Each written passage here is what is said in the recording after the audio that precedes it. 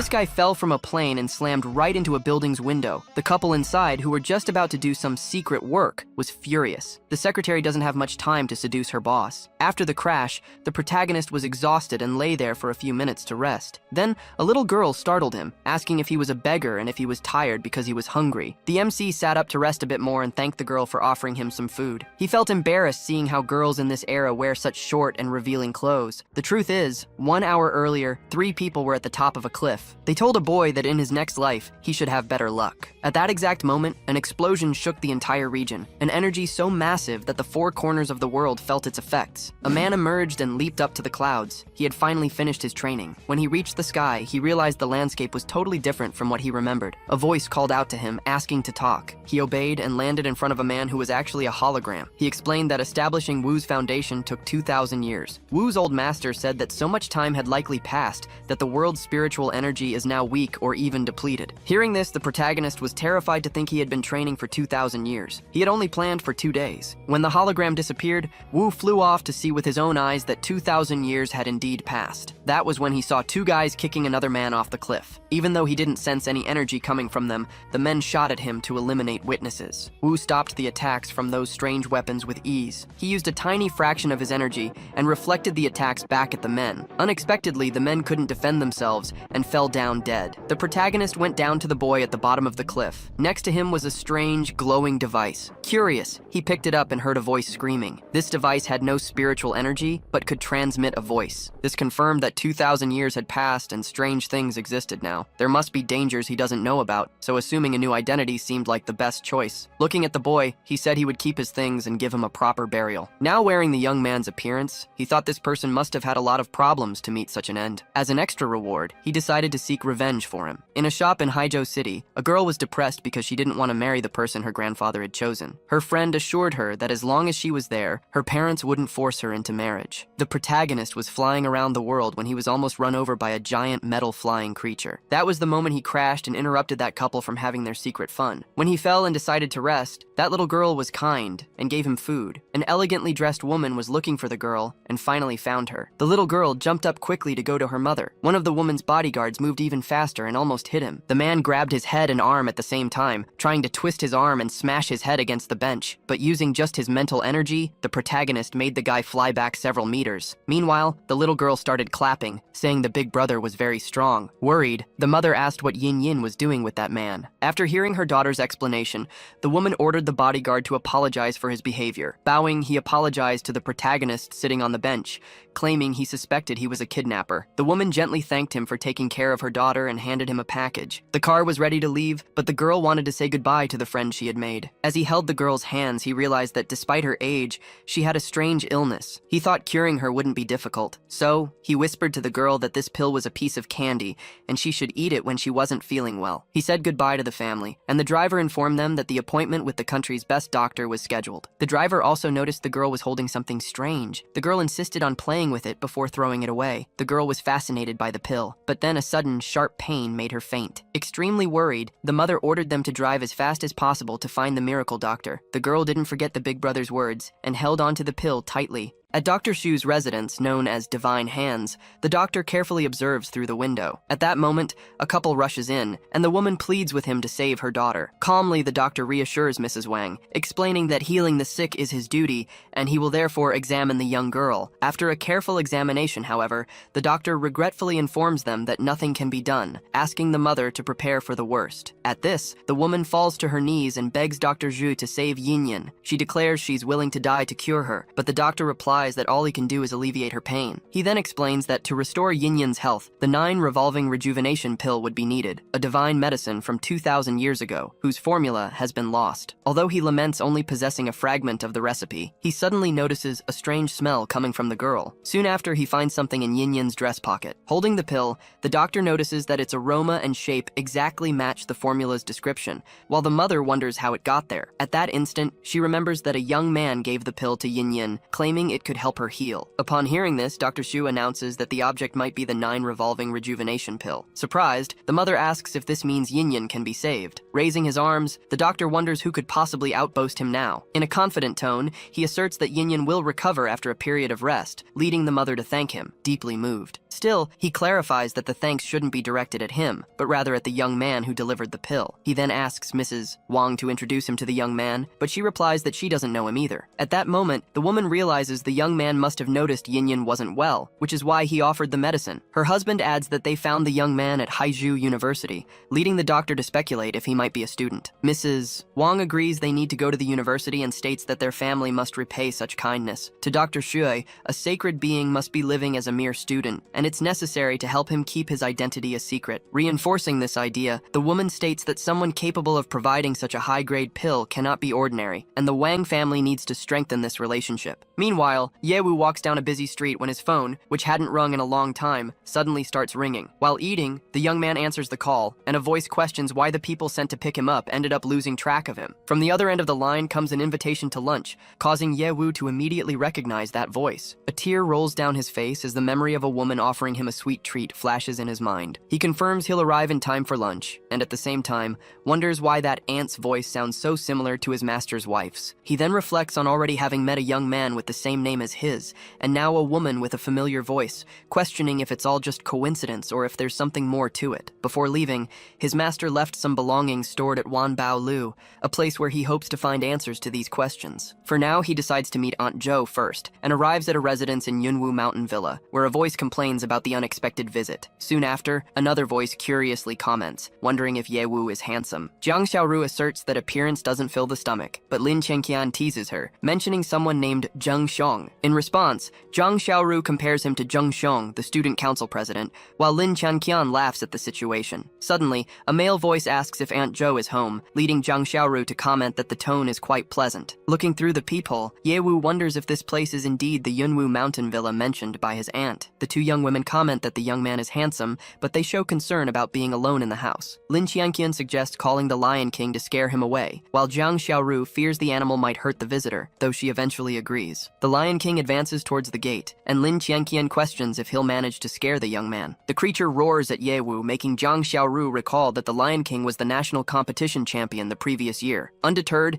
Yewu approaches the gate, pets the animal, and comments that it's just a dog, until a female voice asks if he is Wu. At that instant, the memory of his master's wife returns forcefully, making him wonder if that woman is really her. Yewu calls her his master's wife, but she questions this form of address. She asks him to call her Aunt Zhou, just as he did when he was little, and he readily agrees. Jiang Xiaoru runs to hug her mother, while Yewu notes her resemblance to his master's wife. Soon after, the girl complains that he scared Lion King. At this, her mother gives her a light tap on the head. Firmly, she scolds her daughter for being rude and reminds her that she used to follow Wu Ge everywhere. Jiang Xiaoru then asks if that man is really Ye Wu. Her mother reminds her that as a child, she used to say she'd marry Wu when she grew up. Aunt Zhou says she needs to take care of some things and asks her daughter to show the visitor around the house. He greets her, calling her sister Xiaoru, but she responds by asking him to keep his distance. As he watches Jiang Xiaoru walk away, Ye Wu remembers how his master's wife had always been like family to him. Because of this, he decides that he will continue to treat her like his own family, even after 2,000 years. Suddenly, he feels something strange and stops in his tracks. A demonic formation appears around the village. This formation begins to consume the vitality of his master's family, with the clear intention of wiping out their entire lineage. He comments that whoever set up such a formation hasn't even learned the basics, and a group from 2,000 years ago would have no difficulty dealing with it. Zhang Xiaoru asks if he also finds it hard to believe what he's seeing, comparing the scene to the open field, and he agrees it's unbelievable. Then, she turns to tell him that the place used to be the largest abandoned property in Haizhu. She also says that 18 years ago, her grandfather found a feng shui master who altered the earth's veins, transforming the place into the prime residential area for the wealthy. Ye Wu asks if this feng shui master is powerful. She comments that, although she doesn't fully believe in it, the man is quite famous in the world of metaphysics. She adds that not long ago, her grandfather became seriously ill and was saved by this same master. To Ye Wu, the story of someone who modified the earth's veins 18 years ago and then saved Mr. Zhang sounds suspicious, leading him to decide to watch him closely. Finally, she changes the subject and invites him to continue looking around the place. They walk down the mansion corridor until a man approaches, calling for the young lady and young master Ye Wu. He then informs them that lunch is ready and the mistress is waiting, but Jiang Xiaoru corrects him, asking him to just call him Ye Wu. At this, he smiles and decides he'll be kinder to everyone, seeing as Master Zhou's wife shows such kindness. After lunch, Jiang Xiaoru collapses onto her bed, completely exhausted. A little later, she sits up and complains to Lin Qianqian that country bumpkin is a flatterer with ulterior motives, especially since her mother even allowed him to stay in the mansion. Lin Qianqian advises her to stay at school and avoid coming home, also suggesting she join Professor Wang's project team. Zhang Xiaoru decides she'll call Professor Wang as soon as classes start, intending to join the team, and also plans a month-long vacation for the servants, leaving Ye Wu all alone. Lin Qianqian considers this cruel, but the young woman retorts that if he's willing to carry bricks and collect trash, he'll earn enough money not to starve. Outside, Ye Wu hears the entire conversation, but he reassures Aunt Zhou, telling her that everything is fine. Then, he hands her a pill inherited from his family, explaining that its health benefits will be particularly good for Grandpa Jiang. With Aunt Zhou's help, he gets a legal identity and plans to go to Haizhou University the next day, after resting. Suddenly, he feels a strong murderous intent. A group of men runs through the forest with orders to kill the boy from Yunwu village, seeking to avenge the deaths of their leaders. They hide among the bushes, watching the village entrance carefully. Ye Wu stands still before the open gate, clearly sensing their presence. Soon after, the men quickly surround him. One of them throws a dagger in his direction. However, Ye Wu dodges the attack with an agile move. Then, the group moves in to attack him, while one of the men accuses him of having killed their comrades. The group leader states that Ye Wu has the courage to kill and believes he's tired of living. He then offers the young man two choices. The first is to kneel and take his own life. However, as he was about to announce the second option, Ye Wu suddenly vanishes, leaving the others wondering where he went. One of the men informs the boss that their target is gone, and the leader remarks that someone capable of killing his two best men can't be ordinary. Because of this, he orders the group to split up and search the area, as he believes Ye Wu is still nearby. Soon after, he decides to use his secret weapon, an artifact capable of finding someone even if they flee to the ends of the earth. To his surprise, he notices the object's pointer aiming right at himself. At that very moment, Ye Wu appears behind him and asks what that could be, making the leader realize, too late, that the young man was right at his back. The young man strikes him with an object, knocking him to the ground while the man mumbles about someone being there. Ye Wu demands that the tied-up men reveal who they are and why they are hunting him. However, one of them informs his boss that they were captured before they could even act. The leader concludes that the young man's abilities surpass those of a common martial master, but he finds this other individual equally frightening. Because of this, he decides it's better to take the secret to his grave. Immediately after, all the men start bleeding from their mouths. Ye Wu observes the bodies and wonders what kind of person managed to anger him so much that he'd send death squads who resort to suicide by poison. Realizing the gravity of the situation, he concludes that he needs to train even harder, as the mastermind behind this clearly isn't an ordinary person. With this in mind, he decides to head to Haizhou University, aiming to better understand the current era. Meanwhile, in a control room, a superior orders a check on Hei's team's location, as there's no news from them. Soon after, the team leader is informed that the vital signs of all 5 members have disappeared. A figure shrouded in shadows questions if everyone is dead. Drone footage reveals signs of struggle at the location where the vital signs vanished, but no other clues are found. He slams his hand down on the table, calling them a bunch of idiots. Immediately after, a message is sent to a new group. The order to send someone truly competent to kill him reaches a new squad. Meanwhile, Ye Wu gets off a bus in the city. As he walks, he reflects that the deadly weapons of the current era are terrifying, and because of this, he needs to act discreetly to avoid trouble. As he proceeds down the street, he concludes he wouldn't stand a chance of surviving if he provoked those machines. Suddenly, a man passing by him clutches his chest. Ye Wu turns around, noticing the strange situation, while people nearby warn him to be careful, claiming the old man is trying to trick him. Witnessing this, he questions the indifference present in this chaotic world, right at the moment the man collapses to the ground. Recalling his master's words, who said that when walking through the mortal world he should act in the face of injustice, he decides to intervene and places a pill in the man's mouth. Shortly after, the man stands up, and Ye Wu comments that he was lucky to have found him. He then walks away, asking those present to be good people. Another man helps the recovered man steady himself and asks how he's feeling, while the man himself wonders how he could be well after the attack he suffered. In his mind, a memory surfaces. Amidst the daze, a young man gave him a pill, and upon waking, he felt as if he had never been sick. Because of this, he orders them to spare no effort in finding his benefactor, and his subordinate promptly agrees. Birds flew over the Haizhou University campus. Inside the classroom, Lin Qianqian celebrated finally escaping the country bumpkin, while Zhang Xiaoru agreed that with school starting, her mother wouldn't be able to pressure her anymore. A classmate mentioned a new transfer student arriving, but Zhang Xiaoru scolded her for always thinking about boys. Soon after, the teacher asked for silence and welcomed the new classmate. As soon as the student entered, the girls started commenting on his good looks and how familiar he seemed. Zhang Xiaoru and Lin Qianqian debated whether it could be the same guy, but eventually concluded it was just a coincidence. Next, the teacher asked the new student to introduce himself to the class. He turned to the class and introduced himself as Ye Beichen, choosing to use his real name. The female students whispered about his brief introduction, and the teacher offered to find him a seat. Hearing the name, Zhang Xiaoru felt relieved, realizing that even though the surname was the same, his given name sounded much better. One of the students raised her hand and offered the empty seat beside her. However, the teacher turned to Zhang Xiaoru and asked her opinion on the matter. The young woman replied that she would also like to sit with Ye. The teacher started to speak, trying to make a decision. Meanwhile, Ye Beichen walked down the classroom aisle, even as the student called for him to sit next to her. He approached another student, asked if he could sit there, and the girl readily agreed. Some students commented that Zhang Xiaoru seemed interested in the newcomer and decided they would warn him after class. Shortly after, a group of guys surrounded Ye Beichen in the hallway and asked if he'd ever heard of Zhu Shang from Haizhu University. The group leader warned him to stay away from Zhang Xiaoru, and Ye agreed, thinking it was best to avoid trouble. As he walked away,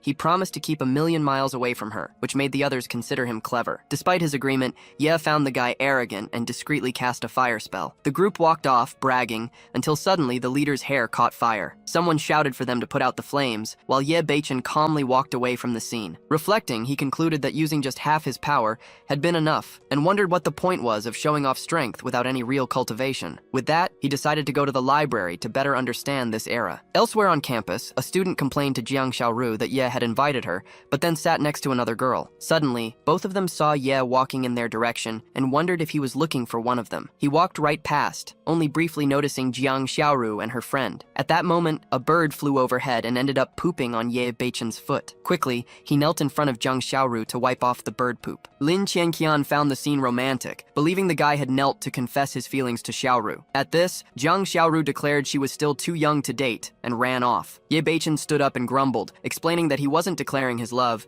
but just trying to clean the mess the bird had left. From a distance, the leader of the earlier group watched the scene and, convinced that Ye was confessing to Jiang Xiaoru, swore he would kill him. One of the men comments that the boy entered the guarded library, while his partner tells him to calm down and continues sharpening knives. Another man, squatting, carefully sharpens his blade, planning to castrate someone so they'll never bother his goddess again. Inside the library, Ye Beichen is studying a book on cultivation. A group watches him, and Lin Qianqian calls him a fool for learning pinyin. Soon after, he spots a board with familiar inscriptions, believing it holds records of high-level cultivation methods. The group starts mocking him when Ye Beichen heads towards the ancient documents room, finding it amusing that someone just learning the basics would want to read such complex texts. The noise ends up waking a man who was sleeping, leaning against a bookshelf, prompting him to ask who was causing all the commotion. A guard appears next to Professor Wang and demands silence, reminding everyone that this is still a place of study. He then asks if the professor needs a book, but Professor Wang replies that he came to retrieve ancient documents for a project. Upon reaching the door, Professor Wang realizes someone has entered the room, and the guard apologizes for leaving his post unattended. Without wasting time, he rushes inside, promising to capture the intruder. Inside, Ye Beichen is studying a book on combat when he's interrupted by the guard, who warns him that unauthorized entry is forbidden. The guard grabs the young man's shoulder and orders him to leave immediately. Calmly, Ye Beichen simply asks why he can't read. The guard scoffs at his presumption, saying that not even the professor has fully understood those texts. At that moment, Professor Wang approaches and asks the young man to carefully put the precious document back. When the guard offers to throw him out, he's stopped as the professor recognizes Ye Beichen's familiar face. Professor Wang comes even closer and identifies Ye Beichen as his benefactor. Still, the guard insists on punishing him, but the professor demands that he apologize to his young friend. Only then does the guard realize he has offended someone with a powerful connection while trying to please his superior. A crowd begins to gather, questioning why the rules don't seem to apply to Ye Beichen. Calmly, Professor Wang simply comments that those boys enjoy making noise. For him, the situation turns into an opportunity to test if his benefactor truly understands the ancient texts. With that, the professor turns and asks Ye Beichen to demonstrate something. The young man begins to read the text aloud, describing a sequence of martial arts movements. The professor watches everything with an expression of complete astonishment. As Ye Beichen continues to recite, the professor explains that every word corresponds exactly to his own art, even with the incomplete text, causing the guard to fall to the floor in shock. The crowd watches from below and, judging by the professor's reaction, realizes the reading was correct. Ye Beichen turns and asks if the man is okay. He then rushes to support Professor Wang, who starts to faint but insists it's nothing. Shortly after, the professor finally recognizes him as the young man who gave him a pill. Upon this, Ye Beichen concludes that he's just faking it to try and get more of his pills. Without delay, he announces he has something to take care of and rushes out, leaving Professor Wang to wonder if his benefactor always acts like the wind. Soon after, the professor orders the guard to check which book his young friend had borrowed. The guard finds and presents a volume titled Learn Pinyin with Me. Confused, Professor Wang concludes there must be a profound meaning behind that choice and decides to study the book himself. Outside, the men see Ye Beichen leave and decide to follow him. He realizes that, at last, they've come for him. He also notices two different groups following him. With a slight smile, he decides he'll have some fun with the situation. A few hours later, he arrives at the gates of Yunwu village and turns around, asking his followers if they don't want to take a break. Surprised to have been discovered, three men jump over the gate. The one wielding the blade declares that this is the perfect moment to castrate him. Suddenly, another person leaps over the vegetation at high speed. The newcomer charges directly at the man with the blade. With a precise kick,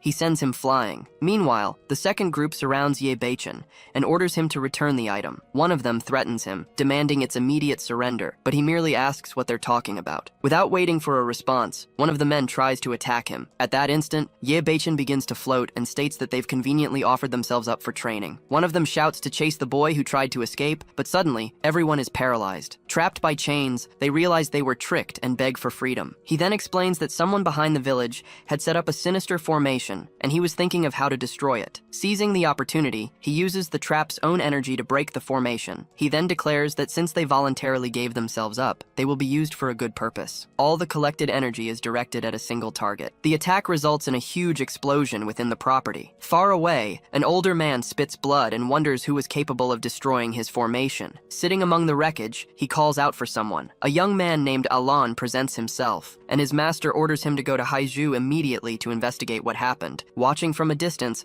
another man realizes the boy eliminated all his troops and decides to request a special team from his superior to kill him. Under the moon, a voice declares that no matter who he is or how strong he becomes, anyone who dares to compete with them will die. Very far away, Ye Beichen walks down a busy street, wondering why he's sneezing. At that moment, a young man running in the same direction suddenly spots him. Unable to stop in time, he ends up colliding with Ye Beichen's back. The man stands up and faces Ye Beichen, staring at him in silence for a moment. Then, he dashes off at high speed, running straight past him. Ye Beichen suddenly turns around, shouting that his wallet is gone. The thief looks back as he continues to flee. Sitting in an alley, Zhang Ziwen throws the empty wallet to the ground, complaining about having wasted his time. Later, in the male dormitory of Haizhou University, Ye Beichen walks calmly down the corridor. He stops in front of room 601, and a voice from inside asks who it is. Zhang Ziwen opens the door and comes face to face with Ye Beichen. As he looks closer, Ye Beichen feels that face looks familiar. Soon after, he recognizes him as the man who stole his wallet, while Zhang Ziwen wonders how that could be possible. Even so, Ye Beichen decides to pretend he knows nothing, since they will now be roommates. With a smile, he introduces himself as Ye Beichen, a freshman newly arrived at the dorm. Zhang Ziwen also introduces himself, and, overwhelmed by guilt, decides to treat him very well, inviting him inside. Upon entering the room, Ye Beichen comments that it's the portrait of a 21st century dormitory. To celebrate their first meeting, Zhang Ziwen invites him for a late-night snack. In the courtyard, he explains it's nothing special, just what was available at the moment. A young woman approaches, bringing the food, and Ye Beichen recognizes her as Wu Ting. She also recognizes him and asks what he's doing there so late. She then explains that she works part-time at that place. At another table, a man bangs his fist and complains that his grilled fish still hasn't arrived. Wu Ting apologizes and assures him the dish will be ready soon, but he demands compensation for the lost time. Insisting that apologies won't do, he starts to pressure her, leaving her unsure how to react. Soon after, he suggests she accompany him to a hotel room as payment, causing the young woman to beg him to stop. The man stands up and asks if she's being disrespectful. Then, he grabs her arm forcefully, questions if she knows who she's talking to, and forcibly invites her to the hotel next door. At that moment, Ye Beichen's hand intercepts the aggressor's arm. The customer turns furious, asking who dares to meddle in his affairs, while his companion threatens Ye Beichen. Zhang Ziwen suggests calling the police, but Ye Beichen states he can't just stand there and orders the two men to back off. The man points at him and tells his henchmen to attack. One of the men charges at him, shouting for him to die. Then one of them swings a glass bottle in his direction. Without difficulty, Ye takes down the men, defeating each with a single blow. Zhang Ziwen watches the scene stunned, unable to believe his friend managed to beat them all. Wu Ting is also surprised and wonders if her classmate practices martial arts. The group leader can barely accept what just happened. Ye Beichen holds one of the henchmen and calmly states that he isn't easily scared. The man still tries to advance with a pair of handcuffs, but Ye Beichen simply shows him the key. Completely defeated, the aggressor kneels on the ground and apologizes for what he did. Wu Ting thanks him for his help, and he replies that there's no need for formalities between colleagues. As it's already late, he asks Wu Ting what time she's going home, and she asks him to walk her. He takes her hand and they walk together. During the journey, he asks why she works until so late, and Wu Ting explains that her mother is sick. Suddenly, Ye Beichen stops walking and looks up. She asks what's wrong, but he just says he got distracted and resumes their path. When they arrive at her doorstep, the two say goodbye. After Wu Ting goes inside, he turns and observes the energy emanating from the building. Once again, he feels that familiar aura and recognizes it as spiritual energy. The intense concentration of this energy indicates that the place is special and needs to be investigated. At that moment, he seems to have an idea how to do it. The next day, Jushang and his men find their target in a bathroom and declare they will have their revenge. They approach from behind, cover the person with a large sack, and prepare to beat them. Loud screams from the men's restroom caught the attention of everyone outside. Inside, the attackers knelt, begging for forgiveness. But Ye Beichen wondered if it could really be that simple. Seeing this, Jushang asked what it would take for them to be released. Without hesitation, Ye Beichen grabbed him and demanded a price. Jushang offered 100 as an attempt to make a deal. The offer was refused with a slap, followed by a question of whether he was being treated like a beggar, which made the aggressor raise the amount to 1,000. Even so, another punch followed, leading Jushang to wonder if his life was worth so little. Feeling the pain, he asked Ye Beichen to stop hitting him, questioning if 1,000 wasn't enough. Then, the demand for 10,000 came, leaving the other completely shocked by the requested amount. As he left with the money in hand, Ye Beichen remarked that 100,000 would be enough to rent a house, while the group bid him a respectful farewell. Among them, one of the men questioned whether they should accept such humiliation, but Jushang decided it was best not to tell anyone about what happened. Soon after, he decided they would treat their injuries first, and only later think about how to deal with that kid. In a classroom, the teacher announced they would begin a new lesson. At that moment, Ye Beichen turned to Wu Ting and asked if her family was looking for a tenant, explaining that he'd seen the sign on their door. He then offered to rent the place, surprising her with the unexpected proposal. Without beating around the bush, he confirmed his intention and stated he already had the rent money ready. Annoyed by the murmuring during class, the teacher reprimanded him and threw a piece of chalk in his direction. In response, he advised her to take some medicine, claiming her health seemed to be getting worse. Irritated by the comment, the teacher demanded to know exactly what he had said. Trying to smooth things over, Ye Beichen attempted to explain himself. Still, she ordered him to leave the classroom, leading him to decide to study on his own in the library. Before leaving, he asked Wu Ting to remember to keep the room available for him. After he left, the teacher decided to continue the lesson as usual. Suddenly, the phone rang. It was Professor Wang on the other end. The professor requested that she invite Ye Beichen to join his new project team, and she agreed to look for him immediately. Soon after, she turned to the class and asked who Ye Beichen was. Wu Ting raised her hand and informed her that he was the student who had just been expelled from class. Realizing she might have offended someone important, the teacher rushed out. Meanwhile, Ye was sitting in the library, reading calmly. After some time, the teacher finally found him, and he asked why she was there instead of teaching class. Approaching cautiously, she apologized for her previous behavior. She then explained that Professor Wang had personally invited him to join the team, admitting she had been wrong about him. Pretending not to know what she was talking about, Ye Beichen reacted with disinterest,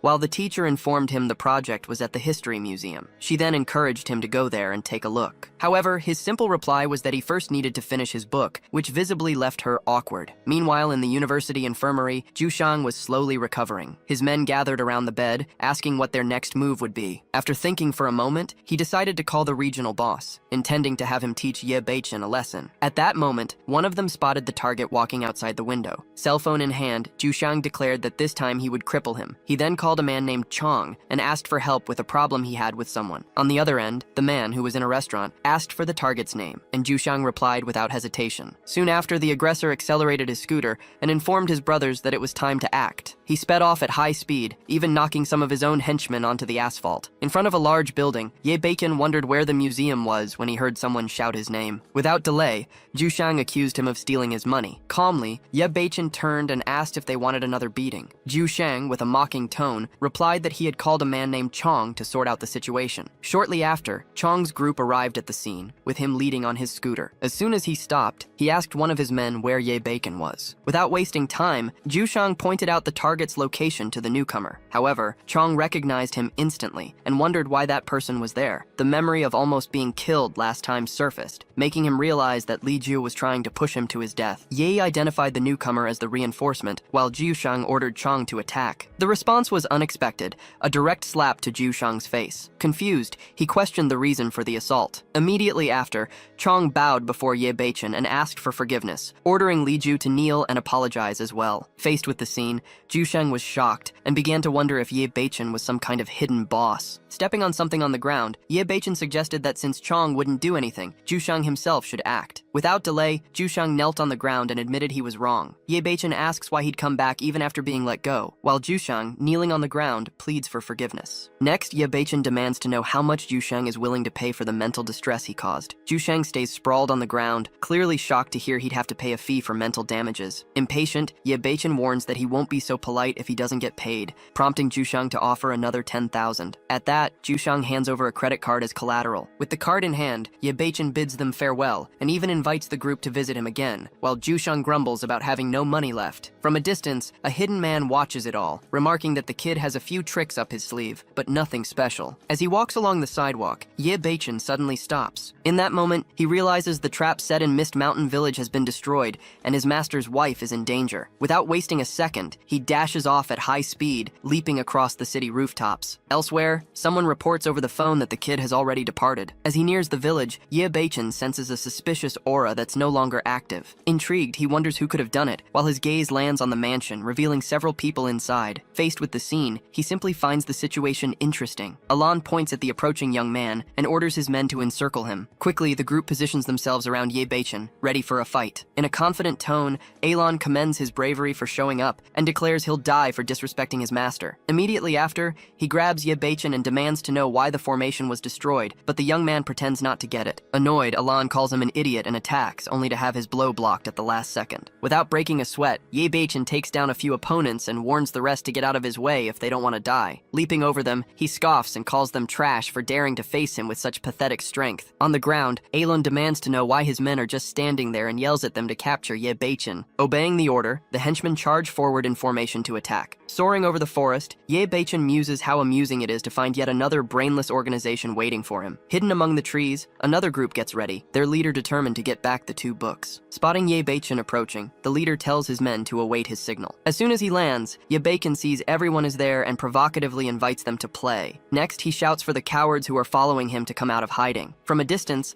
Alon is surprised to see the target actually has reinforcements. Annoyed, the group leader grumbles about attracting so many people along with their target. Still, he decides to ignore the problem and orders his men to kill everyone. Suddenly, one of them drops to the ground and vanishes in a puff of smoke. Without hesitation, Alon charges forward to attack, while the other group's leader yells at him to get out of the way. Just then, an object is used to block Alon's axe. Immediately, the 2 groups start fighting each other in the forest. Perched on a tree branch, Ye Beichen calmly eats an apple and orders them to fight to the death for his amusement. The leader watches the entire confrontation through his artifact. During the battle, Alon realizes his opponent is surprisingly strong. Finally, landing among the fallen men, Ye Beichen asks if they've settled their issues or still need his help. Alon turns around, surprised to see Ye Beichen just arriving. The man already on the ground comments, "You finally showed up." He then demands to know what Ye Beichen is doing there, swearing he'd kill him if he got the chance. It's then that Alon realizes they've all been tricked by him. Ye Beichen, with a hint of irony, asks, "Who said I was just muscles and no brain?" He adds that he was even being too kind. Suddenly, Chong declares that he now understands everything. Ye Beichen simply calls him an idiot. Enraged, Chong lunges at him, vowing to kill him. Ye Beichen intercepts the attack, asking,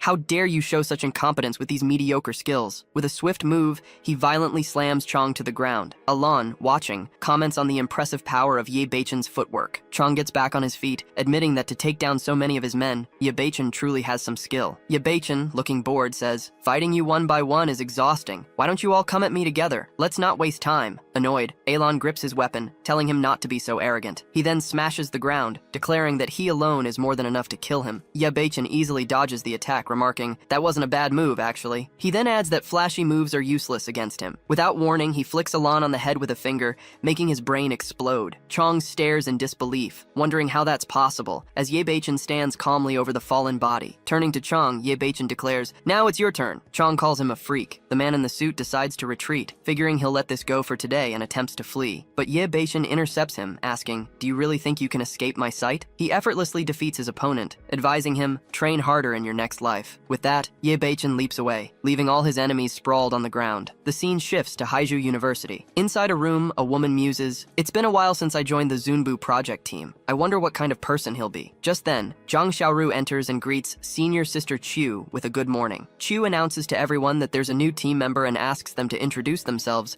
but Zhang Xiaoru asks where he is. Chu calmly replies that he must still be on his way. A moment later, a man appears at the door, asking if this is the Qin project team. Recognizing him, Zhang Xiaoru exclaims, "Ye Beichen!" Chu stands up and confirms it is indeed the Qin project team. She then deduces that he must be the new member, and the young man introduces himself as Ye Beichen. Chu comments that brother Ye is very handsome and says it'll be great to have him on the team. Watching the scene unfold, a man in a purple suit notices Chu's obvious interest in the newcomer. Because of this, he decides he needs to teach the rookie a lesson. Ye Beichen asks for Professor Wang, and Chu explains that he's in an important meeting and won't be able to make it today. Discreetly, someone removes an object from Ye Beichen's pocket. The man in the purple suit notices the action and smiles, waiting to see what happens next. A short while later, Ye Beichen realizes something's been taken from his pocket. Suddenly, the man in purple shouts for security, accusing someone of theft. Two security guards quickly arrive, asking who dared to steal anything. Without hesitation, the man in the purple suit points directly at Ye Beichen and accuses him. Turning to Chu, Ye Beichen concludes this was all a setup to frame him. Confused, she asks what he could have taken, but he denies having taken anything. Despite this, the man in purple insists on the accusation, claiming he saw him steal the Suho pearl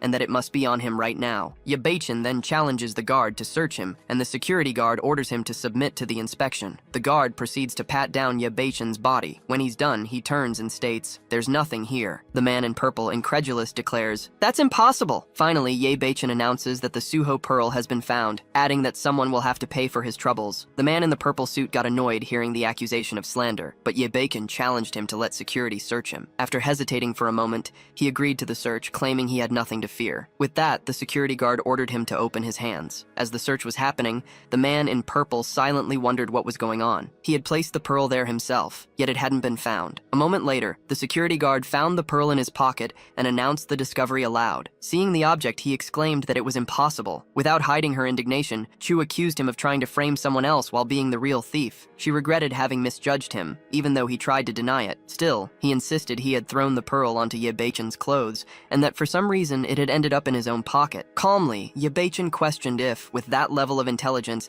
he really dared to go up against someone like him. It was then revealed how Ye Beichen had moved the pearl from his own pocket and discreetly placed it into the purple-suited man's pocket. Given the revelation, Chu stated that framing someone was a serious offense, and that the project team wouldn't tolerate that kind of character, deciding to fire him. As he was dragged away by the guards, he pleaded with senior sister Chu for another chance, but the guard told him to save his breath. Watching all of it, Ye Beichen commented that he was just reaping what he sowed. After that, Chu apologized to Ye for what happened on his first day, and he replied that it was fine, as long as the truth had come out. As a form of compensation, she suggested a team dinner to welcome him and apologize, and he affirmed it would be an honor to accept. Soon after, everyone made a toast, raising their beer mugs. During the barbecue, Ye took a sip and commented on how refreshing the drink was. Curious, Chu asked why he chose a barbecue when there were so many other places nearby, and he replied that he wanted to boost the business of an acquaintance. Just then, Wu Ting arrived, bringing the dishes, and Ye asked when she would take him to see her place. Finally, he suggested they do it that very night instead of waiting, and Wu Ting agreed. Zhang Xiaoru wondered what was going on, sensing there was something different between Wu Ting and Ye. Ye said goodbye to everyone, explaining he had to take care of something,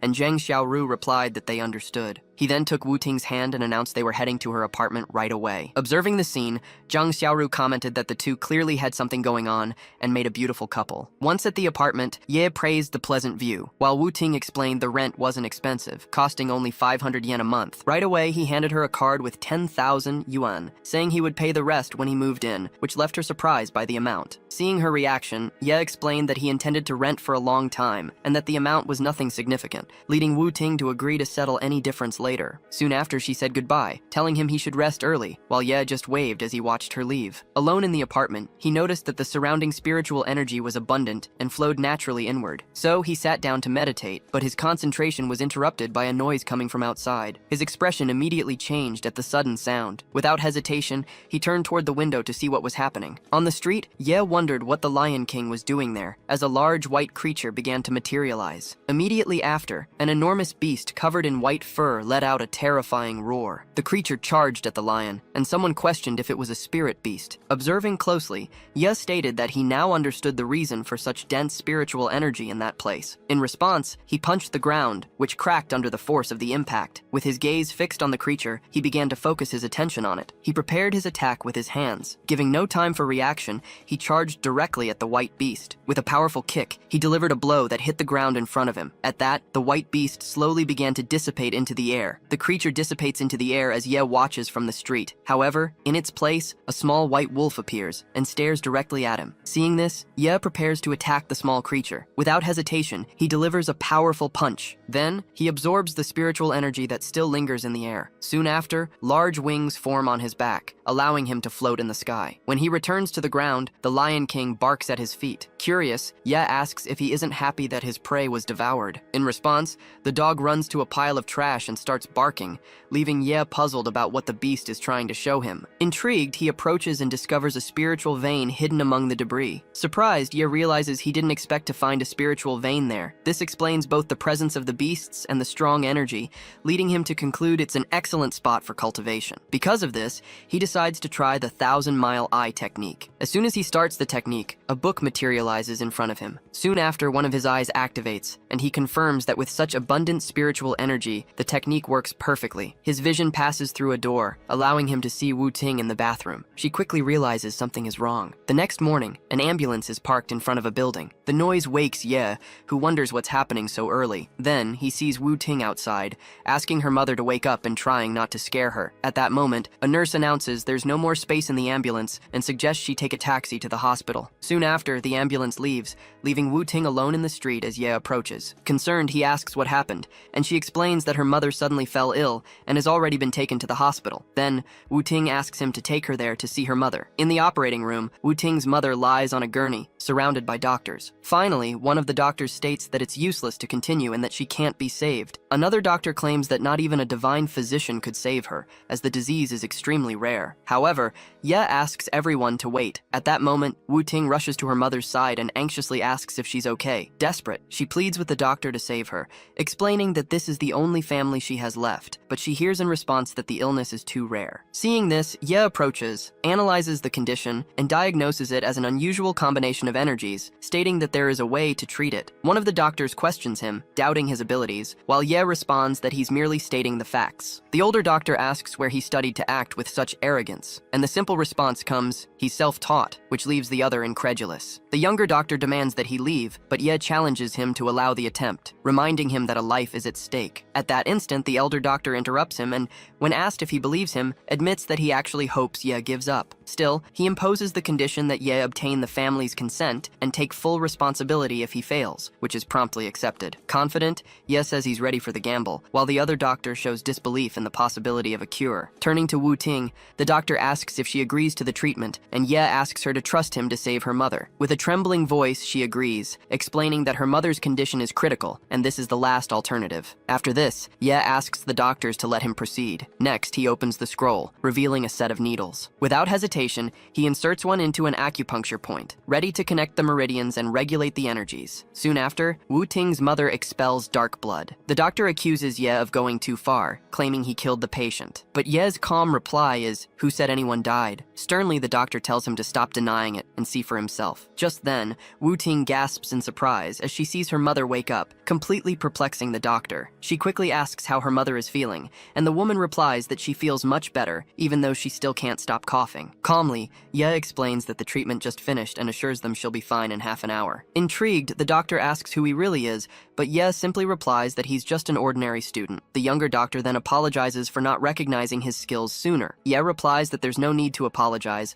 just asking him to pay closer attention next time, and the doctor agrees. Then, Wu Ting's mother asks her daughter who the young man is. She introduces him as her classmate, Ye Beichen, explaining that he saved her life. Later, Wu Ting comments that she doesn't know how to repay him for all his help, and he replies that it's simple, just take him back to her place. Confused, she asks why, but he just smiles. Back at her house, Ye devours an entire feast with piles of empty plates stacked beside him. Satisfied, he announces that he's finally full, while Wu Ting stares at the mountain of dishes. Curious, she asks if the payment he mentioned was making her cook all that food. Getting up from the table, he simply asks, "Wasn't it?" Then, he announces that, now satisfied, he's going to his room to rest. Wu Ting agrees, finding it all a bit too simple. Alone at the table, she wishes Ye good night. Silently, Wu Ting concludes that Mr. Ye is a good person and thinks it would be great to marry someone like him. As he meditates, Ye realizes realizes that cultivating here is twice as effective and knows he needs to speed things up. However, a dog's bark interrupts his concentration. Ray Leon bites his sleeve, and Ye wonders if he's trying to warn him that someone in the mansion means harm to Aunt Jo. At that moment,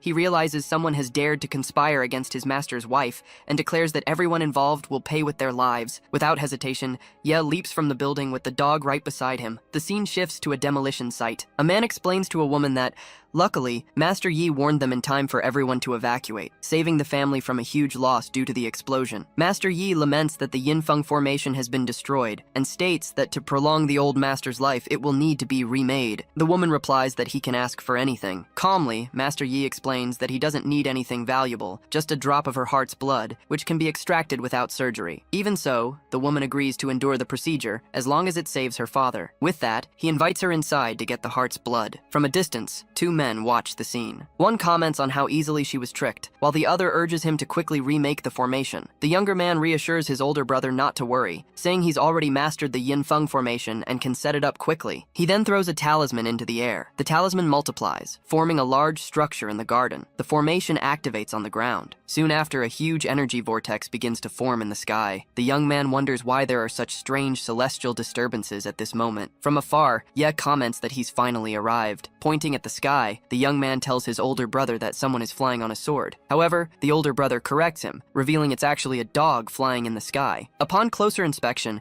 Ye realizes someone is remaking the Yinfeng formation and understands why Ray Leon was so excited. One of the men comments that they found a yokai, and this will be interesting, while the other states they can't let him destroy the formation. Without hesitation, one of them launches an attack of dark thorns and yells, "Kill him!" The thorns burst from the ground, rapidly advancing towards Ye and the dog floating in the sky. In response, Ye raises his sword and unleashes a wave of energy against the heretics. The attack slices through the thorns heading his way. Realizing the situation isn't in their favor, one of them shouts for the other to get out of the way immediately. The impact throws the two cultivators backward. Yebeichen then lands, accusing them of setting up the Yinfeng formation and asking if they aren't afraid of shortening their own lifespans. The elder brother realizes they were tricked, understanding it wasn't a monster. The younger brother comments that he was almost scared when Yebeichen pretended to be a ghost. Furious, the elder brother orders them to kill Yebeichen, accusing him of trying to stop the formation's activation and calling him trash who only scares people. Yebeichen then asks if anyone else is involved, stating that their cultivation level is too shallow to create the Yinfeng formation. Without a word, the elder brother draws his sword. He then suggests to his younger brother that they use the Tong Yin matrix to fight Yebeichen, and the younger brother agrees. The elder brother then announces the Celestial Heart Demon spell, which can kill without form and disturb the mind. Holding a banner, the younger brother declares the matrix activated. The Tongyin matrix manifests on the ground,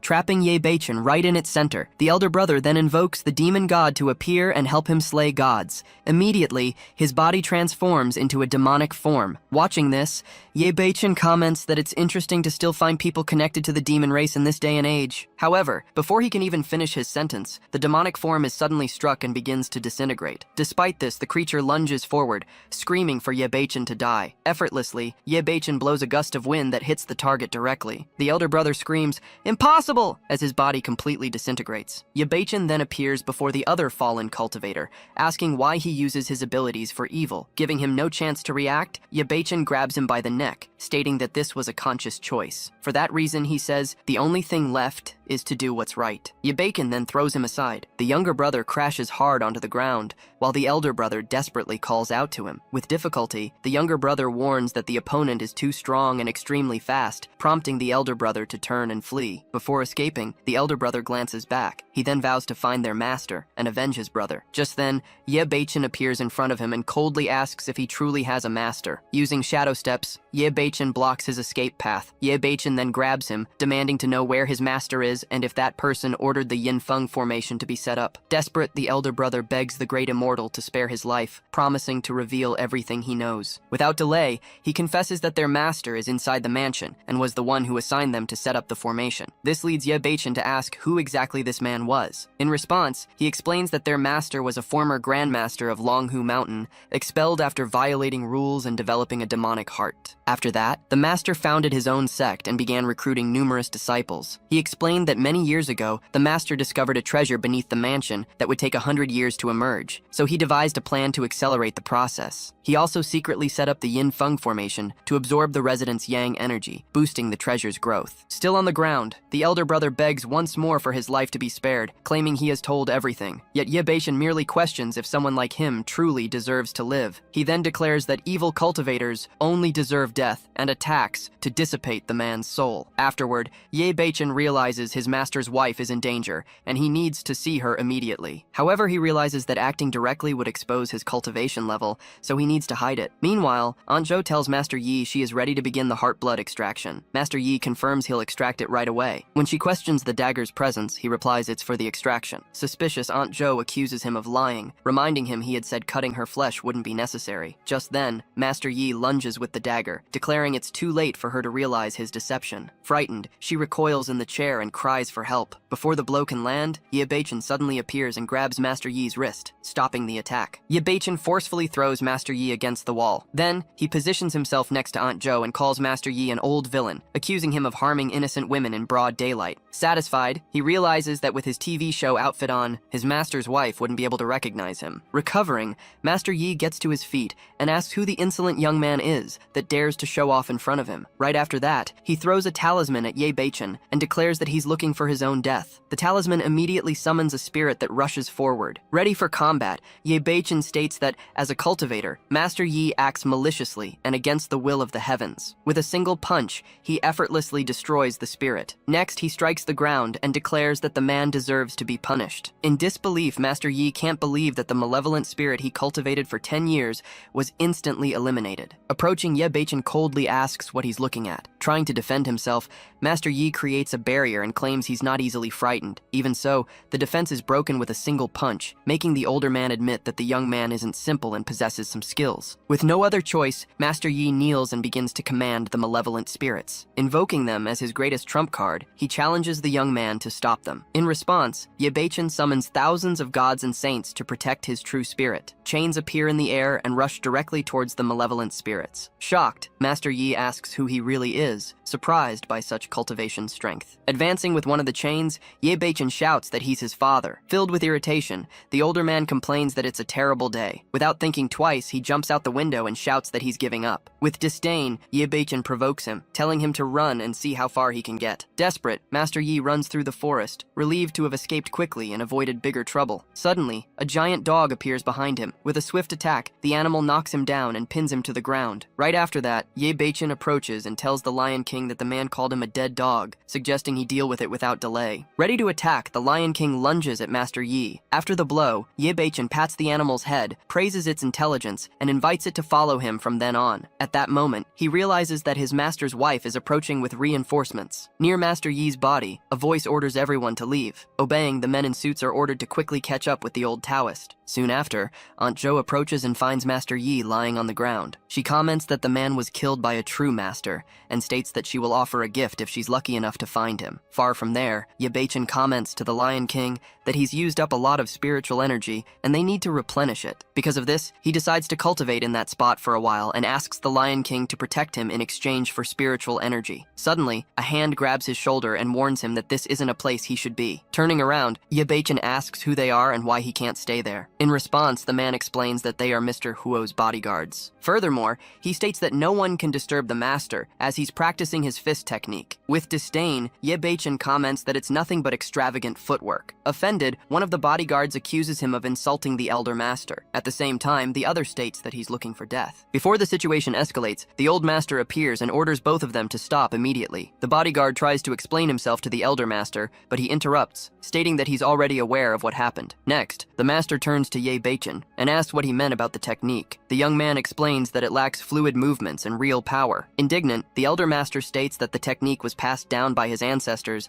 and declares he won't forgive Ye Beichen if he can't prove disprove his accusation. In response, Ye Beichen proposes to help him perfect the technique in exchange for using the training grounds for his own cultivation. Calling him arrogant, the master accepts the proposal, adding that he would even acknowledge Ye Beichen as a true master if he succeeded. Without hesitation, Ye Beichen agrees to the condition. Soon after, he warns that he will demonstrate only once before executing the moves. Then, he positions himself for the strike. To his surprise, the Elder Master can't believe that, using the exact same technique, the power displayed is several times greater than his own. Nearby, the bodyguards comment among themselves that the young man is incredibly strong, and that fortunately, they didn't end up attacking him. Approaching, the master says he now understands the technique, recognizing Ye Beichen as a true master. With that, he thanks Ye Beichen for the guidance and asks for forgiveness, while one of his men asks if the training grounds will indeed be given up. Without backing down, the Elder Master confirms he is a man of his word and declares that, from that moment on, the place belongs to Ye Beichen. In response, the young man asks him to take his men away, as he needs peace and quiet. Granting the request, the master orders their withdrawal, and everyone obeys. As soon as they are alone, Ye Beichen sits down and tells the Lion King that he can start keeping watch. As he walks away, the Elder Master discreetly orders his men to investigate the young man's past. During his meditation, Ye Beichen reflects on the many recent events and feels that the situation is more complex than it seems. At that moment, he realizes that Aunt Zhou and his master's wife are very similar, just as he notices that the young Taoist and Master Yi were also cultivators. Because of this, he begins to wonder if it's all just a coincidence. With that thought, he takes out his phone and concludes that he needs to find out more. So, he calls senior sister Chu and asks if there's any place in the school where he can find information about events from 2,000 years ago. She replies that few records are available, but explains that the project team is going to an archaeological site with a tomb from that era and invites him to join. After hearing the proposal, Ye Beichen agrees to meet her that same night. Ye Beichen wonders if he will finally find the truth he's looking for inside that 2,000-year-old tomb. Once at the site, he asks senior sister Chu if that's the tomb she mentioned, and she confirms without hesitation. Next, he asks who the other people present are, while she explains that they are bodyguards hired by the school, as the tomb is strange and a previous team never returned. Jiang Xiaoru nervously comments that she shouldn't have come, as the place is too frightening. Because of this, senior sister Chu asks them to stop talking nonsense and warns that everyone will descend together. Soon after, the group enters the dark cave. Upon reaching a wider area, the girls are surprised by the size of the space, with one of them commenting that even her house isn't that big. Senior sister Chu then explains that the mission is to find the missing archaeological team and bring valuable antiquities back to the school. Suddenly, Ye Beichen sharply turns his face. Noticing his reaction, she asks what happened, but he replies that it's nothing, just saying he felt a bit dizzy. Meanwhile, hidden, 3 masked men comment that another team has arrived and state that their organization sent them to retrieve the treasure. The leader holds an object in his hands and declares that, besides them, no one else will leave that place alive. Without warning, he launches the artifact, which fires several projectiles towards the group. Immediately, Ye Beichen yells for everyone to watch out for the ambush and pushes Chu away from danger. He manages to catch the projectiles with his bare hands. Surprised, the masked man doesn't understand how the attack failed. The bodyguards draw their weapons and shout, demanding to know who's there. Soon after, the 3 masked figures emerge from a thick fog. Frightened, one of the girls screams that they are ghosts, but senior sister Q tries to calm them, assuring them they are not. With their weapons pointed, the bodyguards order them to stop or they will shoot. In response, the masked leader taunts them, challenging them to fire. One of the bodyguards replies that they are asking for death and pulls the trigger. At that very moment, the masked man advances at high speed, throwing the projectiles he was holding. The 2 bodyguards fire multiple shots in quick succession. Even so, they end up being hit by the needles. The 2 girls embrace in panic, one of them screaming that they've been killed. At that moment, one of the masked men comments to his brother that the 3 women look interesting and that they haven't had fun in a long time. The leader agrees with a cruel smile and suggests that each of them take one to have some fun before killing them. Hearing this, Ye Beichen asks if they've simply forgotten about his presence. Surprised, one of them turns around and comments that his presence is so subtle it almost went unnoticed. The other man offers to fight, telling his brother that the guy looks weak and that he already has experience with this kind of situation. Calling Ye a show-off, he throws a sphere towards him. With disdain, Ye Beichen calls him arrogant as the object approaches. Effortlessly, he stops the sphere with his hand and states that the man couldn't even break a thin branch. Immediately after, the object explodes in a cloud of smoke, and the masked man starts laughing, saying the guy was fooled. Startled, the three girls cover their faces amidst the thick smoke. With a simple gesture, Ye Beichen disperses the smoke and calls him despicable and disgusting. Surprised, the man asks why he didn't react. In response, Ye Beichen questions if he really believes a cheap smoke bomb would be enough to take him down. Filled with rage, the masked man draws a dagger and accuses him of humiliating him. He then charges forward, yelling that he's going to kill him. However, Ye Beichen holds the blade with just 2 fingers. The dagger shatters into pieces instantly. Immediately after, he strikes the man in the neck with his fingertips. Seeing their brother fall, the other two realize they underestimated their opponent, understanding that he's no ordinary person. Ye Beichen stares at them coldly and asks if they'll come at him together or one at a time. Hesitantly, one of them asks his brother what they should do,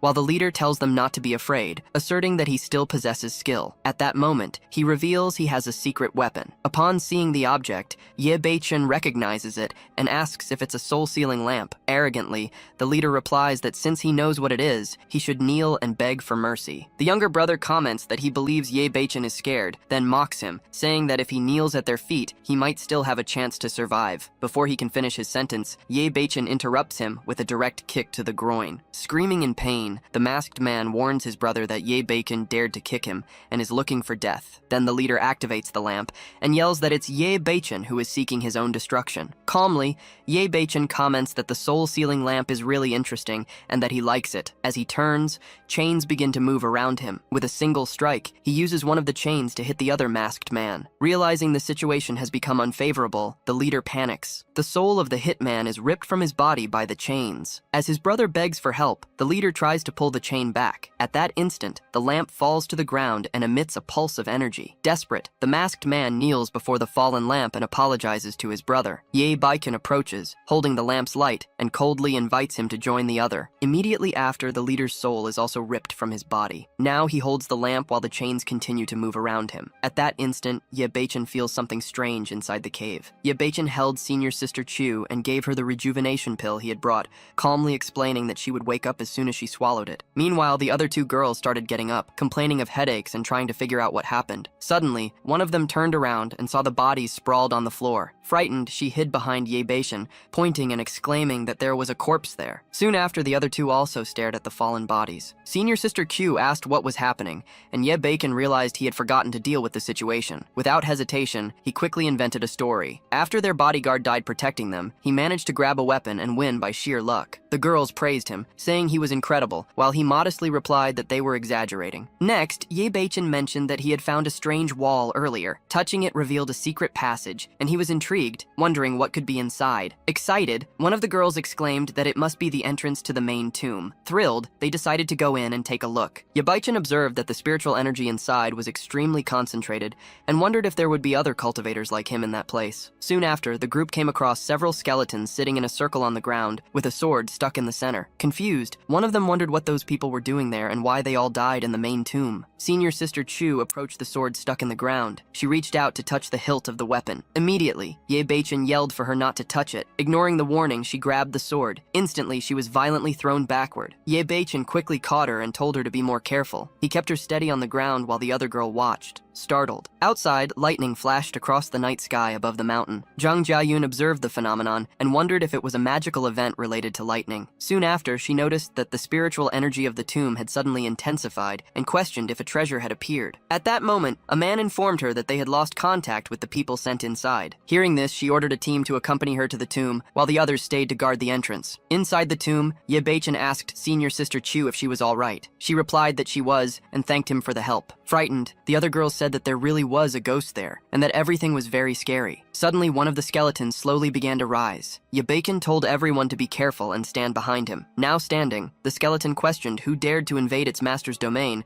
and ordered them to retreat. Unintimidated, Ye Beichen asked what its master's name was. The creature replied that, as servants, they could not call their master directly by name. At that moment, the other skeletons advanced, shouting for the intruder to die. Seeing this, Ye Beichen simply said that since they didn't want to talk, he would give them a fight, and leaped towards the enemies, challenging them. With the impact of his attack, the skeletons were sent flying. Stunned, Senior Sister Chu wondered what was happening and how Ye Beichen was able to use magic. The surviving skeleton, fallen on the ground, asked who he was exactly. Wielding the sword, Ye Beichen stated that his identity wasn't important. He then declared that what really mattered was that they had irritated him. With a single strike, he shattered the remaining skeletons. Turning to the 1,000-year-old remnant soul, he told it that it had been disturbed enough and could now reincarnate in peace. Senior Sister Chu approached him again and asked who he truly was. He simply told her not to be afraid, assuring her he was a good person. At that moment, the sword stuck in the center of the room began to vibrate lightly. An enormous energy explodes from the sword plunged into the ground. Seeing this, Ye Beichen wonders if it might be a thunder sword capable of containing lightning magic. The three girls look up, surprised by the sudden phenomenon. Immediately after, Zhang Jiayun's group leaps into the tomb. With a satisfied smile, she exclaims that,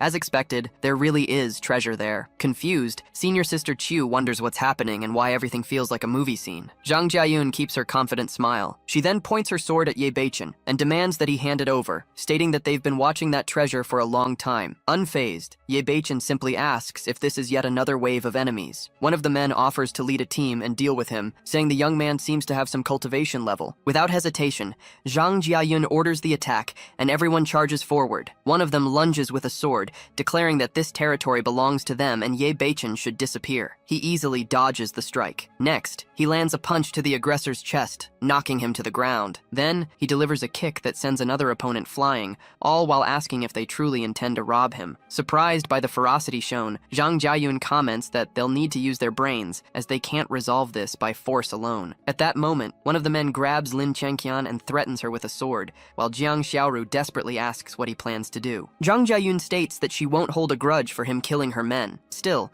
she makes it clear that the thunder sword behind him belongs to her and demands he hand it over. As a threat, she adds that if he refuses, his friends will be next. Terrified, Jiang Xiaoru begs Ye Beichen to save her, saying she doesn't want to die. Faced with this, he raises his hands and says he gives up, stating that she can take the sword herself. Zhang Jiayun then orders her men to keep watch over the women. Confidently, she leaps towards the sword and celebrates, believing the treasure finally belongs to her. However, chains suddenly appear inside the room and bind her men. Their souls are ripped from their bodies as they scream for help. Ye Beichen asks if everyone is all right, and Senior Sister Chu replies that they are. Annoyed, Zhang Jiayun questions why he dared to attack her men after pretending to surrender. Calmly, he replies that since she's the only enemy left, there's no one else to worry about. She admits he has skills comparable to hers, but states that now, with the thunder sword in her hands, he's doomed. At that moment, two dragons emerge from the sword she wields. The creatures advance fiercely towards Ye Beichen. He calls her rude and asks what she can really do with the thunder sword. In response, he lifts a huge slab from the ground to defend himself. Zhang Jiayun is astonished, not understanding how that's possible. Immediately after, Ye Beichen hurls the slab directly at her. Advancing next, he states that the thunder sword is a spiritual object,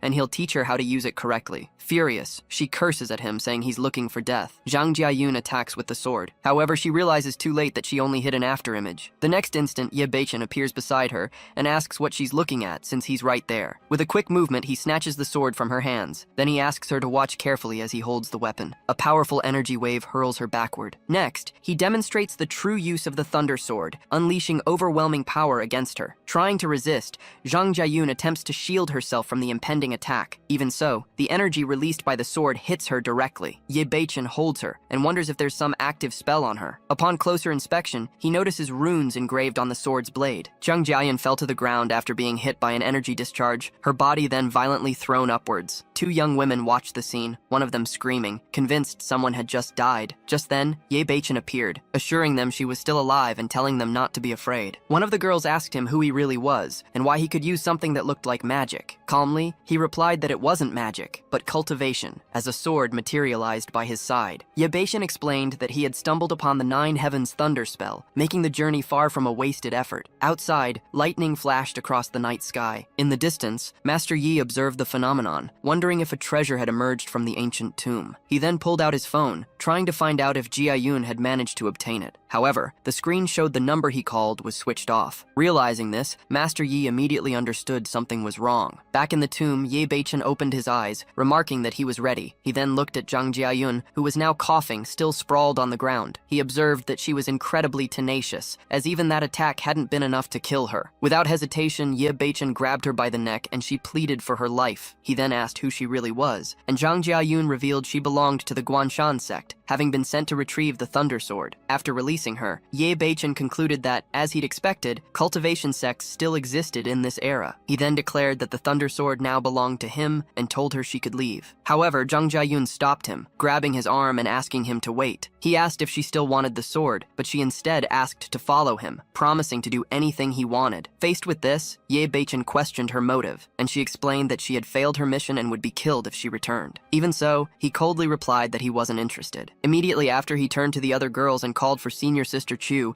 telling them it was time to leave. Lin Qianqian cheered, relieved, saying they could finally get out of that strange place. Zhang Jiayun asked him what he would do with his friends, and he replied that he would simply erase some of their memories. He explained that his cultivation had been exposed, and to avoid problems, he would remove their recollections of the events. The narrative then advanced to the next day. In the project team's office, the three girls were sleeping together in one bed. Meanwhile, Ye Beichen analyzed ancient manuscripts from the tomb, commenting that despite everything, they weren't particularly valuable. Q woke up and asked where they were. He turned, noticed she was awake, and explained they were in the project team's office. Curious, she asked about the tomb exploration, and when they returned, but he replied that everyone had fainted from lack of oxygen. Suddenly, Ye Beichen's stomach rumbled loudly. He mumbled that he was feeling a bit uncomfortable. He then asked Chu to rest a bit longer, saying he needed to go to the bathroom. In the hallway, he asked an employee where the men's restroom was, and the man pointed to an unmarked door. Gratefully, Ye Beichen headed towards the indicated spot. However, upon opening the door,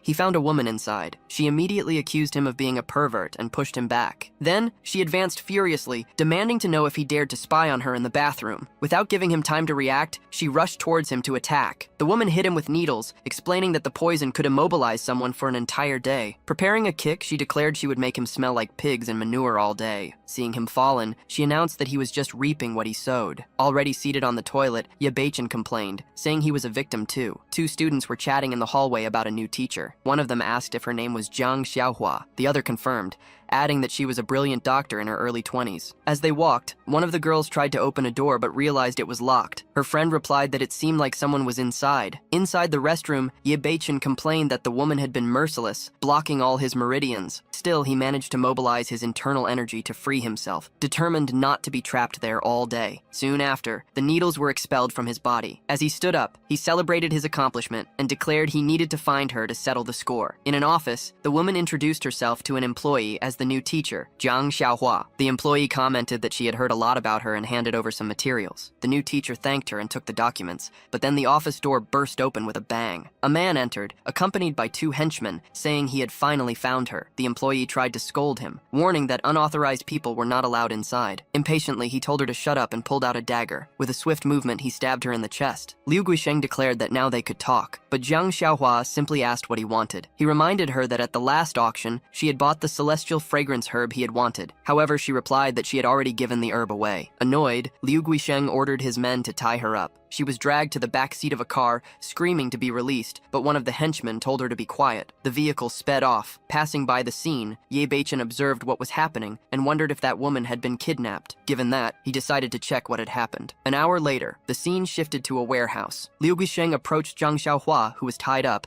and gave her one last chance. He threatened her, demanding she make a call and retrieve the herb, or he wouldn't show any mercy. In response, she spat in his direction. Without backing down, she stated that the herb was hers and he had no right whatsoever to steal it. Furious, Liu Guisheng slapped her hard. He then threatened to kill her if he didn't get the herb back, but she defied him fearlessly. Soon after, he began to tear her clothes, while the young woman screamed for him to stop. Suddenly, the warehouse door was kicked in with a loud bang, making Liu Guisheng turn to see who had arrived. Ye Beichen entered and commented that the atmosphere seemed quite lively. The two henchmen confronted him, asking who he was and why he was invading the place. Jiang Xiaohua wondered how he had managed to get there, considering she had paralyzed his body with a poisoned needle. Liu Guisheng questioned if he intended to play the hero, and Ye Beichen replied that he advised him to kneel and apologize. Incredulous, the man asked if he really expected him to do that. Zhang Xiaohua yelled for Ye Beichen not to interfere and to run away, warning him that Liu Guisheng kills without hesitation. One of the henchmen stated that their young master didn't agree with the idea of letting him leave. Given this, Ye Beichen said he had already given them a chance to apologize, which led Liu Guisheng to order his men to kill him. The two henchmen advanced with knives in their hands. The young woman screamed for him to be careful. One of them lunged at him with a knife. Ye Beichen grabbed the blade with his hand and then used the attacker's own knife to counterattack. Watching the scene, Liu Guisheng commented that the guy was really strong. Finally, Ye Beichen turned to the young master and declared that now it was his turn. Ye Beichen throws the knife at Liu Guisheng. However, Liu Guisheng uses Zhang Xiaohua as a shield and cries for help. Seeing this, Ye Beichen stops his attack, calling him useless for hiding behind a woman, and glares at him coldly. At that moment, one of the thugs gets up and attacks, but Ye Beichen meets him with a precise kick. In a few moments, Ye Beichen takes down both men again, then realizes that his opponent is a cultivator. Desperate, Liu Guisheng calls for Zhang Qiang, who promises to cut the young man into pieces. Zhang Xiaohua screams for Ye Beichen to run, explaining that Zhang Qiang is Liu Guisheng's main henchman and a martial artist. Confident, Zhang Qiang boasts that he never misses a target and that the boy will die right there. Calmly, Ye Beichen replies that he'd like to see how Zhang Qiang plans to kill him. Without wasting time, the man lunges forward, declaring that Ye Beichen is looking for death, and then strikes with his blade. Ye Beichen acknowledges his opponent's skill, but remarks that it's only passable before striking him. Liu Guisheng and Zhang Xiaohua watch, unable to believe what they've just seen. Lying on the ground, Zhang Qiang realizes the young man is also a martial artist. Mercilessly, Ye Beichen asks why he's lying there if he wasn't trying to kill him. Zhang Qiang admits he made a mistake by underestimating him and launches a new attack. However, Ye Beichen easily dodges and hits him in the back. Without understanding what happened, Zhang Qiang loses his life instantly. Liu Guisheng despairs upon seeing his henchman killed so quickly. Ye Beichen turns to him and states that now it's his turn. Trembling, the young master kneels and begs for forgiveness, while Ye Beichen asks where he went wrong. Liu Guisheng confesses that he shouldn't have coveted the herbs or kidnapped Zhang Xiaohua, admitting he deserves to die. Without another word, Ye Beichen raises the knife over him. In a swift motion, he slashes Liu Guisheng's arm, then declares that this is the price for the kidnapping, and orders him to leave. The man agrees and flees in a hurry, clutching his injured arm. Ye Beichen approaches Zhang Xiaohua and tells her she's safe now. Even so, the young woman only asks who he is. He introduces himself as Ye Beichen and tells her she can call him a colleague as she begins to apologize. Calmly, the young man explains that he was the one who entered the wrong bathroom, and despite wanting an explanation, he ended up playing the hero. Suddenly, a speeding truck crashes into the warehouse, driving directly towards Ye Beichen. Without hesitation, he shoves Zhang Xiaohua away and is hit full on, the impact sending the young woman flying to the side. From the truck, a woman orders another to get down and check if the young man is the one they're looking for. At that moment, a man named Lin Kunyi threatens Zhang Xiaohua, demanding she hand over the treasure. Ye Beichen gets up, complaining and asking who the blind person was, who drove a truck into the warehouse. Zhang Jiayun points at him and reveals that he's the young man who took the treasure from the tomb. Surprised, Lin Kunyi can't believe Ye Beichen survived being run over. Zhang Xiaohua rushes to Ye Beichen, asking if he's okay, and he replies that his left arm is broken and his body is a bit numb. She tries to reassure him, saying she'll find silver needles to treat him and that he'll be fine. Ye Beichen responds that it's no problem as he has healing pills.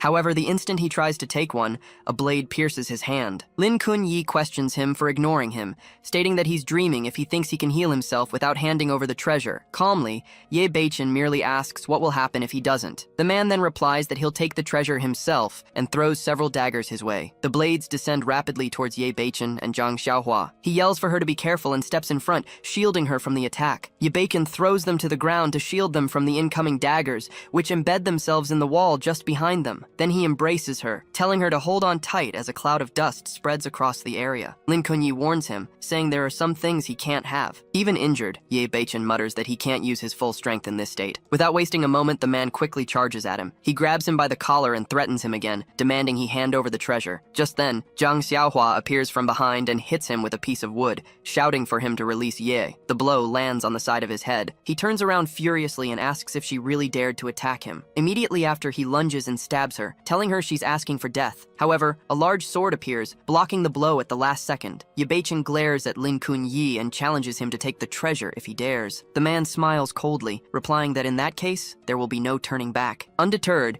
Ye Beichen asks if he intends to take his things like that, then hits him with an electric shock. Annoyed, Lin Kunyi complains about being ambushed, claiming it's dishonorable. Charging through the daggers, Ye Beichen yells for him to die. Even so, his opponent easily dodges the surrounding blades. One of the daggers, however, manages to strike Ye Beichen's chest. From the weapon, a serpent projects itself and lunges towards him. The creature hits him squarely, sending him crashing into the wall. Approaching, Lin Kunyi comments that he thought the boy would be tougher. He picks up the sword lying on the ground and calls him useless. Moving in for the final attack, he shouts for Ye Beichen to go to hell. At the last moment, Ye Beichen manages to dodge and grab the healing pill. Lin Kunyi raises his sword above his head, declaring the weapon a treasure, and orders him to die. Even so, the young man manages to grasp the blade with his bare hand. He explains that he was only holding back because of his injury. Incredulous, Lin Kunyi says this is impossible since he looked completely helpless. Impatient, Ye Beichen calls him ignorant and lands a punch. Watching him closely, he asks if he's trying to escape. Right after, he declares he wants to see how far he can run, then strikes him with the sword. Zhang Xiaohua looks at the bodies on the ground and wonders if she should call the police. Suddenly, Ye Beichen clutches his head, saying he used too much spiritual energy and everything is spinning. Immediately, Zhang Xiaohua rushes to support him, calling his name worriedly. Realizing she doesn't have her silver needles, she quickly decides to call an ambulance. She then contacts emergency services, informing them there's an injured patient. Half an hour later, an ambulance arrives at the scene. Inside the vehicle, she holds his hand and pleads with him to stay awake and remain with her. At the hospital, a nurse tells Jiang Xiaohua that the chief physician is in the emergency room and she'll have to wait. She checks Ye Beichen's pulse and finds it stable, almost as if he's just in a deep sleep. Soon after, the nurses are called away urgently to attend to another patient who fainted. Seeing this, Jiang Xiaohua decides to go to the Chinese medicine department to get silver needles to try and cure him. Meanwhile, Ye Beichen wakes up, slowly sits up, and wonders how he ended up in a hospital. He quickly realizes he needs to go to a spiritual mine to absorb energy, otherwise he'll keep falling unconscious. Outside the building, a huge billboard announces a traditional Chinese medicine event featuring a divine miracle doctor. In an office, an assistant informs his boss that preparations for the event are almost complete,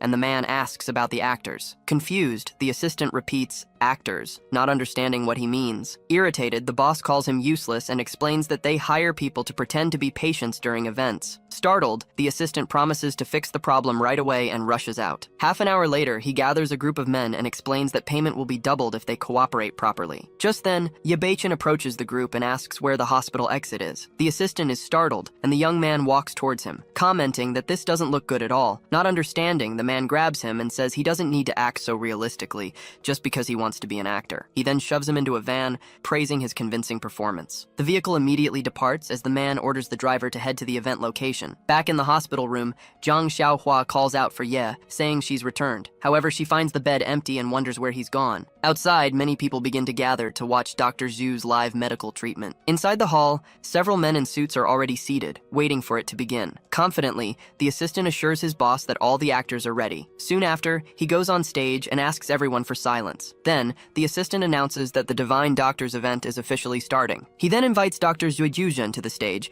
asking everyone to welcome him with warm applause. Dr. Zhu thanks the audience for coming and states that a doctor's mission is to save lives and heal the wounded. Soon after, he reveals a set of silver needles, explaining that it's a rare treasure he managed to replicate. In the audience, two men comment to each other on how incredible it looks. Dr. Zhu then announces that if this rare treasure can be promoted, many people will benefit, as he intends to offer it at a special price. One spectator questions if it really works, noting that it all sounds like an advertisement. Confidently, the doctor assures them it works and asks for the patient to be brought in. The assistant then appears, pushing a stretcher with Ye Beichen on it, announcing the patient has arrived. Turning to the audience, he explains that the needles will be used to cure a critically ill patient and prove the method's effectiveness. At that moment, Dr. Zhu prepares to pick up one of the needles. Suddenly, a jade pendant in his pocket starts emitting energy. The energy flows directly from the object into Ye Beichen's body. Confused, Dr. Shui wonders what's wrong with the actor, since he woke up even before the needle was applied. At the same time, the young man wonders where the spiritual energy he just absorbed came from. He quickly realizes the source was the jade pendant. The doctor scolds him,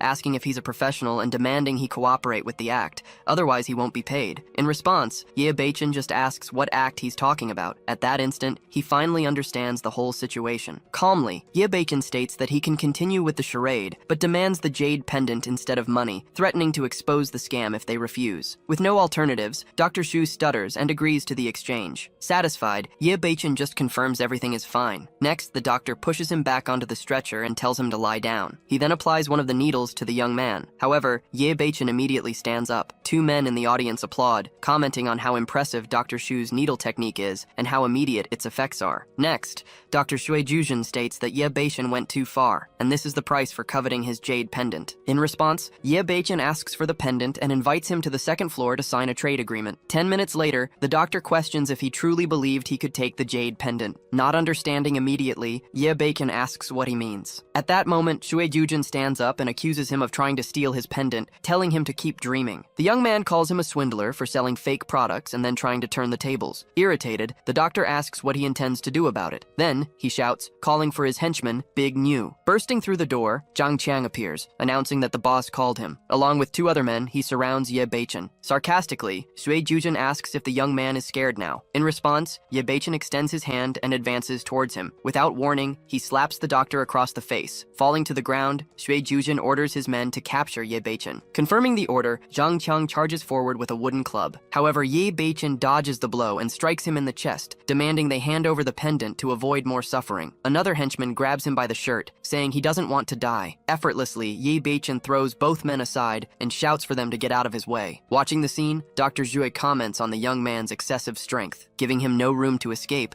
Ye Beichen grabs him by the collar and asks if he'll hand over the pendant. Under pressure, Shui Juzhen agrees. He extends his hand and offers the item. Taking it, Ye Beichen comments that some people only learn when they face danger up close. Before leaving, he warns the doctor to be careful about continuing to sell so many fake products. The scene shifts to a school courtyard. Inside the classroom, Zhang Ziwen asks if Ye Beichen has finally decided to come back to classes. He warns him about attendance checks, but Ye Beichen just asks for silence so he can rest. Agreeing, Zhang Ziwen decides to take a break and rests his head on the desk. Sitting calmly, Ye Beichen holds the pendant and comments that the item is perfect for training his clairvoyance. Elsewhere, Lin Kunyi asks Master Yi if they can send the valuable goods. The master explains that they took over the construction site because of the goods hidden underground. Soon after, he reveals they found a stone fragment with the inscription, Treasure Pavilion. Suddenly, Ye Beichen teleports away. Zhang Ziwen turns around, startled, and asks what happened but sees no one. Meanwhile, Ye Beichen runs towards the gate of a construction site. Along the way, he wonders if the treasure pavilion left by the Qingyun sect is really inside. Upon arriving, two workers confront him, asking what he's doing there. One of them asks if the young man is also looking for a job. Without thinking much, he quickly confirms. The worker comments that many people are looking for work. Then, he suggests he go in and try for a job as a brick carrier, and Ye Beichen accepts. Suddenly, a strong impact from inside the site makes the gate tremble. Surprised, the worker asks what happened. Ye Beichen comments that it seems an accident has occurred. Soon after, he orders the other man to hurry and check the situation. The workers stared at the huge crater, commenting that the site had collapsed again. They recalled that last time many people had died there. Just then, Lin Kunyi arrived, accompanied by Master Yi, telling everyone to clear a path. One of the men recognized Master Yi as they approached the edge. The old man then asked everyone to step back, stating he would personally check what was inside. After analyzing the place, Master Yi commented that there was an extremely strong spiritual energy. Curious, Lin Kunyi asked if there was any treasure, and the master confirmed there was, and a lot of it. Excited by the news, the young man cheered, calling it excellent. Soon after, Master Yi instructed him to take a group of workers to explore the site. Lin Kunyi understood he'd need to gather more people. A foreman then called out to the men, announcing the discovery of treasure and asking for volunteers to descend. Several workers immediately volunteered for the task. Ye Beichen also volunteered to join the group. Without delay, the foreman ordered everyone to get ready to descend into the hole. He then informed Lin Kunyi that the group was ready, and his boss approved the decision. Turning to the men, Lin Kunyi instructed them to stay alert and descend with him. Excited, the foreman yelled to the workers that they were all going to get rich. Once inside the cave, Lin Kunyi commented that the space was vast and didn't look like a tomb. Meanwhile, Ye Beichen noticed the spiritual energy here was even denser, just as a worker pointed to something in the distance. In the distance, the site of an ancient underground palace emerged. Surprised, Lin Kunyi questioned if that was really a palace. The men then realized they were standing before an ancient ruin filled with treasures. Excited, one of the workers yelled for everyone to run and grab the treasures. Observing the architecture, Ye Beichen wondered if this wasn't the legendary treasure pavilion. One of the men found a chest full of jewels and celebrated, saying he was rich. Suddenly, however, he was pulled upwards and vanished without a trace. Confused, the foreman wondered if another landslide was occurring. At that moment, a floating figure appeared, questioning who dared to invade Yangshin Palace. Hidden behind a rock, Ye Beichen recognized the entity as a 1,000-year-old soul. Lin Kunyi smiled nervously, wondering if he was seeing things or if ancient spirits still existed in this place. The workers panicked and started running, shouting that there was a ghost. Soon after, 2 spirits emerged from a passage, yelling that the intruders must die. The creatures attacked and began to injure the workers. Desperate, the foreman pleaded for Lin Kunyi's help. Without hesitation, he leaped towards the spirits, accompanied by a flurry of daggers. Advancing with a confident smile, he let the blades fly. The daggers struck both targets, and the foreman cheered, asserting that with his master's intervention, everything would be all right now. One of the creatures stared at him and asked if he was a practitioner. Lin Kunyi stepped forward, declaring that the spirit must know the pavilion's location, and said he would interrogate it. In response, the entity called him an ignorant child and manifested a dragon on its arm. Then, it ordered the creature to kill him quickly. The dragon fired a burst of energy that hit Lin Kunyi squarely. The man was violently thrown backward by the impact. Advancing with a sword in hand, the spirit declared that this place belonged to the Venerable One, and invaders would be executed. Yelling in panic, Lin Kunyi pulled one of the workers. Immediately after, he shoved Ye Beichen in front of him as a shield, screaming for the spirit to come and get him. The spirit charged forward, screaming for the intruder to die as it swung its sword. The blade struck Ye Beichen directly. Lin Kunyi started to flee when he realized the spirit still possessed their cultivation power. He ran, pleased, certain he had found a scapegoat to take the blame. The spot where Ye Beichen was hit exploded into a dense cloud of dust. As he turned around, Lin Kunyi wondered why the young man was still alive, seeing him still standing. At that moment, Ye Beichen appeared behind the spirit and asked if it had enjoyed hitting him. Then, a circle activated on the ground, from which swords emerged and began to trap the enemy. Declaring that he wasn't an easy target, the blades completely pierced the spirit's body. The spirit then dissolved in a violent explosion of energy. Lin Kunyi watched everything, astonished by the power that man had displayed. The other spirits were enraged by the death of their elder brother and swore revenge. One of them launched a snake-shaped attack, trying to take Ye Beichen's life. However, the young man activated an item in his hand and broke the soul imprisonment seal. Chains appeared shortly after and wrapped around the snakes. Recognizing the object as the soul-capturing lantern, the spirits panicked. One of them yelled for the others to flee immediately. Still, the chains reached them and bound them all. The 3 ended up tied together by the chains. The foreman watched the scene in shock, wondering if that boy could be a warrior. Ye Beichen held the lantern and remarked that he hadn't even noticed the item before. Lin Kunyi approached and said he wasn't bad at all. Then, he added that he already knew his strength and wanted to provide him with some training. Ye Beichen thanked Master Lin for the opportunity. The workers gathered and praised Lin Kunyi for his keen eye for talent. The young man watched them and called them flatterers. Then, Lin Kunyi ordered them to stop the praise and resume their exploration. The group advanced to the palace's main hall. Inside, one of the spirits was dragging itself across the floor. Lin Kunyi stepped on its back and told the workers to collect the treasures. Holding the spirit's head, he commented that it was very strong. Next, he questioned its identity and the location of the treasure pavilion. In the background, Ye Beichen heard the mention of the treasure pavilion. Even so, the spirit defied him, stating it wouldn't provide any information. Lin Kunyi became annoyed and accused it of seeking its own death. Then the spirit self-destructed, swearing to take someone with it and knocking Lin Kunyi down. He yelled a warning for everyone to quickly get down.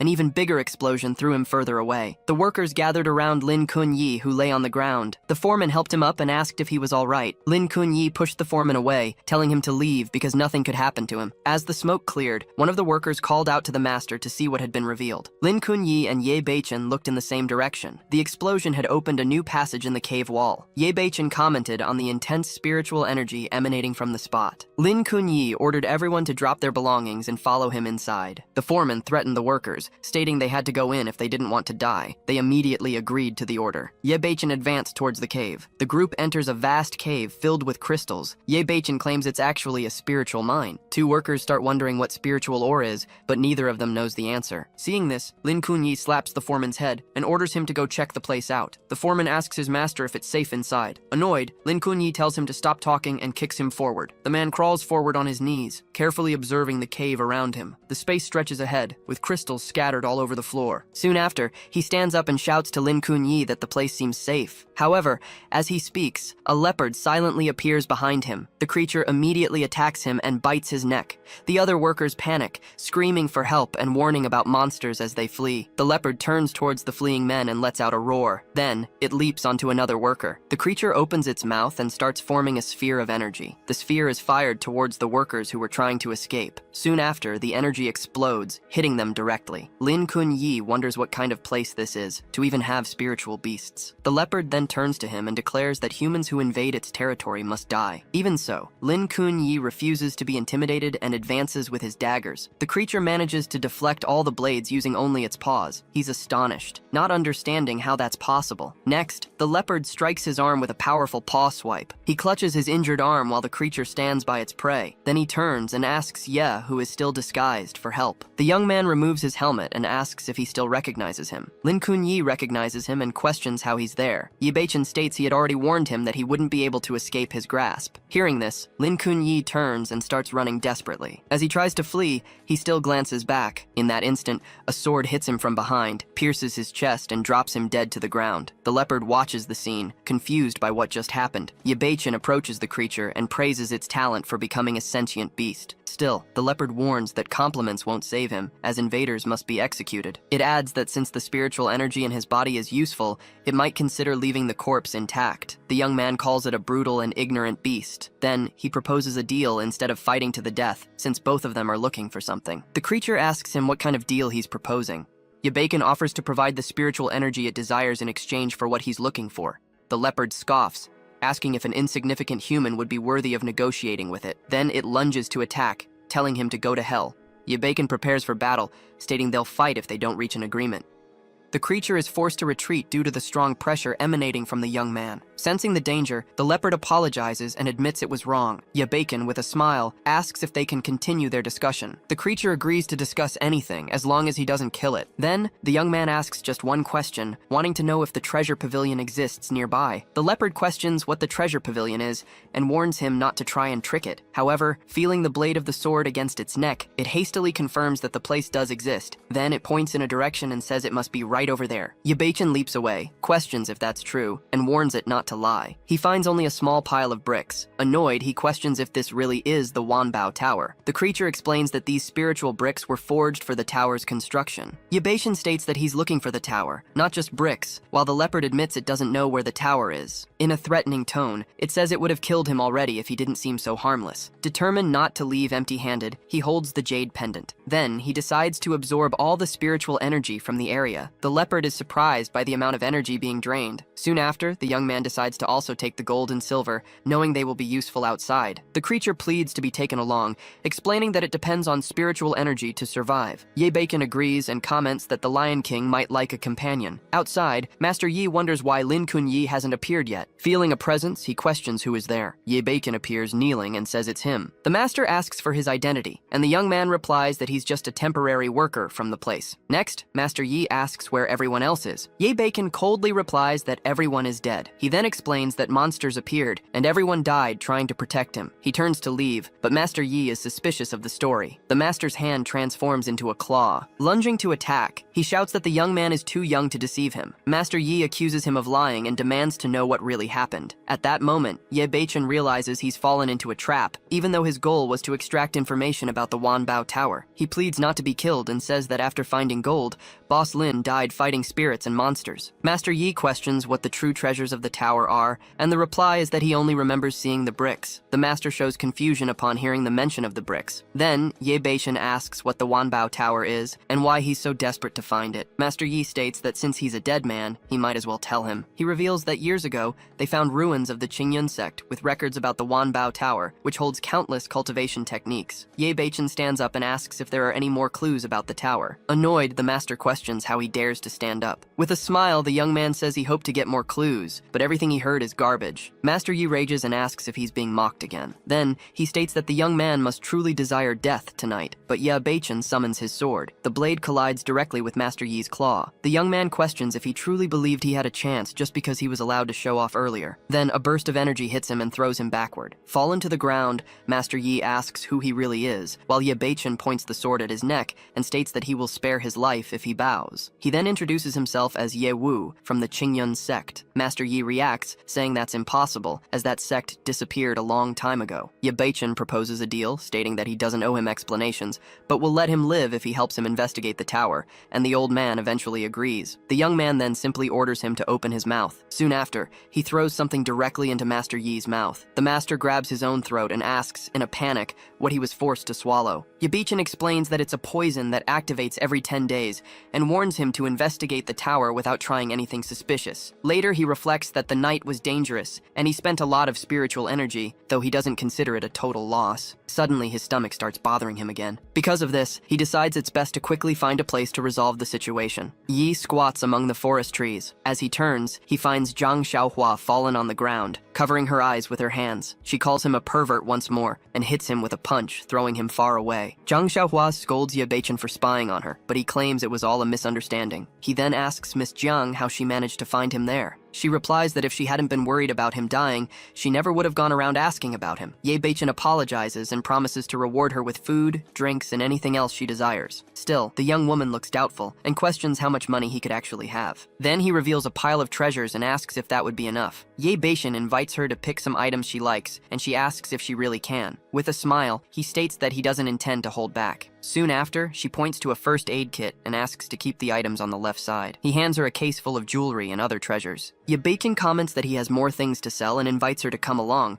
but she asks if he stole from someone. Without answering, he pulls her by the hand and tells her not to ask so many questions, just come along. Upon arriving at a shop, he places 2 pieces on the counter and asks the owner how much he could sell them for. The man begins to examine the items, while Miss Jiang comments that antiques are worth a lot these days. The shopkeeper examines the piece with a magnifying glass and considers it quite unique. Noticing that the 2 look like students, he prepares to offer a lower price. Then, he expresses regret, saying it's a pity, and Ye Beichen asks what's wrong. The man explains that the piece is well preserved but not very old, so it's not worth much. Hearing this, Ye Beichen says he'll look for another shop and takes the piece back. At that moment, the shopkeeper asks him to wait a second, just as the couple turns to leave. With a smile, Ye Beichen turns back and asks if he intends to force the sale. The shopkeeper admits he was just trying to haggle and agrees to buy, so Ye Beichen asks him to name his price. The man offers 5 million. Without hesitation, Ye Beichen corrects the amount to 50 million. The shopkeeper questions the counteroffer. Ye Beichen turns to leave, but the man grabs him and insists he'll buy it. He then hands over a check for 50 million, stating that the deal is simple. He pays, and he gets the goods. The young woman watches the check being handed over, surprised by the amount. Ye Beichen invites her to celebrate somewhere fun, and the 2 leave the shop. On the phone, the shopkeeper informs his boss that he's found a big fish, with even more valuable items. Inside the car, the young woman asks who he really is and if he's some kind of rich heir. He replies that, in a way, she could say that. A white sports car speeds down the road. The hurried driver yells for people to get out of the way, claiming he's late for a party. Soon after, he makes a sharp maneuver on the road. The man forcefully turns the steering wheel. The sports car tries to cut off a taxi. Ye Beichen pulls the young woman to protect her and yells for her to be careful. The taxi hits the back of the sports car, and the driver gets out furious, complaining about his new vehicle. He approaches the taxi window and asks if the driver is okay. Then, he grabs him and questions why he didn't get out of the way, but the taxi driver explains that the line was solid. The man slaps the taxi driver across the face. He demands payment for the damaged sports car, but the taxi driver claims he has no money. The guy in the vest lunges to punch the driver, telling him to drop dead. At that instant, a hand grabs his wrist, stopping the blow. Ye Beichen confronts him, saying that he was the one who drove recklessly and that he can keep dreaming about getting paid. Annoyed, the man tries to punch Ye Beichen. The blow delivered by the man in the vest slices through the air but doesn't hit anyone. Confused, he looks around asking where his opponent went. At that moment,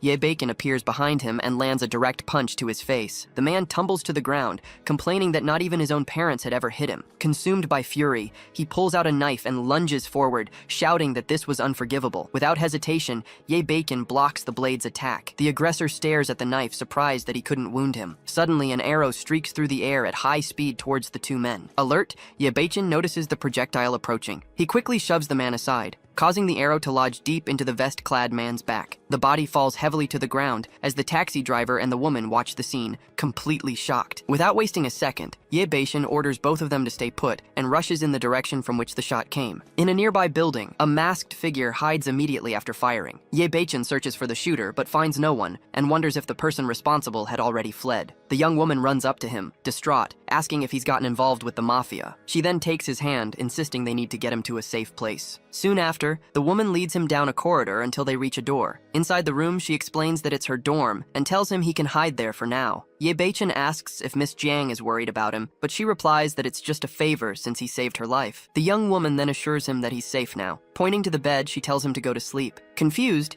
Ye Beichen asks where he should sleep, and she responds bluntly that it will obviously be on the floor. She then tosses a blanket there for him. As the night progresses under the starry sky, both of them lie awake, neither able to fall asleep. The young woman comments that she can't sleep, and hearing his agreement, she asks if he's been lying to her the whole time. In response, he questions why she's asking, and she explains that after everything that happened, an ordinary person wouldn't act that way. Finally, Ye Beichen admits that he keeps some secrets. Zhang Xiaohua states that everyone has their own secrets, including her. Then she asks if he knows why she decided to come to that school. He replies, supposing it was just to study. With sincerity, she reveals that her family was pressuring her to marry someone she didn't like, which is why she ran away to this place. Interested in the story, Ye Beichen shows curiosity and encourages her to tell him more. The next morning, both are still sleeping when a sudden noise wakes them. Ye Beichen gets up and asks who is there. Soon after, someone bangs hard on the door, calling for Xiaohua and demanding she open it. She approaches, surprised, wondering how that man managed to find her. From the other side, a young man holding a bouquet of flowers says he finally found her, but she calls him Zhang Bing and insists they weren't meant for each other. Even so, he persists, claiming her parents approved the marriage and that they are perfect together. Irritated, Zhang Xiaohua throws the flowers on the ground and declares that she already has a boyfriend. The man, however, doesn't believe her, saying she won't be able to fool him. At that moment, Ye Beichen approaches from behind, wraps her in an embrace, and asks what's happening. Zhang Bing reacts with disbelief upon hearing the term, my dear. Ye Beichen then introduces himself as Xiaohua's boyfriend. The newcomer provokes him, questioning how someone like him could date her, but Ye Beichen kneels before them. Calmly, he opens a small box and proposes to her. Zhang Xiaohua watches his actions, surprised by his willingness to help her. Zhang Bing remains silent, staring at the large ruby set in the ring. With a confident smile, Zhang Xiaohua agrees to marry him. Outraged, Zhang Bing questions her decision, claiming he has something even better than the precious stone presented. Soon after, he shows off a diamond ring, which he guarantees is worth over 10 million. Provoked to show something superior, Ye Beichen simply tosses a handful of jewels onto the ground. Faced with the scattered items, Zhang Bing stares at the scene while Ye Beichen asks if that's enough. With no other choice, the young man admits he's met his match. Defeated, he points at his opponent and declares he won this time. Before leaving, Ye Beichen says goodbye, hoping never to cross paths with him again. Zhang Xiaohua turns and sincerely thanks him for the help. Casually, he replies that it was nothing more than a small favor. Outside, Zhang Bing grumbles, furious at being humiliated and outdone by a mere student. At that moment, a shadowy figure approaches silently from behind him. Startled, he turns sharply and asks who's there. Without a word, the unknown figure prepares an attack using their fingers. Then, 2 projectiles hit his head and back. As they walk, Zhang Xiaohua thanks Ye Beichen again and invites him for a meal, an invitation he accepts. Suddenly, his cell phone starts ringing in his pocket. Politely, he asks her to wait a moment to take the call. On the phone, senior sister Chu informs him about a project group test and asks him to go to room 601. After hanging up, he tells Zhang Xiaohua he has an exam, and she suggests they have dinner together that evening. Already in a classroom, the evaluator announces the start of the test and asks if Ye Beichen has arrived. A student comments that just by his name, he must be a failure. Another student defends him, saying he was handpicked by the professor, but the first retorts that's no reason to be proud. At that moment, Ye Beichen appears at the door, introduces himself to the professor, and says he's there for the group exam. The instructor turns and asks if he's Ye Beichen. The seated student calls him over to pick up the test paper. Then he announces that the tests are over. On the table, only one filled-out answer sheet remains. Calmly, Ye Beichen hands the sheet to the other student, saying he found one for him. The young man tells him to find a seat, stating there are pens on every table. Before that, he still calls him useless and a waste of a spot in the project. Time passes quickly, marked by the clock on the classroom wall. Soon after, Ye Beichen stands up with the test paper in hand, and informs the professor he's finished. Surprised, the professor and the other student turn around, realizing he finished so quickly. He places the sheet on the table and explains he has another engagement later. Immediately after, he says goodbye and leaves the room. The seated student concludes that he handed in the test early just to get rid of it. Then, the professor approaches and asks if anyone saw the classical Chinese test he'd left there. He explains that, due to the difficulty of several texts, they prepared a test to consult specialists. The young man replies that he didn't see anything. Then the professor looks at the sheet on the table and wonders if that isn't his classical Chinese test. The student corrects him, saying that was the test Ye Beichen handed in. Upon closer inspection, the professor confirms it's the completely filled out classical Chinese test, while the student laments that it's been ruined. After a careful review, the professor states that it seems all the answers are correct, leaving the other student completely shocked. With this, the student finally realizes that the young man isn't a failure, but a true genius. Far from there, Ye Beichen walks content, happy that the exam was quick and that he can now have dinner with Miss Jiang. However, further ahead, a man in a suit waits for him on the path, gripping a dagger tightly. Ye Beichen dodged the dagger attack from the man in the suit. He then stepped back a few paces, keeping his distance. At that moment, he recognized the man and asked if it was him again. Without answering, the attacker charged forward, shouting for him to go to hell. With agility, Ye Beichen dodged another dagger attack. While defending, he noticed something strange about the man's movements. As he continued to protect himself, he also noticed the enemy's aura was different. Shortly after, the man in the suit was thrown against a wall. Ye Beichen watched the fallen body, wondering if he was dead. However, the man got back up and charged again. Suddenly, a sword appeared and a hand reached for it. Without hesitation, Ye Beichen grabbed the blade and pierced the attacker's chest. Even so, the man bit his arm. Faced with the unexpected bite, Ye Beichen reacted immediately, delivering a kick to the man in the suit who tried to block the blow. Observing the body on the ground, he noticed that even though it should be dead, it was still moving. A woman who was controlling the man underestimated him, stating he was just a cultivator. Ye Beichen focused his gaze to better analyze the situation, realizing his opponent was being controlled. The woman smiled, claiming she had finally found him. As the controlled man struggled in Ye Beichen's arms, Ye Beichen released a pulse of energy, breaking the imposed control. Surprised, the woman saw her puppet spell shattered. Decided, she pulled out 2 daggers and resolved to fight personally. Ye Beichen leaped towards her, shouting that now he had found her. His sword clashed violently against the woman's daggers. As he landed, he cracked the ground beneath his feet. The assassin wondered how anyone could be so strong. With the sword blade pointed at her neck, Ye Beichen stared at her coldly. He asked who she was, but the woman refused to reveal any information. Losing patience, Ye Beichen cut her with the sword, calling her attitude foolish. Before delivering the final blow, he stated that many people had already tried to kill him and wished her better luck in the next life. At an antique shop, the situation was reported in detail. A man informed the boss that the assassin they sent had failed the mission. Furious, the boss yelled at the shopkeeper, calling everyone a bunch of good-for-nothings. The older man apologized, admitting he hadn't investigated properly and hadn't known the target was a martial artist. The boss asked if he had discovered who the target was, and the shopkeeper handed him a photo. The image showed Ye Beichen next to the young woman who was with him. Upon recognizing him, the boss reacted and the shopkeeper asked if he knew him. He then revealed that the young man was the target the Juki Bureau had been looking for a long time. Surprised, the shopkeeper asked if he was the one who took the key, and the boss confirmed that the organization had already sent several groups, all of which failed. He then ordered that the young man's location not be revealed, as this was their chance to gain merit. Meanwhile, Ye Beichen and Jiang Xiaohua were enjoying a banquet, and she commented that the meal was on her. Suddenly, some men in suits approached and asked the young lady to accompany them. Ye Beichen points at the men, demanding to know who they are and ordering them to release Miss Jiang. Jiang Xiaohua calmly reassures him, explaining that they are just her family's bodyguards. At that moment, an older man appears and orders Xiaohua to come back with him, asking what kind of mess she's caused. Surprised, she turns, calls him dad, and asks why he's there, but he just questions if she even still considers him her father. Not understanding, the young woman insists on knowing what happened and why he's there. Then her father asks if Zhang Bing came looking for her, and she confirms he did. He then reveals that the young man is dead, leaving her completely shocked. The man explains that the Zhang family already knows what happened and is blaming their family, attacking them in the business world. He grabs her arm and insists they need to go apologize, but she refuses,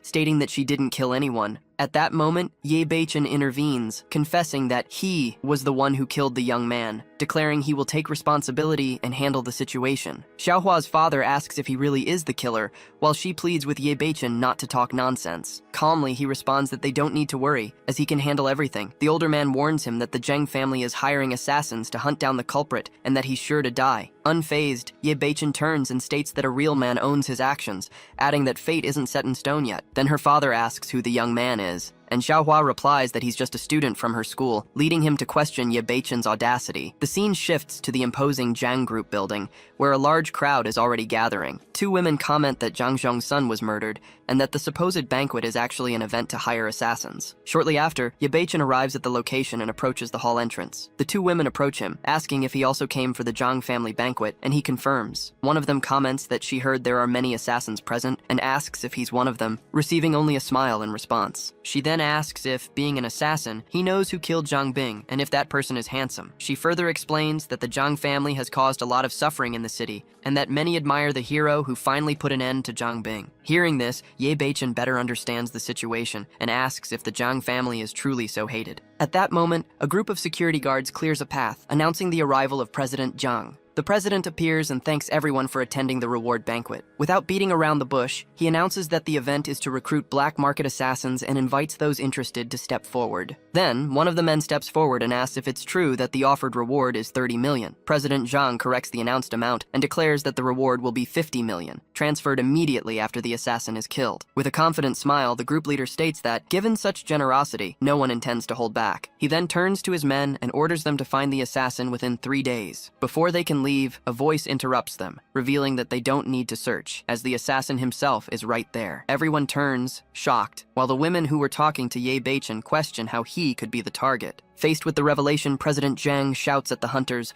ordering them to kill him if they want to receive the reward. Without hesitation, the group leader advances with 2 daggers in hand, ready to attack. Ye Beichen simply stares at him, unmoving, as the man approaches for the strike. The assassin is surprised to realize how quickly his attack is evaded. With a precise kick, Ye Beichen repels him and asks if he truly believed he could defeat him. Soon after, 2 other men leap towards him, calling him arrogant as they descend to attack. Calmly, he watches the enemies approaching from above. Then, in a swift movement, he grasps both blades with his bare fingers. The 2 assassins are incredulous, seeing their daggers stopped by bare hands. Unimpressed, Ye Beichen comments that their strength is pathetic and then breaks the blades. He then extends his hand and tells them to reincarnate and train harder. Filled with fury, the leader punches the ground and swears he will still kill him that very day. Soon after, he raises his hands and makes the floor in front of him shatter. Shards of rock fly towards the crowd, who begin screaming for help. In the center of the hall, a large explosion of debris forms. With a satisfied smile, President Zhang asks if they managed to get him. Amidst the rising dust, the leader of the assassins emerges and asks if that's all they've got. Amidst the rubble, Ye Beichen floats in the air. The guests look up, wondering what's happening and if it's some kind of supernatural phenomenon. Witnessing the scene, President Zhang realizes the young man is also a martial cultivator. He then declares that death is near for the one who dared to attack him from behind. Around them, the debris starts to move, advancing towards him. The leader of the assassins is hit squarely and falls violently to the ground. Annoyed, he complains that these assassins are utterly useless. Meanwhile, the 2 women observe everything, impressed by both the young man's strength and his good looks. Ye Beichen walks towards Zhang Xiong, who recoils in terror, begging him not to come closer. Without hesitation, the young man grabs him, confesses to killing his son, and demands that the pressure on the Zhang family cease immediately. In disbelief, Zhang Xiong questions how he dares to make demands in such a situation. Before he can continue, Ye Beichen cuts him off with a slap, telling him to stop talking nonsense. He then warns him one last time to stop oppressing the Zhang family, or he will die. Zhang Xiong just stares, unable to utter a single word. The scene then shifts to the Zhang family residence. In his office, Xiaohua's father examines some documents, his face heavy with worry. He complains that the Zhangs forcibly bought all their companies, leaving them with no way out. At that moment, his daughter enters and tries to comfort him, saying she doesn't believe the Zhang family can control everything. Even so, he blames her for running away from the marriage and forbids her from getting close to that suspicious young man. Xiaohua defends him, stating that Ye Beichen was the one who saved her, but her father scoffs, calling him just some poor kid. Suddenly, the phone on the desk rings, and he answers. On the other end, the secretary informs him that the Zhangs have withdrawn all acquisition plans and that business can return to normal. Unable to believe what he's hearing, he listens as the secretary adds that it was Ye Beichen who went to the banquet and sorted everything out. After hanging up, Xiaohua's father is completely speechless. Aloud, he wonders who this young man is to wield such power, while Xiaohua asks what happened. With a subtle smile, he reveals that her friend was the one who dealt with the Zhangs, leaving her stunned. He then praises the young man's capabilities and asks her to invite him for a meeting to thank him personally, and she agrees to contact him immediately. As he walks down the street, Ye Beichen reflects that the powerful Zhang family wasn't as unbeatable as he had imagined. Just then, his phone starts ringing in his pocket, and he takes it out to see who's calling. Answering, he hears Zhang Xiaohua thanking him and inviting him to her house. Curious, he asks where she lives and gets Fuyuan Estate as the reply. A short while later, he flags down a taxi passing on the highway. Once inside the vehicle, he tells the driver his destination, Fuyuan Estate. The driver smiles and asks him to buckle up. Suddenly, the car accelerates sharply, while the man locks the doors and slams the accelerator. Ye Beichen questions him, asking if it isn't too fast. With a carefree smile, the driver replies that this is nothing fast yet. Soon after, he leaps out of the moving car, telling the passenger to enjoy the ride. Immediately after, the taxi explodes in the middle of the street, sending up a massive cloud of smoke. The driver lands further ahead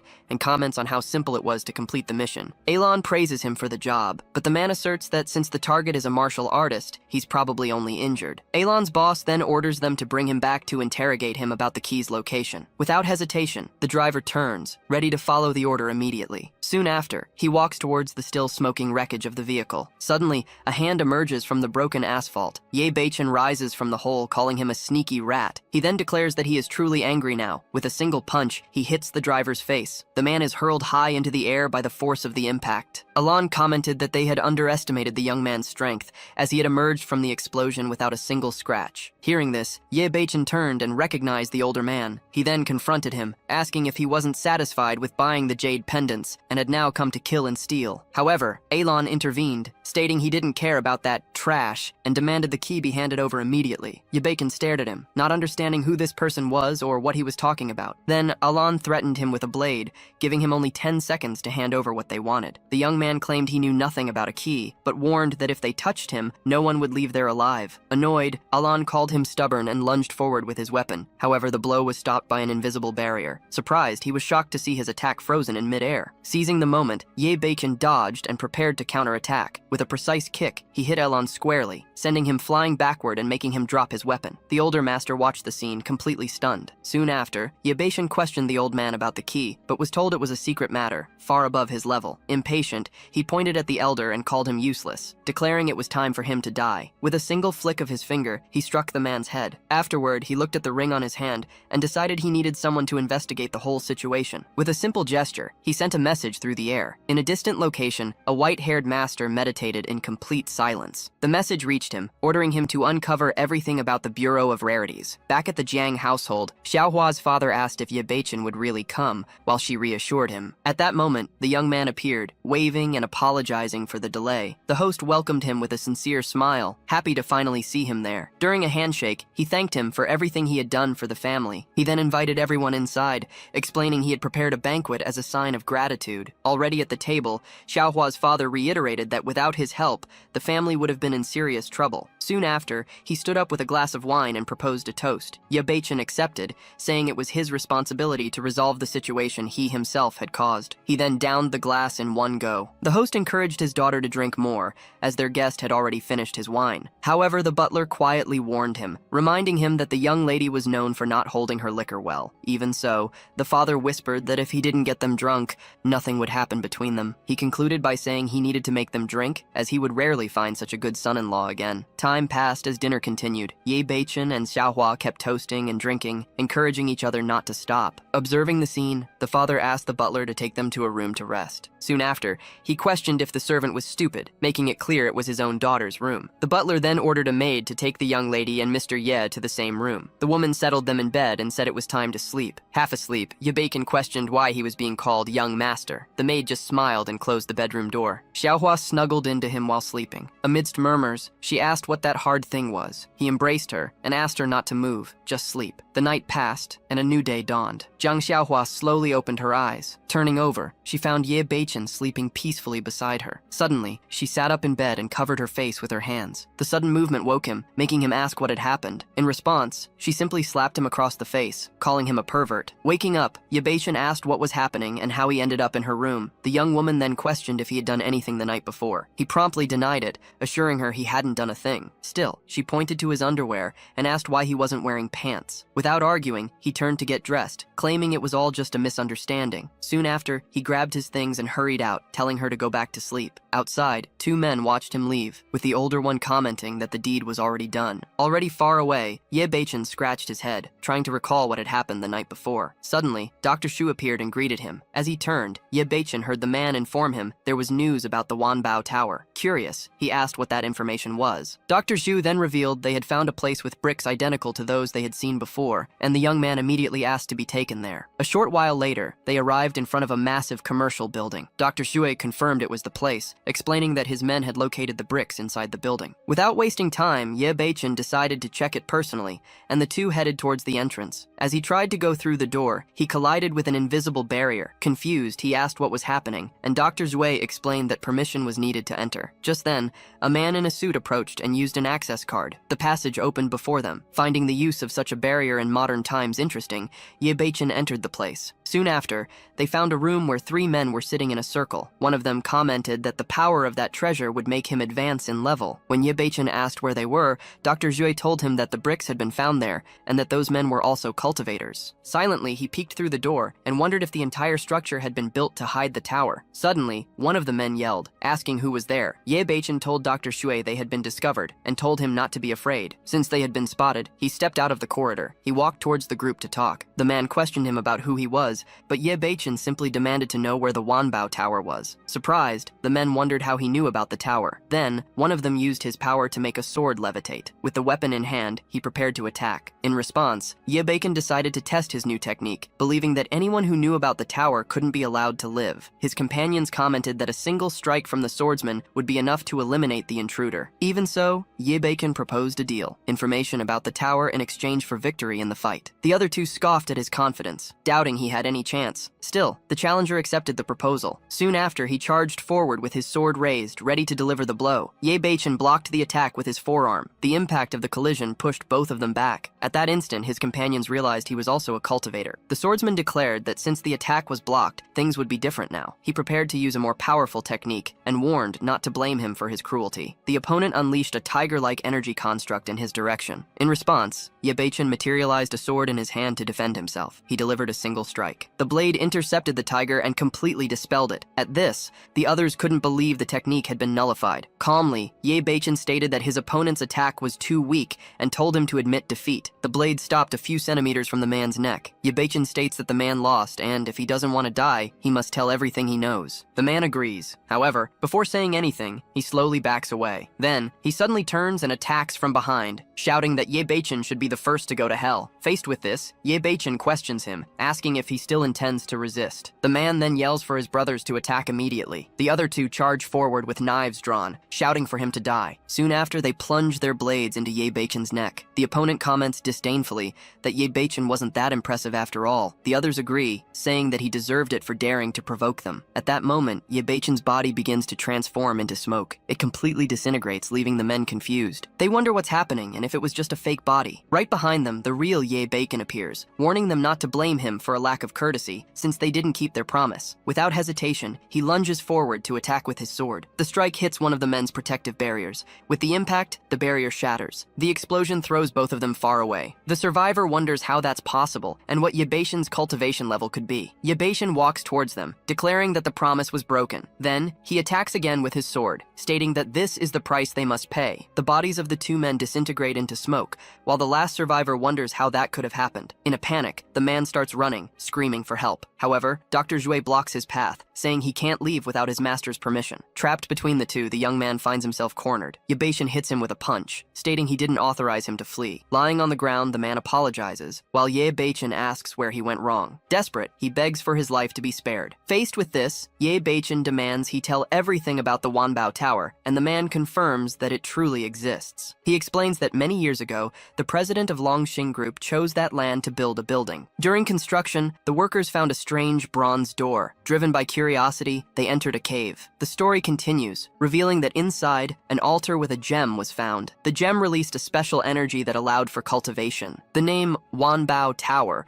was discovered engraved on a stele, which a specialist later came across. Back in the present, Ye Beichen asks where the entrance to the altar is, but the man hesitates to respond. Suddenly, the young man convulses in pain and starts bleeding from his mouth and nose. Dr. Shu asks what happened, and Ye Beichen explains that they've been discovered and someone stopped him from talking further. He picks up the gem and comments that the situation is far more complex than he imagined. Then he tells Dr. Shui they need to leave immediately. Elsewhere, a white-haired man is meditating. Suddenly, he opens his eyes and calls out to someone. A young woman appears and asks what he wants as he orders her to go kill a person as quickly as possible. Curious, she asks who needs to be eliminated. The man then shows an image of Ye Beichen and informs her that he is the target. Without hesitation, the young woman agrees and immediately leaves to fulfill the mission. One sunny morning, a classmate greeted Ye Beichen. He returned the greeting, remarking that after everything that had happened, current time seemed less and less straightforward. The existence of groups like Banshanmen, Jukuju, and Longqing made it clear that cultivation in the world had never truly stopped. It had just taken on new names. He knew Jukuju was after him for a key, though he still didn't know exactly what it was for. The questions of where this key was and if he'd lost part of his memory remained unanswered. Later, in the classroom,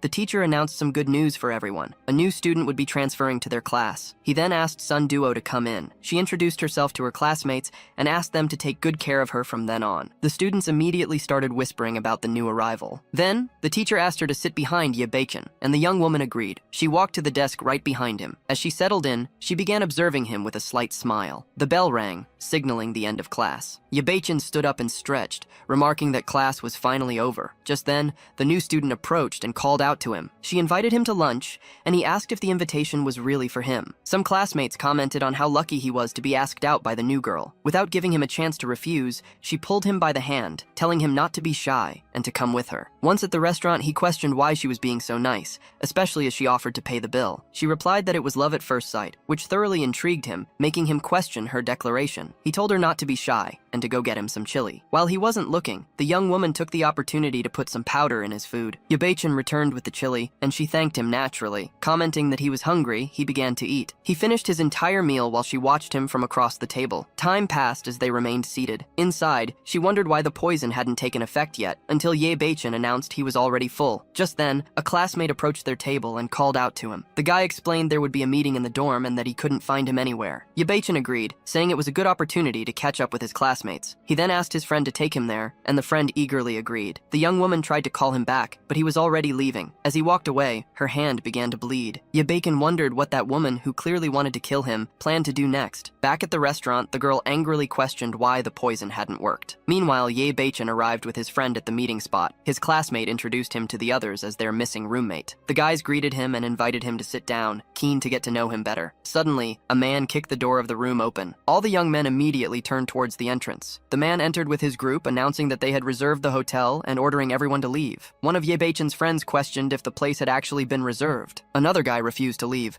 stating they had arrived first and that it didn't make any sense. Annoyed, the group's leader threatened him, asking if he was looking for death. Without warning, he stepped forward and landed a punch square on the young man's face. The red-haired young man, indignant, prepared to fight back, demanding to know how he dared to assault him. He then lunged forward, attempting to land a punch on the man, but his opponent just called him weak and struck him in the back. The impact sent him flying into the air. His friends quickly caught him, asking if he was okay. Losing patience, the group's leader ordered his men to kick them out. Just then, Ye Beichen stepped forward and said they couldn't just hit his friend and walk away. The men scoffed at his courage, suggesting they make an example out of him. His friend tried to persuade him to leave, but Ye Beichen insisted they had to pay for the medical expenses. The leader laughed at his demand. He then threatened him, ordering his men to kill him. The thugs charged forward to attack. With ease, Ye Beichen dodged the first punch. He calmly remarked that they were far too slow. Then he threw one of them over his shoulder, declaring he'd show them what a real fight looked like. Without pausing, he did the same to the other two. In a single swift move,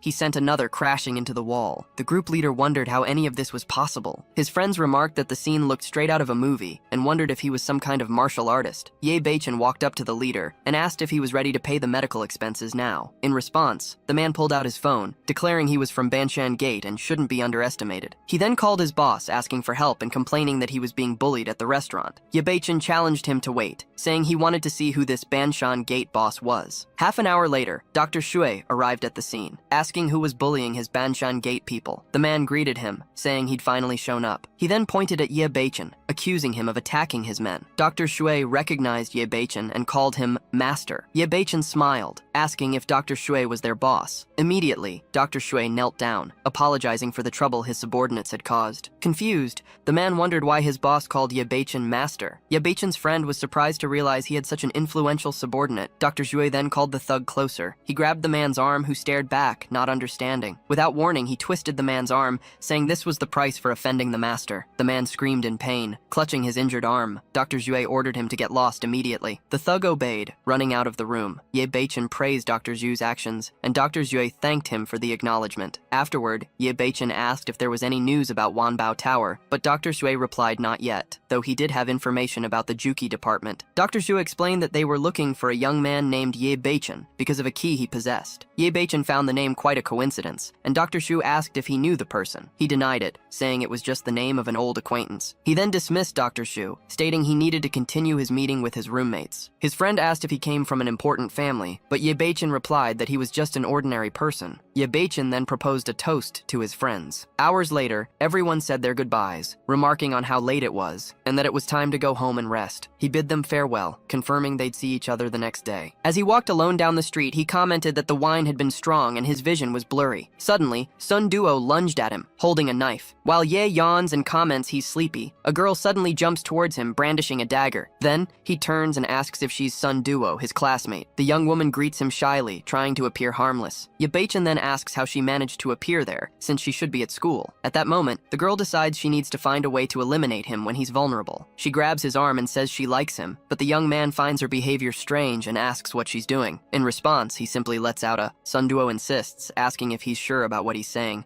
Taking on a confident pose, she confirms she's completely decided. Ye Beichen in turn questions if she's a cross-dressing boy, given how flat she is in front. Annoyed, the young woman asks if he's trying to insult her. Soon after, she pulls out a dagger and declares she won't pretend anymore. Then, she charges forward, screaming that she's going to kill him. Before the blade reaches him, the young man grabs her wrist and comments that she couldn't control herself and is also very inexperienced. He also observes that she must have put in a lot of effort to infiltrate and get close to him. Soon after, he launches an attack against his opponent. Sun Duo reacts and defends the blow using her daggers. Even so, the young man finds an opening and lands a precise kick. With the impact, she's violently thrown to the ground. Demanding answers, he asks who she really is, but the girl only asks when he noticed her infiltration. Ye Beichen replies that it was from the moment she put poison in his noodles. Surprised, the young woman then asks if he knew everything from the start. He confirms, saying he was just acting, and then asks what her intentions are. The young man states that he only wants to know who sent her, but she refuses to reveal any information. With a slight smile, he asks again if she's sure about that decision. Soon after, Ye Beichen grabs her clothes and warns her that he won't be gentle anymore,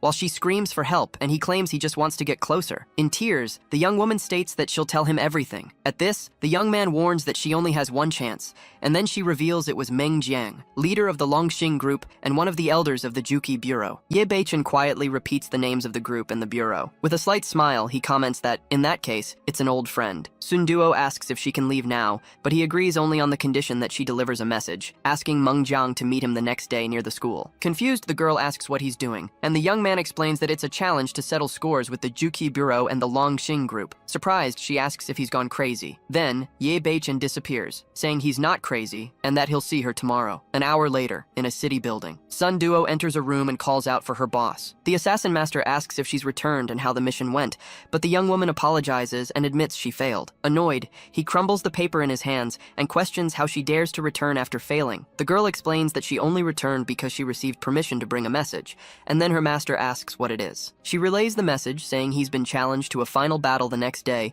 near the school to settle everything. The man questions the origin of such animosity, and Sun Duo explains that the young man claimed he was being pursued by the Juki Bureau and wanted to settle scores. Intrigued, he wonders what kind of resentment that boy could have against them, and then he picks up his phone. The master asks the Grand Elder if he knows anyone named Ye Beichen, while the person on the other end of the line responds by asking if it's the Ye Beichen who took the key. Surprised, he asks if it was really Ye Beichen who took the key. With a smile, the assassin master comments that, after so much searching, the target simply appeared without any effort. Finally, he declares that he accepts the challenge, and Sun Duo agrees. Ye Beichen sits down to meditate in silence. As he concentrates, he states that the next day's battle will be grand, and he needs to prepare for it. Just then, a book slowly emerges from his mouth. Figures begin to come out from inside the book, then dissolve around him. Soon after, a sword materializes in front of him. He comments that the blade, when combined with the law of thunder, would be capable of defeating even an old monster. Lightning bolts begin to streak across the city's night sky. Watching the phenomenon from the window, the assassin master wonders who could be cultivating. Feeling the intensity,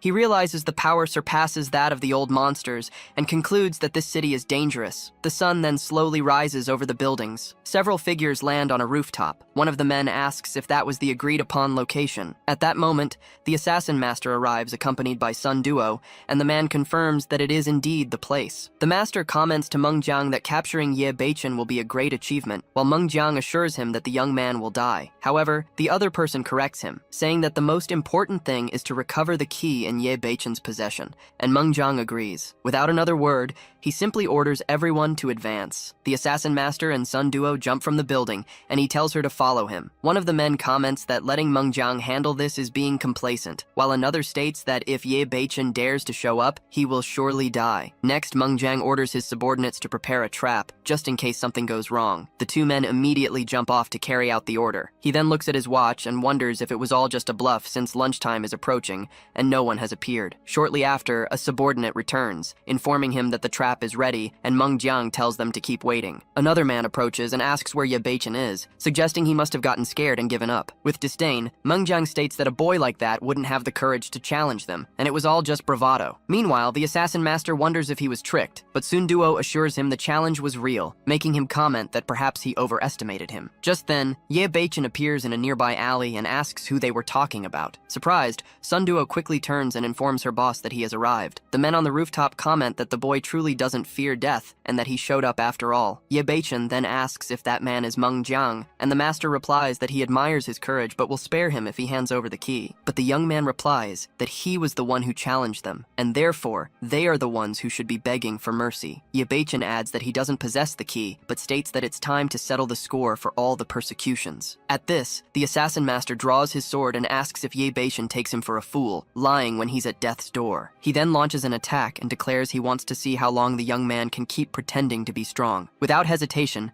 Ye Beichen stops the projectile with his bare hands. Surprised, the master and Sun Duo watch the scene, while he questions if the young man really stopped the blade with his bare hands. On the rooftop, Meng Jiang comments that he didn't expect that boy to have any skill. Soon after, Ye Beichen shatters the projectile. The fragments rapidly scatter towards the assassin master. He manages to deflect them with his sword, and admits that the boy is stronger than he imagined. Some fragments hit Sun Duo, who ends up being thrown far away. At that instant, the young man appears, wielding a sword, and tells Meng Jiang and the members of the Juki Bureau to join the fight. Then he launches his own attack, stating that facing just one person isn't enough. The assassin master blocks the blow, wondering when Ye Beichen got so close. With the impact, he is pushed back, and his sword falls to the ground. Ye Beichen prepares to attack again, and tells him not to blame him for being merciless, as the chance he had was wasted. Soon after, he delivers multiple consecutive blows with his sword. The assassin master is violently thrown to the ground. Lying there, he wonders how any of this is possible. Sun Duo approaches and calls out to her boss, who remains slumped on the ground. Holding his sword,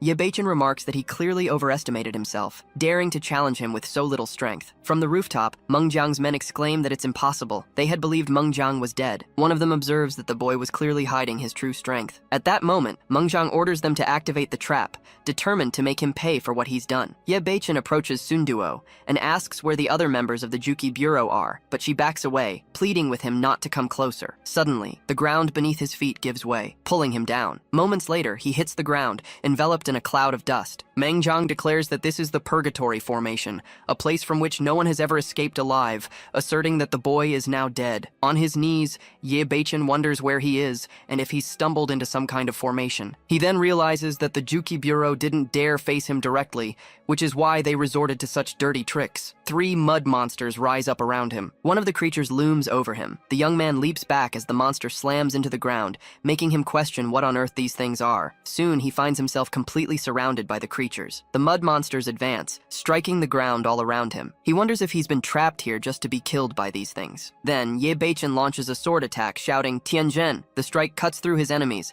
slicing all the mud monsters in half. He then remarks that continuing like this isn't an option, and he needs to get out of here as quickly as possible. However, the creatures' bodies begin to regenerate. Surprised, he questions if these monsters have immortal bodies. The creatures completely reform and advance once more. Seeing this, he declares that if that's the case, he won't won't just cut the monsters, but the very space around them. The young man then prepares to face the creatures again. He announces the first form of the Heavenly Thunder Sword. Then, he unleashes the attack. One sword opens the heavens, which rips through the monsters. The sword strike tears apart the formation's space. Meng Jiang turns, shocked, and asks what that was. He and his subordinate realize that the formation's space has been shattered and wonder about the energy behind that sword. Meng Jiang watches in disbelief as Ye Beichen emerges from the rift, exclaiming that he actually managed to escape. Hidden, Sun Duo wonders what his cultivation level must be to possess such overwhelming strength. Ye Beichen shouts, demanding to know where the cowards of the Juki Bureau are hiding. He scans the surrounding buildings and quickly spots them. Meng Jiang realizes he's been discovered. One of his men asks if they should fight, while another suggests they could defeat him if they attack together. However, Meng Jiang states that the boy is strange, and they can no longer act so recklessly. He then orders a retreat so they can reconsider their plan, and his men agree. Ye Beichen appears in front of them and tells them to run towards the alley. Realizing this, Meng Jiang understands that the situation is far from favorable. Ye Beichen asked why they were retreating when they were the ones looking for him,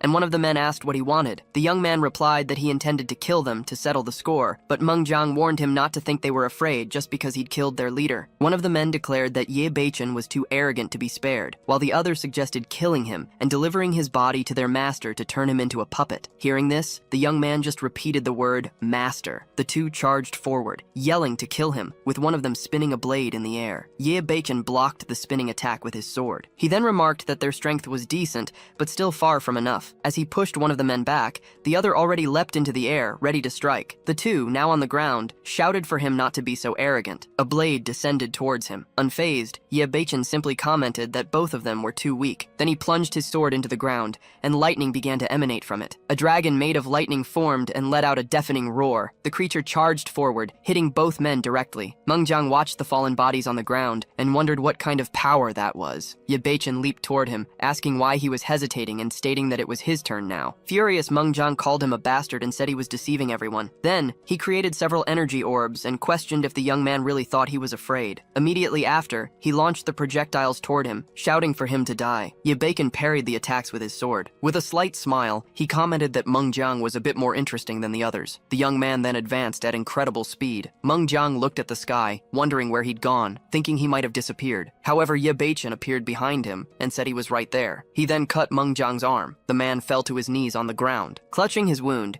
he cursed Ye Beichen for daring to hurt him. Meng Jiang revealed a pill in his palm, saying he hadn't wanted to use it to forcefully increase his cultivation. Still, he ended up swallowing it, claiming he now had no other choice. Ye Beichen immediately noticed his presence had changed. An explosion of energy enveloped Meng Jiang. He then launched two energy tornadoes that surged toward Ye Beichen. The young man ended up trapped between the two vortices. At that moment, he realized he was trapped and couldn't move. Even so, he tried to free himself from the force holding him still. Meng Jiang declared that Ye Beichen wasn't all that impressive, and that he'd worried for nothing. With a confident smile, Ye Beichen asked if he thought he'd already won. Surprised, Meng Jiang questioned if he wasn't dead yet. Ye Beichen delivered a sword strike and declared that Meng Jiang was the one who would die. The attack hit him squarely. Meng Jiang was violently thrown against a wall. He turned around and commented that the Juki Bureau was a great disappointment. Then, he decided that with his revenge settled, it was time to deal with other matters. Suddenly, Ye Beichen fell to his knees on the ground. Sun Duo desperately pleaded for help, but he told her not to scream, as he didn't intend to kill her. The young man then approached the assassin master's body. He touched the man's forehead and commented that there was information about the Pavilion of 100 Treasures there,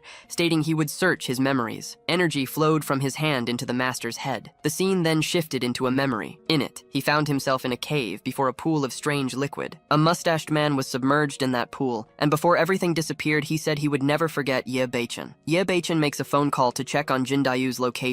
Hearing that he is near the school, Ye Beichen asks him to wait at the main gate. After hanging up, he realizes the intelligence regarding the treasure pavilion is too vague. He will have to investigate it himself. Just then, Dr. Xu rushes over, bowing respectfully and calling him master, awaiting his orders. Ye Beichen hands him a mask and a card. Confused, the doctor asks what they are. Ye Beichen explains that it is a human skin mask and an identity card. When Dr. Xue asks whose identity it belongs to, Ye Beichen instructs him to wear the mask to infiltrate the Longxing group and investigate the treasure pavilion. pavilion. He then dismisses the doctor, saying he needs to rest, and Dr. Shui vanishes. Meanwhile, Wu Ting is sitting at a table filled with various dishes. Ye Beichen enters the house and announces his return. She invites him to sit and eat, noting his timing is perfect. Surprised by the delicious spread, the young man grabs a bowl and says he won't stand on ceremony. Wu Ting advises him to slow down so he doesn't choke. Suddenly, Zhang Xiaohua bursts into the room, shouting Ye Beichen's name. She demands to know why he is there, accusing him of leaving her room just to meet another woman. She grabs his hand and drags him out, ignoring his protests that he hasn't finished eating. Outside a building, he asks what she wants. Zhang Xiaohua explains she is looking for a medicinal ingredient to treat her meridians, and drags him inside. Inside the shopping center,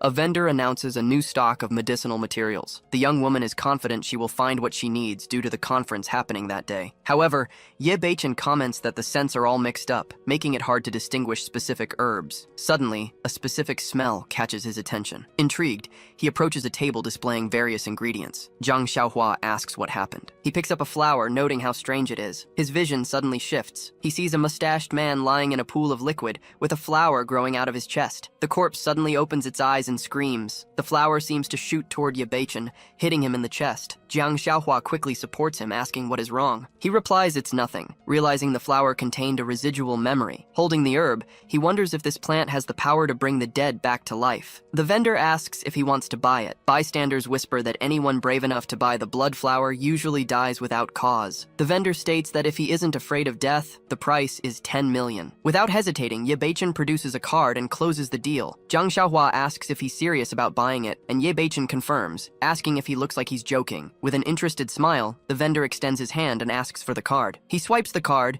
thinking it's his lucky day for finding such a fool. Annoyed, Zhang Xiaohua calls him useless for not stopping him. In the crowd, a couple comments that he must be a fearless fool, perhaps with something wrong in his head. At another stall, a vendor loudly announces that high-quality pills are for sale. Zhang Xiaohua asks what kind of pills they are, and he explains they help with longevity and cultivation. Excited, she rushes to the stall, declaring she's finally found what she was looking for. The young woman asks the vendor for the price, and he replies that each one costs 100 million. She's shocked by the price and questions how something like that could be so expensive. The vendor tells her to leave and stop disrupting his business if she can't afford it. At that moment, Ye Beichen intervenes, asking how he dares to sell such low-quality pills for that price. The couple watching from afar finds the situation interesting and decides to see how it unfolds. The vendor tells Ye Beichen to leave, but he insists he's not wrong and that the pill is indeed low quality. With disdain, the man stares at him and asks if he happens to have any better pills. Ye Beichen replies that he doesn't have any ready, but he can refine them, surprising Zhang Xiaohua. The couple scoffs at the claim, commenting that refining pills isn't something just anyone can do. The vendor then challenges him, saying that if he succeeds, he'll eat his own shot upside down. Without hesitation, Ye Beichen accepts the challenge and approaches a large cauldron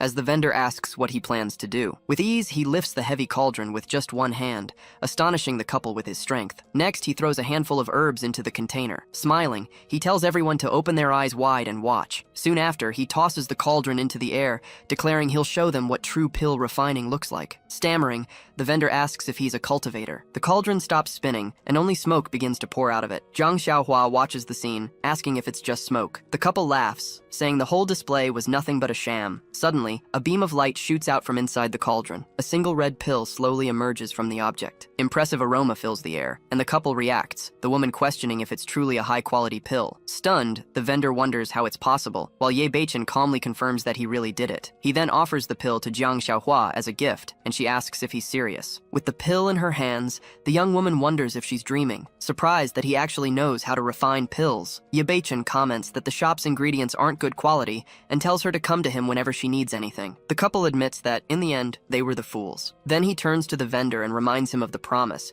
but the man pretends he didn't say anything. Approaching with an intense gaze, Ye Beichen asks if he's sure, leaving the vendor speechless. With a single command, he orders the man to kneel, and he immediately drops to the ground. Desperate, the vendor doesn't understand why he suddenly knelt down on his own. Then, Ye Beichen calls Zhang Xiaohua to leave, and she agrees without hesitation. The vendor pulls out his phone and swears he won't let this public humiliation go unpunished. Soon after, he calls the president and reports that he's run into a problem. Already outside, Ye Beichen asks if she really needed the pill, and the young woman explains it's for her father's treatment. Hearing this, he asks what ailment afflicts the man. Zhang Xiaohua replies that they don't know for sure yet, as it's an extremely rare case. At that moment, a voice shouts for them to stop, making Ye Beichen turn to see who it is. The shop vendor appears, a accompanied by several men, saying that he can't just walk away after humiliating him. He then orders his thugs to attack and cripple him. However, an older man, the association president, arrives with his guards and orders everyone to stop. The vendor points at Ye Beichen, but the president insists the association needs talent like him. The man is left utterly confused by this. Then, the president extends his hand, inviting Ye Beichen to join the association. However, the young man directly replies that he's not interested. At the refusal,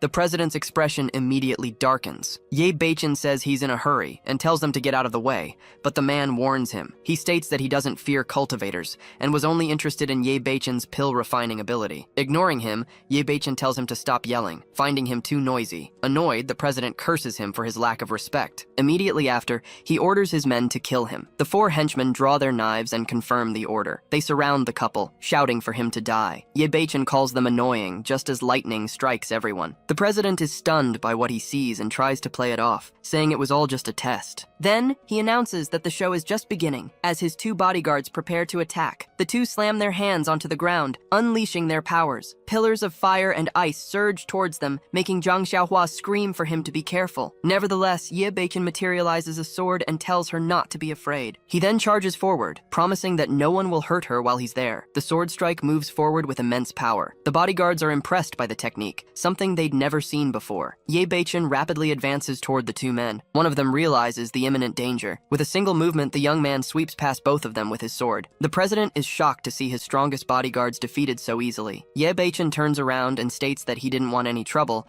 but they had gone too far. He then warns them not to blame him for what's coming next. A single strike hits both the president and the vendor simultaneously. He warns them that he'll spare their lives this time, but there will be no mercy next time. Confused, the president wonders who on earth he is. Zhang Xiaohua comments that Ye Beichen is full of secrets and anything but simple. He then calls her to go home, asking why she's still standing there. Soon after, they both arrive at her residence. Ye Beichen shows curiosity about the young woman's father's rare illness. She asks if he understands medicine, and he confirms that he does. Zhang Xiaohua enters the house and announces her arrival. Then she finds several men collapsed on the living room floor. Ye Beichen asks what happened in that place. Frightened, the young woman rushes inside, calling out for her father. She searches for him around the room, pleading with him not to scare her. At that moment, Ye Beichen activates an ability in his eyes. His vision reveals traces extending from the bodies on the floor. Intrigued, he wonders how something so pure could be there and states that something is wrong. The traces lead him to a mustached man standing in the middle of the room. The man turns around and asks who is spying. Ye Beichen exclaims that it's impossible. Surprised, he questions how something like that could still exist after 2,000 years. Zhang Xiaohua asks if with his abilities, he can find her father. Ye Beichen affirms that he already has a clue. Xiaohua asks if he's serious. He then tells her to follow him and the 2 run off. Ye Beichen leaps through the air,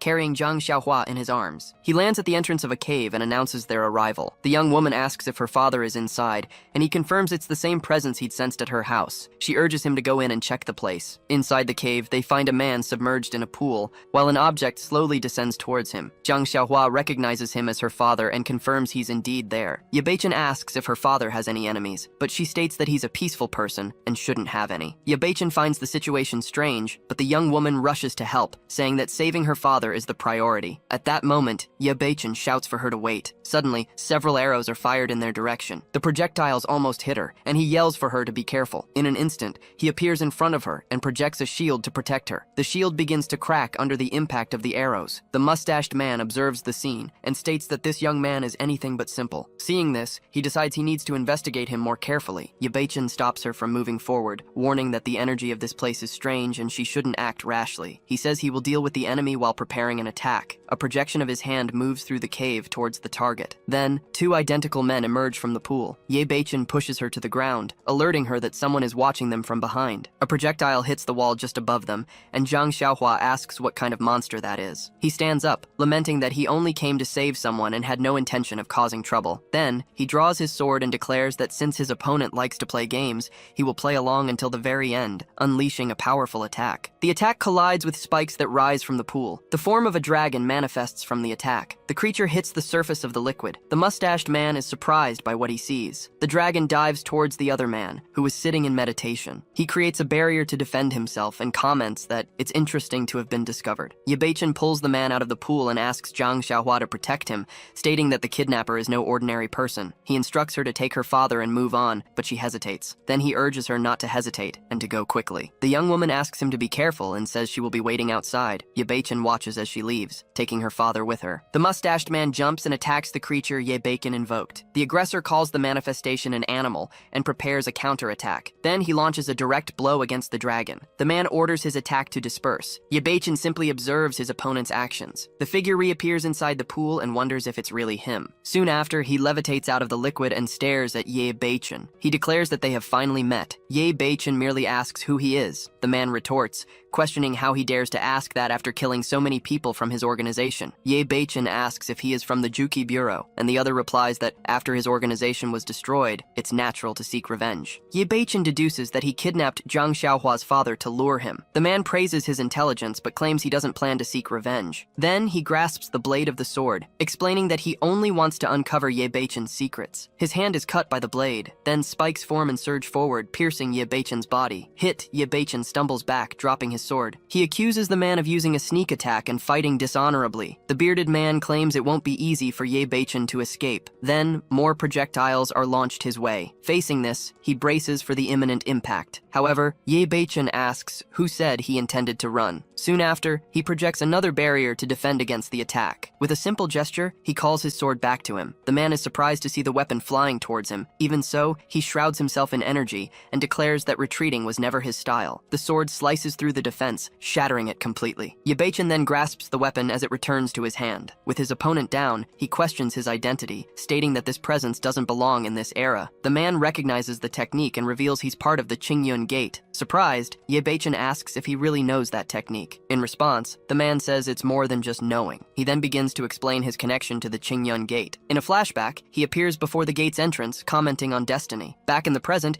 Ye Bacon questions him again, and the man explains they are similar but see different worlds. He extends a hand towards Ye Bacon, calling him Kid. Ye Bacon braces himself for whatever comes next. However, the man bids farewell, saying they will meet again, and vanishes into the cave wall. Ye Bacon observes the mark left on the rock and wonders if he truly left. Soon after, he calls the man strange and confusing. Even so, he begins to ponder if it wasn't a test, and the meaning of the man's words. The scene then shifts to a forest clearing. Zhang Xiaohua is beside her father, asking him not to scare her. She checks his pulse and realizes it has stopped. Urgently, she states that time is short and they can't delay any longer. Next, she adjusts her father's collar. Ye Bacon approaches and asks if the man has woken up yet. She replies that her father won't survive. At this, he asks what happened. Zhang Xiaohua explains that the injection she administered had no effect. Ye Bacon assesses that he's barely holding on, and not even a god could save him now. As the young woman falls into despair, he says there might be a method that could work. She, however, states it's useless as her father's condition is no different from being dead. He then shows a red flower and suggests they try using it. Zhang Xiaohua asks if he intends to save him with that, and Ye Bacon replies that it was an expensive item. He brings the flower closer to the man's chest, suggesting it might have some effect. Her father opens his eyes for an instant and yells for them to stop. Calling him crazy, he claims that flower is an ill-omened object. Even so, the flower is placed on his chest, and a petal falls. Desperate, the young woman shouts at Ye Bacon to remove the flower, saying it's a curse. She turns and calls out to him. Already standing, the man calls his daughter by name, Xiaohua. Next, he looks around and asks where he is and how he got there. The young woman bows, relieved, stating that he finally woke up. Ye Bacon holds the flower and muses that it loses a petal with each life saved. He wonders if the person would die if all the petals fell off. Zhang Xiaohua bows before him and apologizes for misjudging him. Finally, she kisses him on the cheek, leaving him utterly surprised. Ye Bacon sits under a tree, remarking that Miss Jiang is truly surprising. At the same time, he recalls an unexpected moment the two had shared. Shortly after, Zhang Xiaohua approaches and asks if she startled him earlier. She tells him not to mind, explaining she was just really excited, and he replies that it's fine. Ye Bacon smiles, saying he perfectly understands. Suddenly, a figure quickly passes by. He immediately turns and asks who's there. Dr. Xue reveals himself, stating he has important matters to report to the master. Hearing the word master, Zhang Xiaohua reacts with surprise. The doctor explains he used the identity card to locate a secret place, which might be the Wanbao Pavilion, and Ye Bacon asks if this is true. After confirmation, he's delighted to finally have reliable news. Next, he turns to Zhang Xiaohua, informing her he needs to deal with something important, and she releases him without hesitation. Dr. Xue says it's better they leave quickly, and the two leap into the night sky. Watching them depart, she comments that colleague Ye holds many secrets. 3 hours later, they arrive at a remote canyon. opinion. Ye-Beichen asks if that's the mentioned clue, and Dr. Zhu confirms. He asks the master to observe carefully, as the altar is identical to the one that was under Longxing. Ye-Beichen agrees, saying that now that he mentioned it, the similarity is truly striking. Dr. Zhu explains that the bead they obtained should be able to connect to the altar, and suggests he test it. Ye-Beichen looks at the sphere in his hand, questioning if that's truly the case. Still, he decides to perform the test. A column of energy rises from the structure, and Dr. Zhu shouts for the master to be careful. The ground beneath Ye-Beichen's feet begins to crack. Shortly after, he vanishes in an intense flash of light. Elsewhere, a bird peacefully lands on a branch. The man with a mustache appears, holding the sphere, and comments that the boy truly has many secrets. Back at the residence, Dr. Shui and Ye-Beichen fall from the sky. The two land on the ground almost simultaneously. Ye-Beichen stands up and stares at the gate in front of him. Then he asks what place this is. They observe a group of people walking away, as one comments that the elders gave an order, and another confirms something important happened. Dr. Zhui asks the master what's happening, and he replies that there's something strange about this place. An object appears in the night sky, causing Ye-Beichen to turn and ask what it is. He then pushes Dr. Zhu down, shouting for him to kneel. Both are forced to bow down to the ground. The doctor asks the master what's going on. Ye-Beichen also shows confusion. Suddenly, the scenery changes, and he wonders what just happened. Dr. Shui questions if they encountered a ghost, but Ye-Beichen states that it was just an illusion, and what they see now is reality. The doctor says he understands the situation. Even so, Ye-Beichen comments that something is wrong, as he feels someone is watching them. At that moment, an enormous creature appears before them. Dr. Shui shouts a warning, but Ye-Beichen already has his sword out. Without hesitation, he rushes forward and strikes the creature with a direct blow. The doctor tries to thank his master, but is interrupted when Ye-Beichen says there's something strange ahead. Suddenly, Ye-Beichen is taken aback by what he sees. A man meditating, surrounded by several creatures. He wonders if anyone is still alive in this place. He quickly notices the man's presence is incredibly faint, not like someone truly alive. Dr. Shui identifies the surrounding creatures as spirits. The spirits advance, and Ye-Beichen remarks they are too strong to be easily contained. Suddenly, the creatures are struck and collapse. Confused, the doctor wonders what just happened. Ye-Beichen states that even if the person isn't truly alive, saving them might provide some clues. The meditating man turns to face them, asking how anyone could still be alive. He then stands and declares he always knew there was still hope for humanity. The man swiftly moves towards Ye-Beichen, then asks where he comes from and which sect he belongs to. Ye-Beichen in turn asks what happened here and why there are beasts in this place, which only confuses the man further. He clutches his head, complaining of immense pain and saying he can't remember anything. He then collapses to the ground. Suddenly, his eyes fix on the sphere in Ye-Beichen's hand. The man hastily gets back on his feet, asking how Ye-Beichen obtained it and demanding he return it. Ye-Beichen dodges the attack. He then states that since the man has no intention of handing it over, he shouldn't blame him for being rude. As he speaks, the opponent's body visibly grows more muscular. The man lunges at Ye-Beichen. Dr. Zhu yells a warning to his master. Ye-Beichen responds by attacking with his sword. The enemy dissipates and collapses to the ground. Still holding his sword, Ye-Beichen remarks that since it was a manifestation of obsession, something truly terrible must have happened in this place. Dr. Shui then points to the sky, asking his master what it is. A key materializes in the air, making Ye-Beichen question if it's truly a key. The object flies towards a wall, then slots into an invisible lock. A fissure opens in the wall, and Dr. Shui asks what's going on. Ye-Beichen observes intently and concludes there's another world beyond. With that in mind, he decides they should enter and investigate. The two encounter a long staircase that descends into darkness. Ye-Beichen wonders what such a hidden place might contain and tells Dr. Shui to remain vigilant. At the top, they find a grand hall supported by pillars covered in inscriptions. Ye-Beichen explains they are memory inscriptions, and Dr. Shui asks what that signifies. He clarifies that in ancient times, they were used to record history through images, not words. The doctor wonders if such things truly exist. Suddenly, a beam of energy descends from above and strikes Ye-Beichen. Ye-Beichen clutches his head, commenting that the pain is intense. Then, in another scene, a young man approaches and asks why he is still there and hasn't ascended. Confused, Ye-Beichen questions the meaning of the word ascend. He looks around, trying to understand what happened and if he wasn't hit by a memory inscription. The young man explains that this is the opportunity for ascension to the immortal world and asks if he hasn't yet reached the necessary stage. Scornfully, he calls him trash and attacks him with a sword, stating he should die. However, Ye-Beichen grabs the blade with his hand and tells him not to overdo it. At the same time, the surrounding scene begins to shatter. He wonders what is happening. An energy sphere appears in the sky and starts to pull in the floating people. One of the men is pulled towards the sphere. Ye-Beichen watches intently as the scene unfolds before him. The sphere collides with the ground, and a creature emerges from the impact point. In the vision, the creature attacks the people on the ground, while a voice states that ascension is a trap. Back in his own perception, Ye-Beichen says he was affected by the inscription and that what he saw was a memory left left there. He then wonders if that happened 2,000 years ago. In the present, he clutches his head again, complaining that the pain has returned. Dr. Xu approaches, calling him master, and asking if he's all right, showing concern. Yebeichen reassures him, saying he's fine, and the doctor expresses relief. Then, he shows an object found nearby,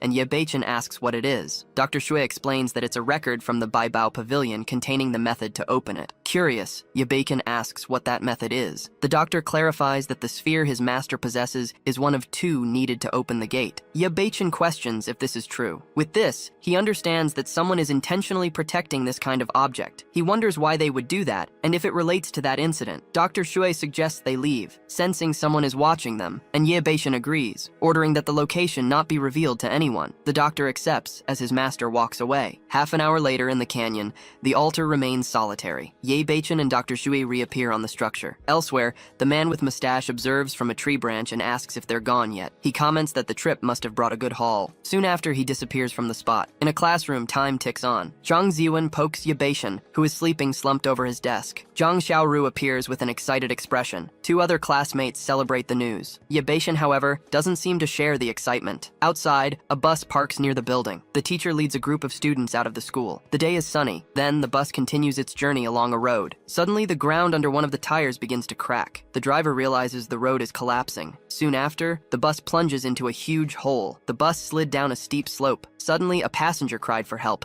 and soon after, the vehicle finally stopped, crashing into a tree. Inside the bus, students panicked amidst the wreckage, with one of them screaming that they didn't want to die. The teacher tried to understand how something like this could have happened, then stated he needed to get everyone out as quickly as possible. However, when he tried to leave, he realized the door was jammed and he couldn't open it. He then despaired, noticing the vehicle was destroyed and the driver was unresponsive. Yebeichen approached and told the teacher he would open the door. The young man positioned himself and struck the exit. Even though the teacher said it was useless, claiming even he couldn't open it, the door still gave way. Bacon then told the students to get out and breathe some fresh air. They left the bus in a hurry, one of the students commenting that she'd almost died of fright. The teacher thanked him, and the young man replied it was just a small help. He then pointed out that there were some injured people who needed the teacher's care. The teacher praised his action, saying the school would recognize him, then turned to the class and asked everyone to take care of their injured classmates. Meanwhile, Baichen observed the slope and found it very strange that an accident had occurred there. Suddenly he turned, alert, and asked what that sound was. Zhang Xiaoru and another student looked up, questioning what was happening. Then, they spotted several large cocoons attached to the tree trunks. At that instant, a brief memory of his previous vision flashed through Baichen's mind, while one of the students wondered how they got there. Another student picked up a branch, saying the thing was moving and he was going to investigate. Before he could advance, Baichen yelled for him to stop. The young man turned around, annoyed,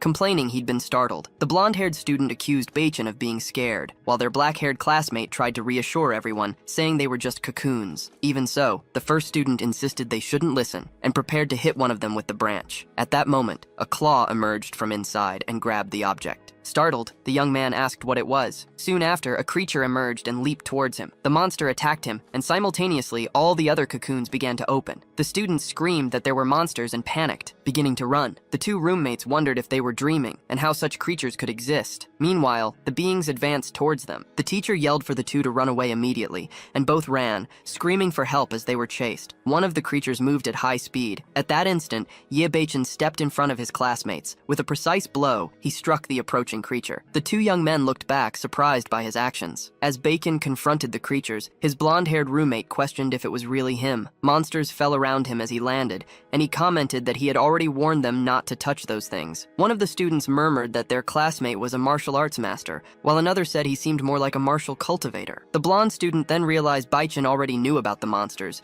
and the black-haired young man apologized for having mocked him. Suddenly, the remaining cocoons in the trees began to move, and Baichen realized the situation was not good at all. The creatures chase the students, who run desperately through the forest. One of the students screams for help as he's attacked by 2 monsters simultaneously. Zhang Ziwen warns that fighting alone won't be possible, and shouts for him to run away. Zhang Xiaoru just watches the scene, wondering if it's all just an attempt to show off. Just then, Ye Beichen summons his sword. Calmly, he states there are too many of them, and if they let them escape, everyone will end up dead. Wielding the blade, he attacks one of the creatures without hesitation. At this, the other monsters immediately turn their attention attention to him. Beichin jumps onto one of the creatures and starts provoking them, challenging them to chase him. The professor reacts in fright, asking if he intends to draw all the monsters away by himself. The creatures fully turn and stare at the young man. Realizing the plan worked, he starts running. Then he jumps away and states that the others will be safe once he lures the monsters further away. One of the students comments in a panic that he's surely going to die now. The professor grabs his phone and says they need help because everyone will die if they wait any longer. However, he soon realizes there's no signal at all in that place. Ye Beichin stops running and faces the approaching creatures. Firmly, he raises his sword and says he can truly fight now. In response, he summons a power that hits the creatures around him. One of the monsters is hit directly by the attack. Advancing without hesitation, he slices the creature with a single blow, shouting for it to die. The monster's head falls to the ground, rolling among the leaves. Observing the defeated creatures, he wonders what they are and why they were there. Soon after, the monster's remains start to clump together. Alertly, he watches the scene unfold before his eyes. The mass slowly unites, forming a single figure. Thus, a new humanoid creature appears before him. The being comments that there's a taste of 2,000 years here. Without wasting time, Beichin attacks with his sword and asks who or what that creature is. In response, the monster lunges towards him, stating that its great cause can be achieved. The young man follows the movement and wonders what kind of thing that is. The creature states it will be less painful if he's obedient. Next, it tries to grab his head. In reaction, he releases a blast of energy and shouts for it to get away. Beichin advances again, promising to destroy it no matter what it is. Running towards a flash of light, he keeps attacking. The creature grabs him and says he's brave but doesn't have what it takes to face it. Soon after, it starts squeezing his neck. The young man struggles to free himself while being enveloped by the creature. Suddenly, the man with a mustache appears, holding a strange object. Advancing, he says they meet again. Without delay, he places the object on Ye Beichin's head. Surprised, the young man asks how he got there. In response, the man reveals that he was the one who sent them to that place. Beichin questions if all of this was part of his plan. The man with a mustache hesitates, wondering how he should explain the situation. Meanwhile, the creature curses them for hurting it and promises they are doomed. Thrashing in the sky, it prepares to attack again. Even so, the man states he'll explain everything later, because first they need to resolve the big problem in front of them. With a firm gesture, the mustachioed man raises a crystal and orders the creature to retreat. The jewel then fires a beam of energy at the dark vortex. From the shadows, a humanoid figure emerges, cursing the situation. Surprised, it questions how anyone could possess such an item. Beside him, the young man watches the scene intently, wondering what's going on. Without hesitation, the man warns the creature to leave or face no mercy. Faced with the threat of no forgiveness, the figure prepares to flee. Soon after, it vanishes into the horizon, promising they will meet again. The mustachioed man comments that the enemy is finally gone, while the young man questions why he was saved. In response, he states that he didn't save him, but acted for his own benefit. Confused, the young man tries to understand what that truly means. Seeing this, the man asks if, after everything he's seen, he still doesn't understand the situation. He then reveals that he had been observing the truck the young man was traveling in along the road. He goes on to explain that the accident they suffered was something he himself caused. Coldly,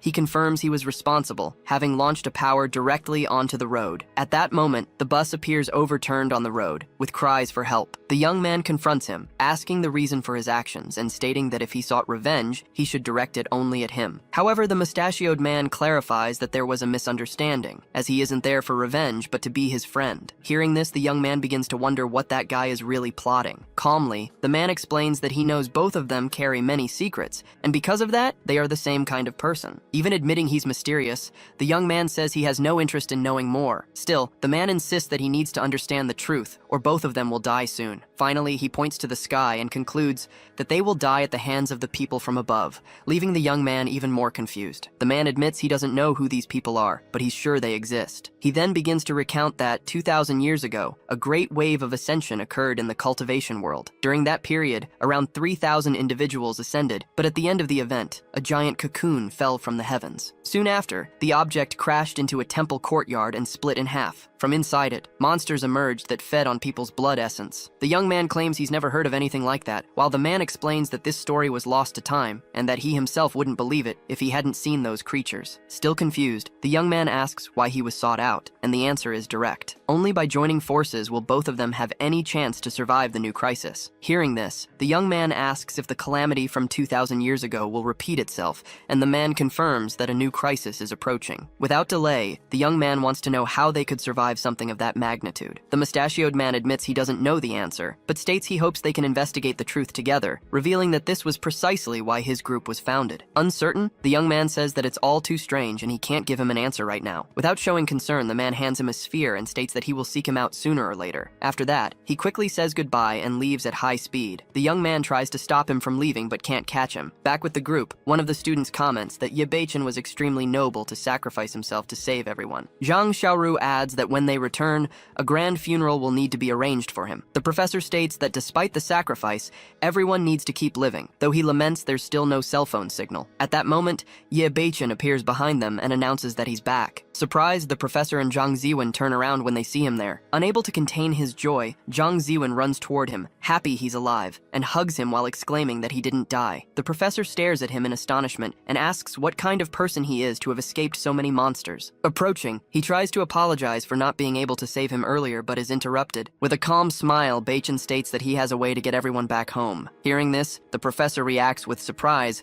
and asks if he's really capable of doing such a thing. Ye Beichen reached out to help Zhang Xiaoru up the embankment, telling her to be careful. He held her wrist firmly, then pulled her up with a single movement. Soon after, the professor supported her, while another classmate also urged her to be careful. Beichen apologized to the girl for using too much force. Shortly after, the professor approached to thank him for his help, saying that without Beichen's intervention, they would all be dead by now. In response, the young man simply stated that he had only done his duty. Suddenly, a shout echoed among the classmates. A student in an orange hoodie appeared with a bloodstain on his chest. Immediately, the professor turned and asked what happened. With difficulty, the young man replied that his wounds seemed to have reopened. Holding his chest, he complained of intense pain. Showing concern, the professor remembered there was no hospital nearby and realized there was a risk of death from blood loss. Desperate, the injured classmate said he didn't want to die. At that moment, Ye Beichen approached and offered to try and help him. The young man questioned his ability, but Beichen assured him he knew a way to cure him. Zhang Ziwen intervened, asking him not to overexert himself. She added that even though Beichen knew how to fight, healing wounds wasn't simple. Agreeing, the professor expressed fear that the situation might worsen. He then questioned if it wouldn't indirectly make him a killer. Calmly, Beichen asked everyone to relax and stated that he would take responsibility if the young man died. Annoyed,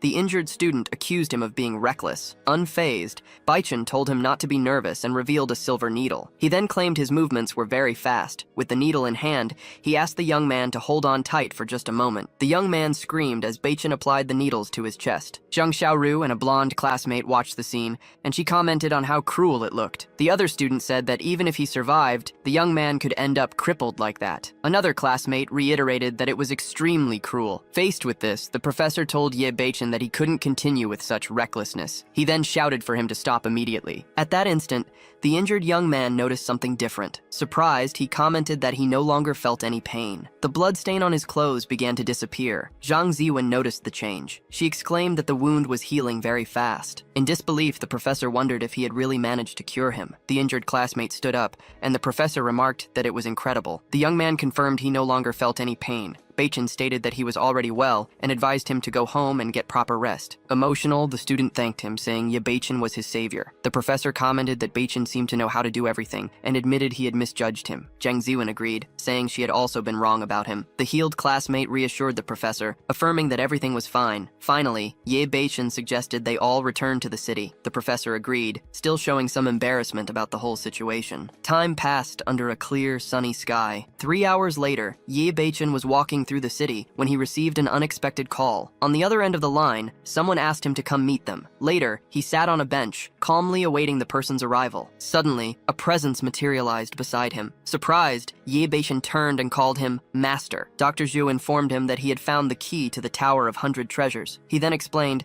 that he now needed him for an even more important task. With that, he made a formal request to his disciple. Soon after, he asked him to investigate an object he projected into the young man's hand. According to Dr. Zhu, Zhu, it was essential to find out where that item came from. In response, Ye Beichen explained that this thing had appeared in a neighboring city. He also recounted that, hours earlier, a strange object had fallen onto one of the streets, and a monster had emerged from within it. The authorities tried to confront the creature, but were unsuccessful when they were attacked. During the confrontation, the monster advanced towards one of the police officers. Faced with this, Ye Beichen asked if the creature's origin had been discovered. Dr. Zhe replied that it hadn't yet. The young man decided he would go to the location to investigate personally. His master warned him, reminding him that the city was hundreds of kilometers away. He then questioned if Ye Beichen intended to walk all the way there. Ye Beichen agreed that the distance was indeed great. As he watched the modern cars passing on the street, he found it all quite interesting. Soon after, he suggested that perhaps he should get a vehicle for himself. The scene changed to the facade of a luxury car dealership. Ye Beichen entered the place and commented on the large number of cars on display. Approaching a black model, he praised the vehicle's design. At that moment, a saleswoman shouted at him not to touch the car. Surprised, he turned and asked if he couldn't even touch the car he intended to buy. The saleswoman looked him up and down with disdain. She then pushed him away from the car and told him to leave,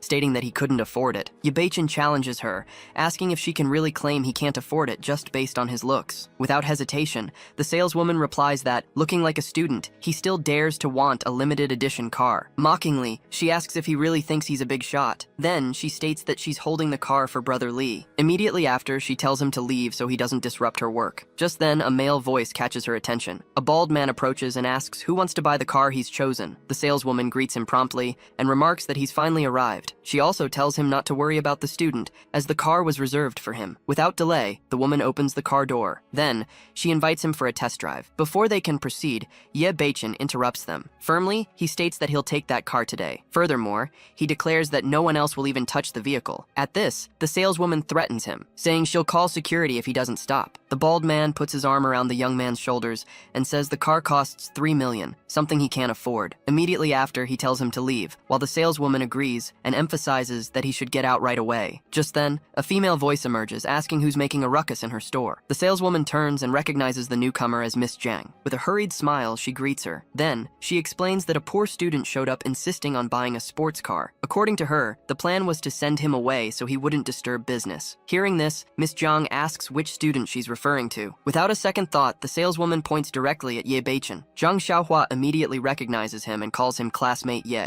Smiling, he asks what she's doing there. She replies that this is one of her family's properties, which is why she's there. The saleswoman is surprised to discover that the two are classmates. At this moment, she realizes she might have completely misjudged the situation. Ye Beichen comments that since it's her family's business, everything becomes easier. Meanwhile, he holds up his card, ready to make the car purchase. However, Zhang Xiaohua says there's no need to pay and that she intends to give him the car as a gift. Even so, Beichen insists on paying, stating that he wants to prevent certain people from judging others just by their looks. Given his insistence, she agrees to the request. Immediately after, she calls another employee and asks her to handle the paperwork for her classmate's purchase. The employee with white hair invites Ye Beichen to follow her to finalize the process. From a distance, the first saleswoman watches the two walk away and curses the situation. The saleswoman regrets misjudging the client. Then she complains that someone else ended up stealing her sale. Hearing this, Zhang Xiaohua turns around and informs her that she's fired, leaving her in complete shock. The woman falls to the floor, realizing she just lost her job. Meanwhile, the bald man, who had been ignored, asks what will happen to him now. Outside, Ye Beichen's new car is parked in front of the dealership. At that moment,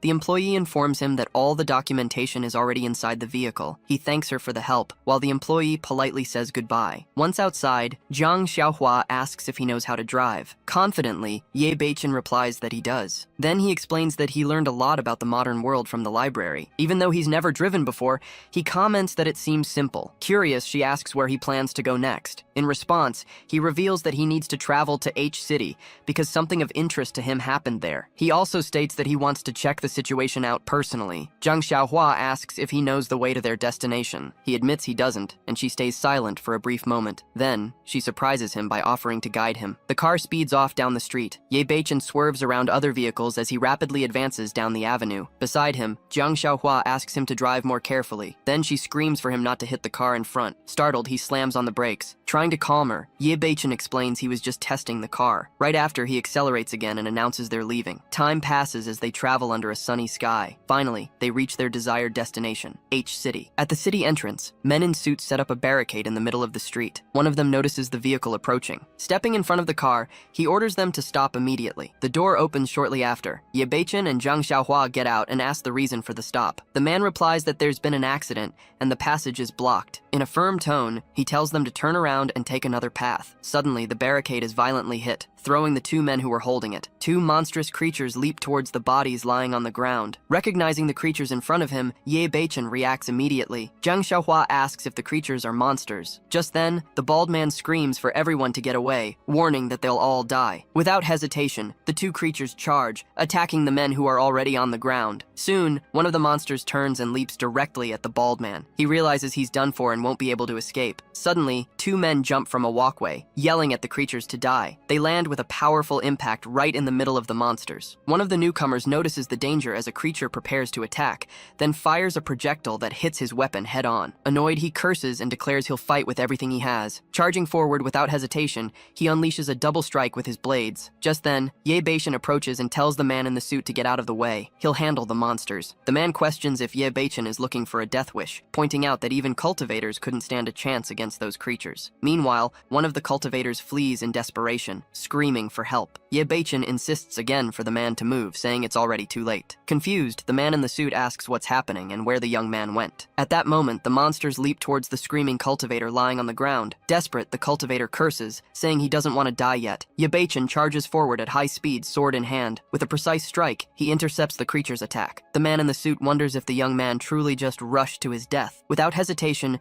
Ye Beichen raises his sword and orders the other monster to back off. Then, a single strike cuts through the air towards the creature. Astonished, the man in the suit can't believe this guy actually defeated the monster. The cultivator also wonders who this incredibly powerful man is. Amidst the swirling dust, both creatures rise again. With his sword raised, Ye Beichen asks if they still aren't going to surrender. Then he tells them to go to hell. An attack sweeps across the ground, hitting both monsters simultaneously. The man in the suit comments that the young man is incredibly strong, admitting he underestimated him. The cultivator, meanwhile, is terrified and impressed by his power. Approaching them, Ye Beichen asks who they are and why they're dealing with monsters. The man immediately apologizes for misjudging him, but Ye Beichen ignores the apology, demanding a direct answer. The man explains they're part of an official task force, responsible for investigating strange cases that have popped up in big cities. The mention of this task force piques Ye Beichen's curiosity. Zhang Xiaohua then asks if the monsters were the problem he needed to solve, and Ye Beichen confirms he's also investigating details about them. Seeing this, the man invites Ye Beichen to join their investigation. Ye Beichen refuses, stating he prefers working alone. Even so, the other man insists, explaining that the task force has official resources, and Ye Beichen's help would be invaluable. The idea of being able to use such resources catches Ye Beichen's attention. Excited, the man celebrates and welcomes him to the team. The two then shake hands to seal the deal. Afterward, he invites Ye Beichen to meet the vice captain, who is in a nearby building. Inside an office, a gray-haired man sits behind a desk. The man in the suit enters and greets Vice Captain Zhao. Zhao asks why he's returned, and the man quickly replies that the monsters have been defeated, and he's brought a new recruit. The vice captain then asks if he means the two young men. The man confirms that the young man beside him is the new recruit. Zhao reprimands him for bringing just anyone, especially students, into his office. Trying to justify himself,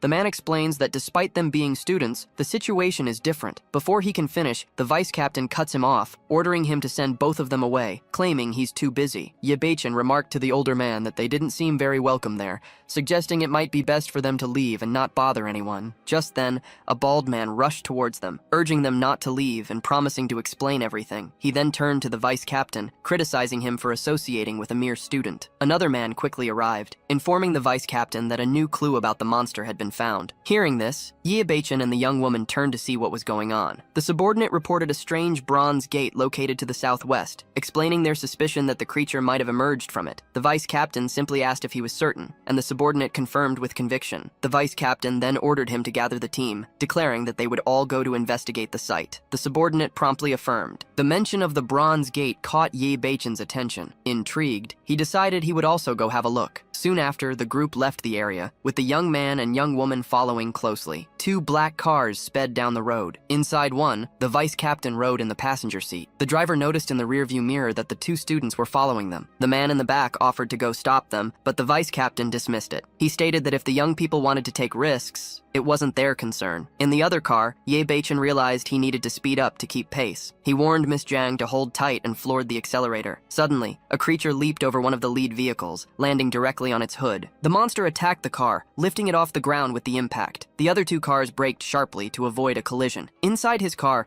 the vice captain observed the scene, noting that the monster had reappeared. 3 of his men leaped out, one announcing that their opportunity had arrived. Another prepared an attack in his palm, declaring it was time to hunt. Without hesitation, he launched his technique directly at the creature. His confident companions approached, asserting that the small monster was already defeated. The vice captain remarked that it was excellent, praising his subordinates for not disappointing him. However, the creature still moved amidst the attack, soon revealing itself to be completely unharmed. In response, the monster counterattacked, throwing all 3 men far away and violently slamming them onto the ground. Witnessing this, the vice captain exited his car, demanding to know what was happening. One of the men struggled to his feet, commenting that the creature's defense had been too strong for their attack. The monster then advanced towards the group. From inside the car, the driver screamed a warning to the vice captain. Gathering their strength, the 3 men regrouped and prepared another attack. Their techniques launched simultaneously, one of them ordering the creature to stop immediately. Even so, the monster advanced right through their attacks, repelling all 3 with a single blow. It stopped just a few meters from the car, kicking up dust from the impact. Paralyzed, the 3 men who had gotten out of the vehicle could only stare at the scene. Seeing this, the bald man declared that it was all over. At the same time, the vice captain wondered what else they could possibly do. His subordinate bluntly stated that they would all surely die. The bald man quickly corrected himself,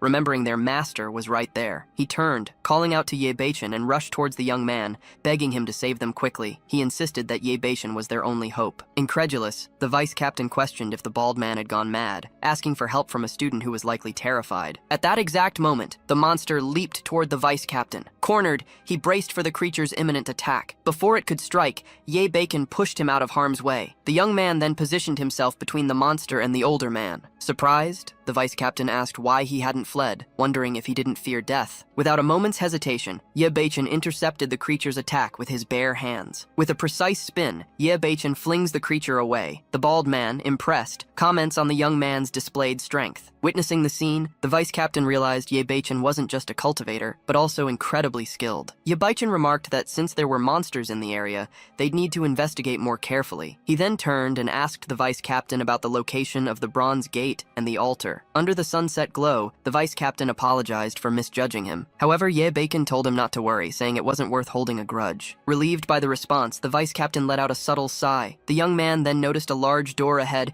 and asked if that was the place they were searching for. The older man confirmed, stating it was precisely there. With a single kick, Ye Beichen smashed open the double doors. The vice captain and his subordinate were stunned by the impressive force of his kick. Immediately afterward, Ye Beichen told Miss Jiang to stay close and not stray too far. Hiding, the bald man silently wondered if more monsters were lurking inside. Impatiently, the vice captain pushed him aside, ordering him to get out of the way. Moving forward, he entered the area and found an altar in the center of the room. The stone structure stood prominently in the middle of the large empty hall. Without hesitation, Ye Beichen sprinted towards the altar. With a precise leap, he landed on the stone structure. Thoughtfully, he remarked that the place looked very similar to the Longxing group's altar. Soon after, he materialized an object in his hand, wondering if it would have any use. The relic activated, and Ye Beichen vanished from the spot. The group watched the scene in shock, with the vice captain questioning where he had gone. Suddenly, Ye Beichen found himself in a completely different room. Looking around, he tried to understand how he had arrived. He then began to ponder if all altars were portals to this very location. Just then, a small stone dropped to the floor at his feet. Recognizing it, Ye Beichen realized it was the same stone he'd used earlier to defeat the monster. He gripped it firmly, considering the item quite valuable. Without hesitation, he declared he would keep the object and then summoned his sword. Immediately afterward, he reappeared in the altar hall and heard a cry for help from outside. The young man turned towards the entrance, trying to understand what was happening. Outside, the group was surrounded by numerous monsters that had suddenly appeared. One of the creatures charged directly at the vice captain. In response, he drew his blade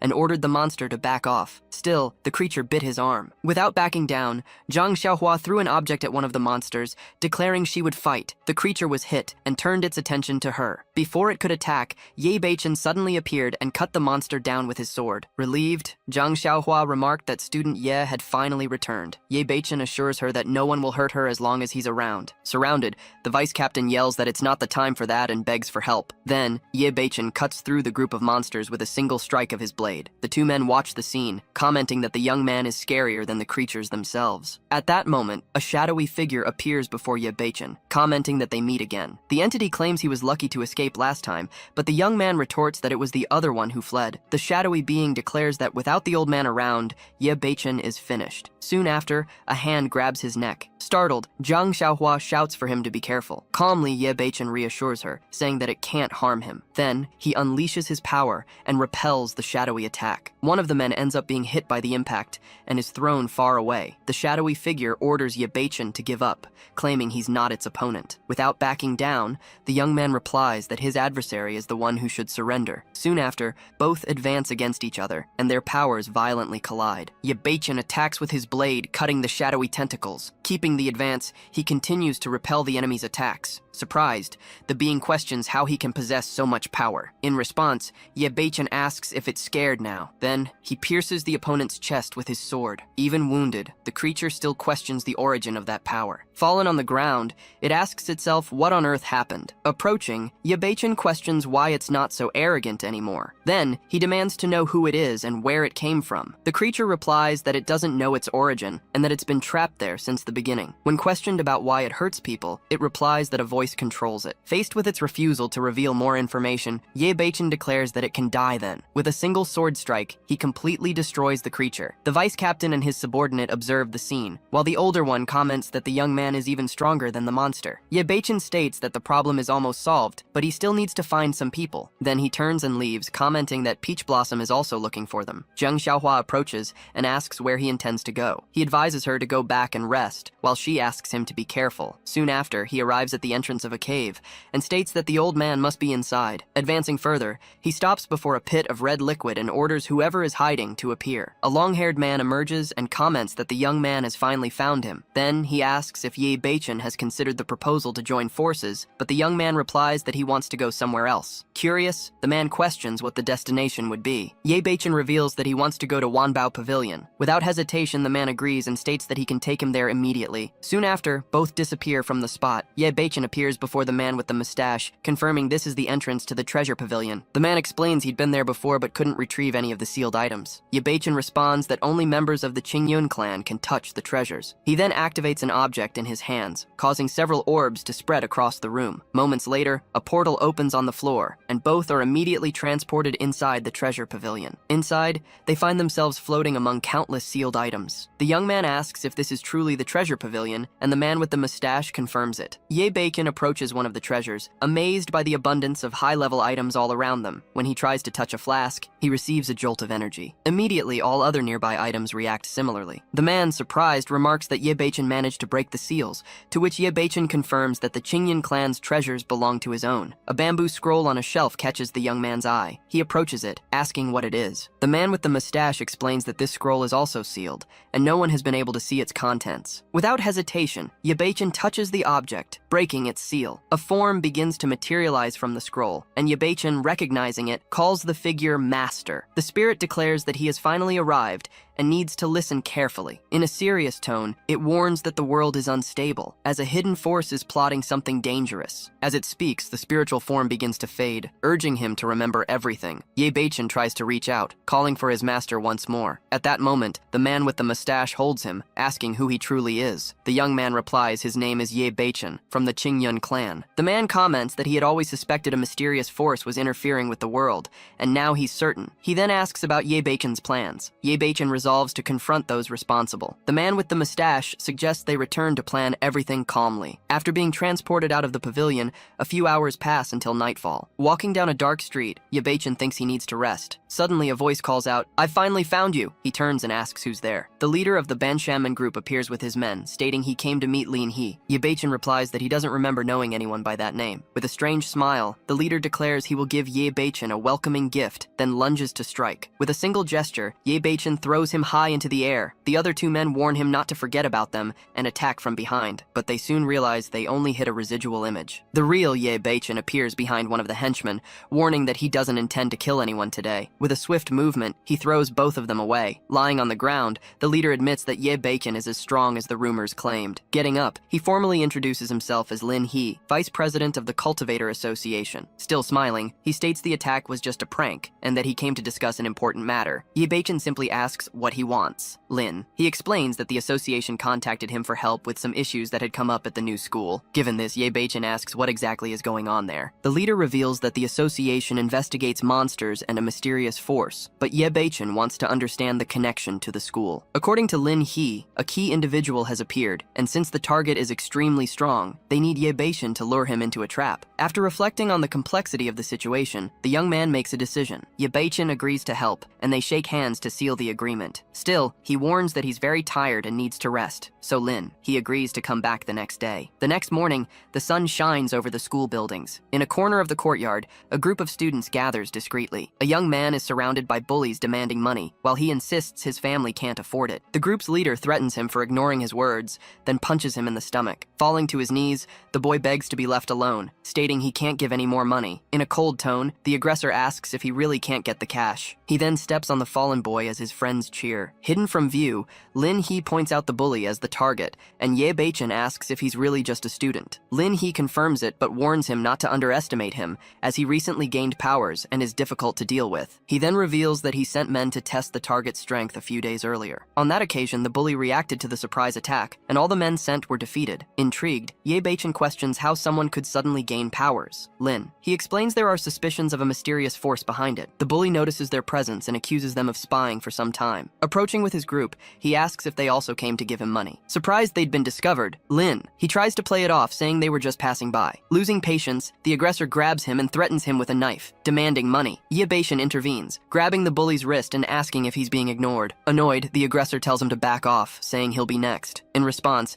Ye Beichen squeezes his wrist tightly. The bully screams in pain, disbelieving that someone dared to break his bone. Furious, he raises the knife and swears he'll kill him. Quickly, Lin. He shoves Ye Beichen out of the way and warns him to be careful. Lying on the ground, Lin. He asks why he's hesitating. Ye Beichen explains it's not time to fight yet, as they might not be a match for their opponent. The bully declares that only he can intimidate others and that no one is capable of hurting him. His henchmen approach, worried, and ask if he's okay, while his arm begins to recover. Annoyed, he tells everyone to shut up. He then strikes both of their heads at the same time, and something is extracted from their heads through his hands. Lin He observes the scene and comments that the guy seems to have lost control. The aggressor mutters to himself about having had his bone broken. Soon after, he creates 4 copies of himself. The bully and his clones surround the two, promising to make them pay 100 times over. With a simple gesture, Ye Beichen attacks 3 of the clones at once. The original spits blood from the impact. Lin He quickly holds him back and asks him to wait and not act on impulse. Ye Beichen asks what it all means. Lin He explains that since they're inside a school,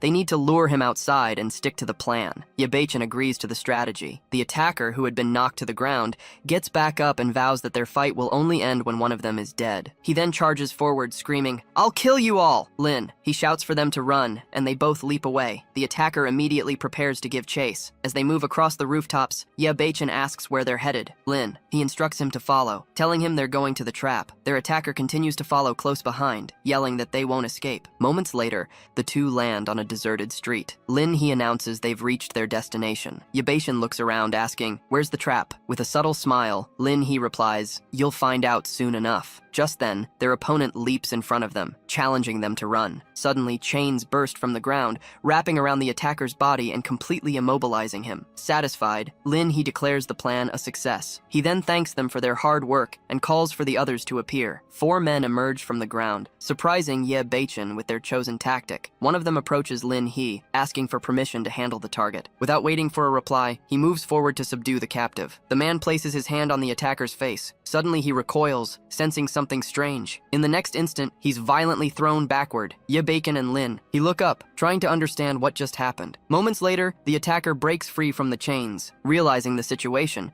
Lin He concludes their target has gone mad, and his men brace themselves for a fight. They quickly charge forward, attempting to contain him. The attacker taunts them, saying, "You'll all become my food." He then absorbs the strength from the fallen men. Strengthened, he lunges towards the others, yelling, "I want more!" One of the men warns his companion, "Be careful, don't let him land a direct attack." Trying to stop his advance, one of them delivers a blow. The attacker easily dodges the strike. Moments later, he materializes 2 swords and declares, "You're too weak." He attacks one of the men with a blade, declaring, "You're no match." He then strikes the other with his second blow. Seeing this, he realizes they've severely underestimated their enemy's strength. The attacker then leaps towards the two, screaming, "Keep dying!" To avoid the impact, Ye Baichen and Lin He leap backward. On the ground, Lin He's men admit they can't defeat him and don't want to die here. The attacker turns to the two and claims, "You've been watching my every move!" Ye Baichen draws his sword and orders him to surrender, stating, "I already know the truth."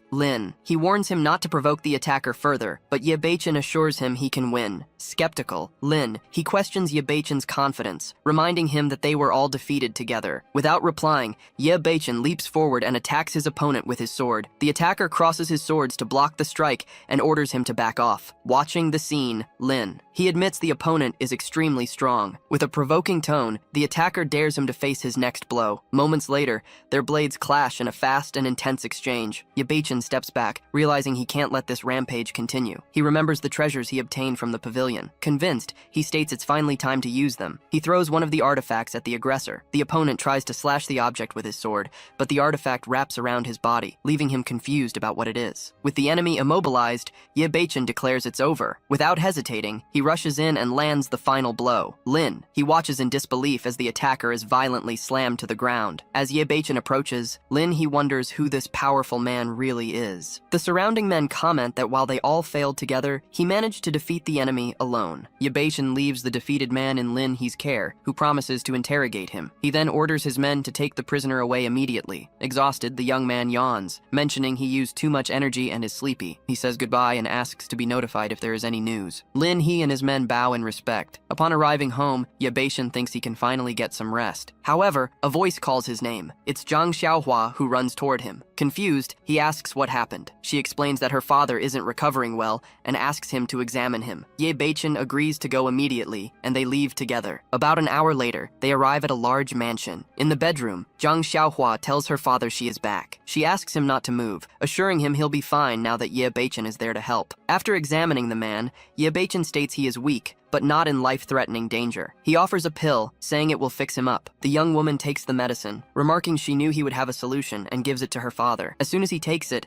the man is surprised by the immediate effect, saying the discomfort has vanished. Ye Baichen says that since he is recovered, he will go home to rest, as he is exhausted. Before he can leave, Zhang Xiaohua stops him. Holding him back, she suggests he sleep in her room since it's empty, leaving him confused by the proposal. Inside the room, she says he helped her a lot and she always wanted to repay him. Ye Baichen replies that he doesn't think this is a good idea. Regardless, she pushes him onto the bed, saying he is the first man to make her feel this way. Leaning over him, she declares he will be hers tonight, while he questions if this is appropriate. Without answering, she kisses him. She asks him not to be shy, admitting she really likes him. Outside, the night passes silently. In bed, Zhang Xiaohua tells Ye Baichen that he is her first man. A black car is parked in front of a large brick building. 2 girls comment on how beautiful the car is and how attractive its owner seems. As they walk past, Ye Baichen remarks to his companion that the previous night was quite exhausting. She immediately scolds him, telling him not to talk nonsense. Further ahead, a group of men in suits blocks their way, declaring the area restricted. Ye Baichen stops, wondering what's going on. Just then, a young man with a shaved head approaches, noting that Baichen has finally arrived. Ye Baichen addresses him as Lin He and asks why the area is restricted, to which Lin He replies that it's a long story. Lin He then explains that they interrogated a young man last night and gathered some crucial information. 10 days prior, this same young man had been cornered by thugs demanding money, but he insisted he had none. One of them grabbed him by the neck, questioning if he was truly broke. Meanwhile, another raised a stick, threatening to teach him a lesson. After that, the attackers left, warning him not to forget his money next time. Alone, the young man got up, grumbling that he didn't deserve any of this and that the world was unfair. Suddenly, his foot slipped on a manhole cover and he tumbled into the hole. And he explains that after falling into the manhole, the young man gained a strange power, leading them to suspect something hidden beneath the school. Hearing this, Ye Beichen asks if the restricted area is indeed the manhole, and Lin He confirms. He then adds that the association has assembled 2 teams of cultivators to explore the site. Finding the whole situation interesting, Ye Beichen comments on it, and Lin He asks if he plans to go down and investigate too. Without hesitation, Ye Beichen confirms, asking Zhang Xiaohua to wait for him. She in turn urges him to be careful. Soon after, Ye Beichen turns to Lin He and says they can go. Meanwhile, a group of men gathered around the manhole are informed that the mission is A-level. Lin He approaches with Ye Beichen and greets everyone, apologizing for making them wait. A blonde young man asks who his companion is, and Lin. He introduces Ye Beichen as a new friend interested in the exploration. Then, a red-haired young man questions if he'll be going alone. Ye Beichen confirms he has no team and will descend by himself. Both men warn him that it's an A-level mission, dangerous even for 2 teams combined, and advise him not to go. Without a word, Ye Beichen leaps straight into the hole, declaring that he alone is enough. From above, the others watch in disbelief, wondering if he has a death wish. Without wasting a moment, Lin He tells everyone to hurry up and follow him in. Inside the tunnel, Ye Beichen observes that the underground feels like a completely different world. When the others catch up, they tell him to fall back and stay behind the group. Just then, Lin He shouts a warning, noticing movement ahead. One of the men wonders if it's a group of monsters, while another points out they don't have enough people. Scared, they yell for Ye Beichen to come back, warning him that the monsters won't be gentle. The blonde young man shouts, asking if he's lost his mind. Suddenly, multiple swift cuts appear in the dim light. The ground begins to tremble, and one of the men asks if it's an earthquake. Another team member points ahead,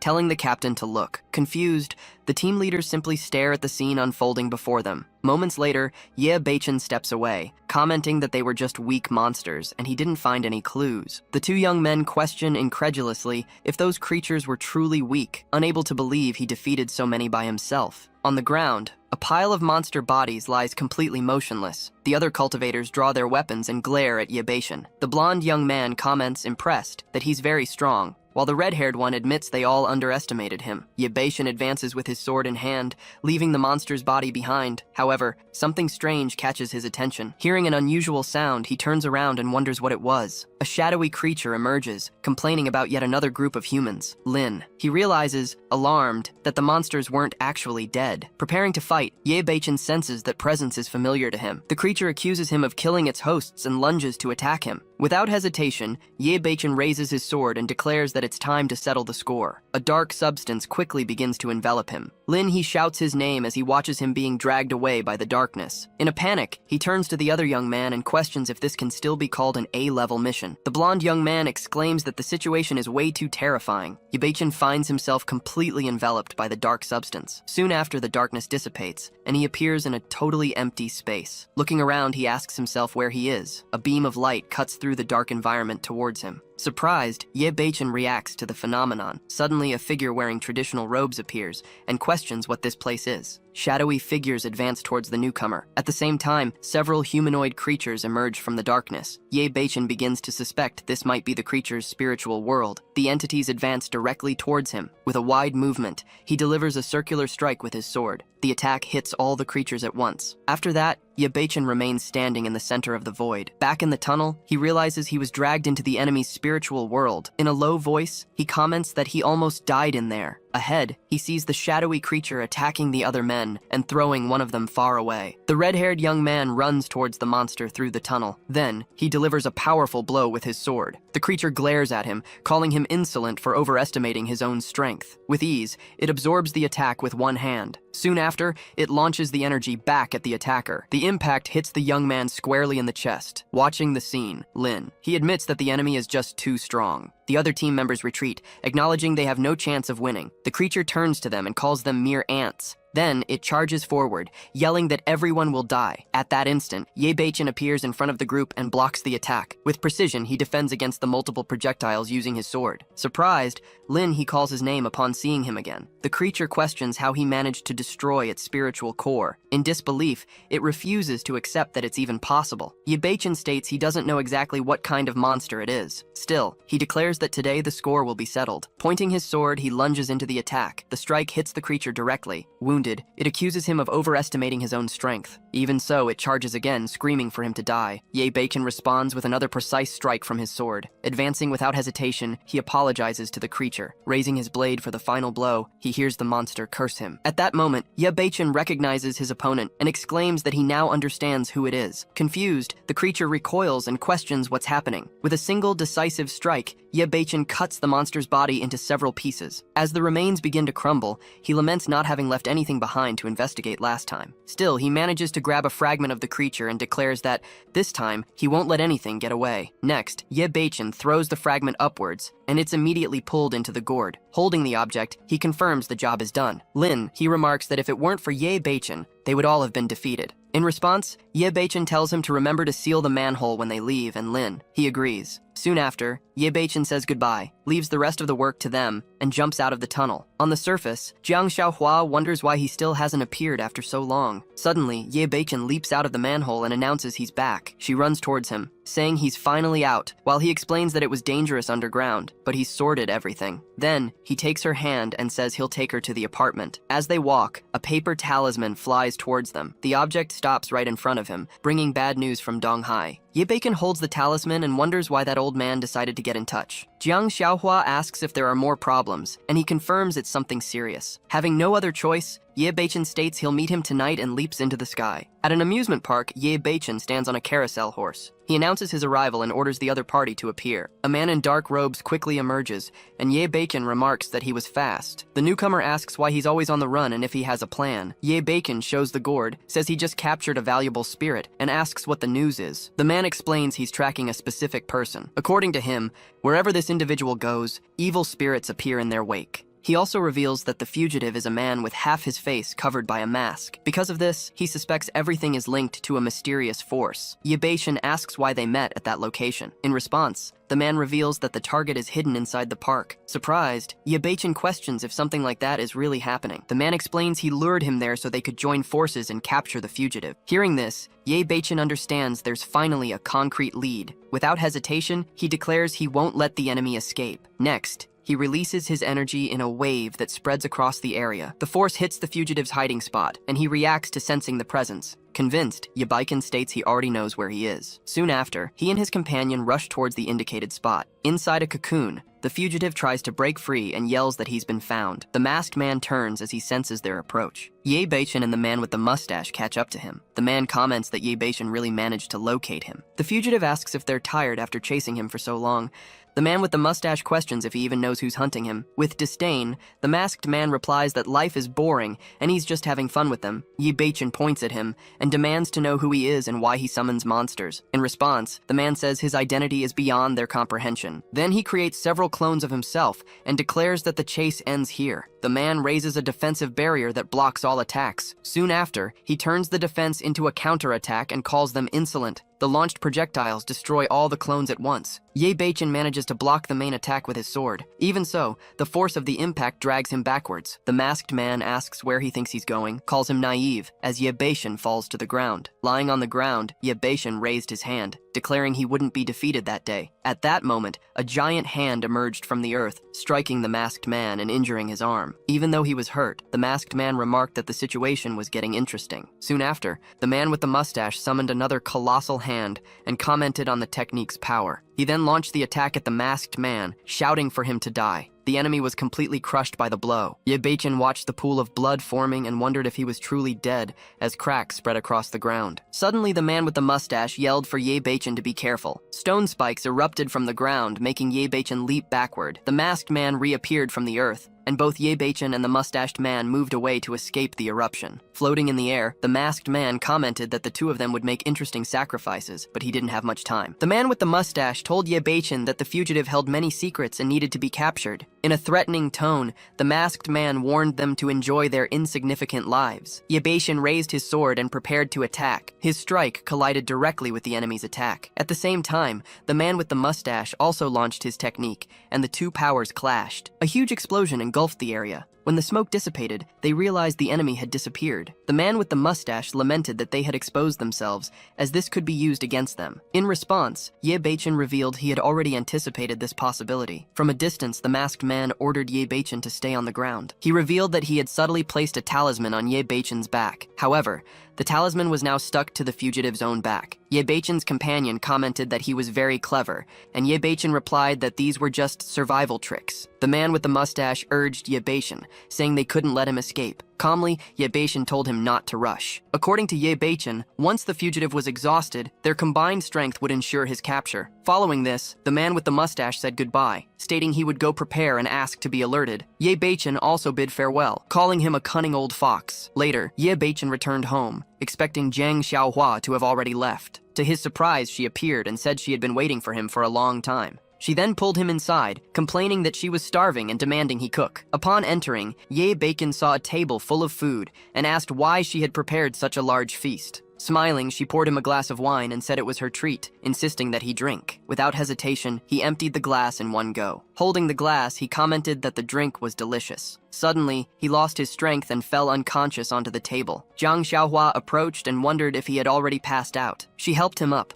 commenting that he really couldn't handle his liquor. The next morning, Ye Beichen woke up in his bed, surprised to find Jiang Xiaohua lying on top of him. Sitting up, he asked what was happening, and when she had gotten into bed with him, she rose, questioned what the problem was, and moved closer to him. Finally, she leaned in and kissed his cheek. Jiang Xiaohua told Ye Beichen there was no need to be ashamed, since they had already lived together as husband and wife. Then she stood up and said she was going down to make breakfast. Before she could leave, he asked her to wait, explaining that they would go out to eat together instead. As she got near the door, she asked what he was looking at, and he calmly replied that she would understand soon enough. She just commented that he had always been a very busy man. Alone in the room, Ye Beichen sat down to meditate. His memory of the previous day was incomplete, and this was his chance to clarify it. With an outstretched hand, he commanded the vision to open. In a deserted location, a masked man was feeding several animals, stating that they would all have a grand feast. The place was revealed to be a vast complex of traditional buildings. Back in the room, Ye Beichen wondered if the masked man truly was a state official. Holding a talisman, he confirmed that the location had been discovered. Standing near the window,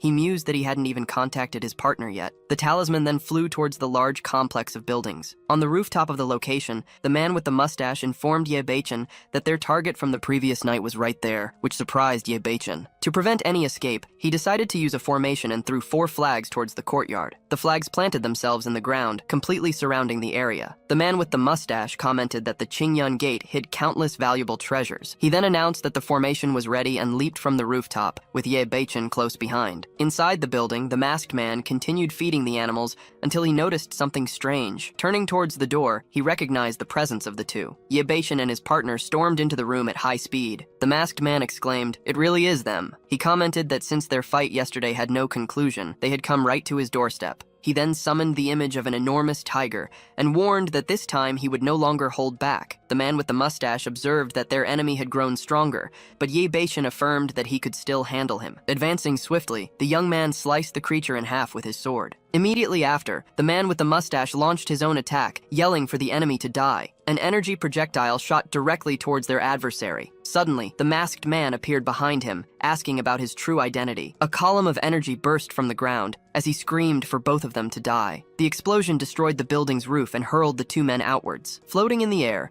the masked man summoned a giant sword and declared that he had spared them last time, but now there would be no mercy. He then hurled the enormous sword downwards, asking them not to blame him for being impolite. The man with the mustache raised his hands to defend himself and shouted a warning. The sword collided with the ground, triggering a devastating explosion. Realizing he couldn't wait any longer, Ye Beichen bit his own finger. Raising a paper talisman, he activated it and commanded it to open. Lightning bolts began to fall from the sky, striking the entire complex of buildings. The masked man looked up at the sky and wondered if it was thunder. Then, multiple lightning bolts descended from the sky, hitting the ground all around him. He looked up and screamed, "This isn't good."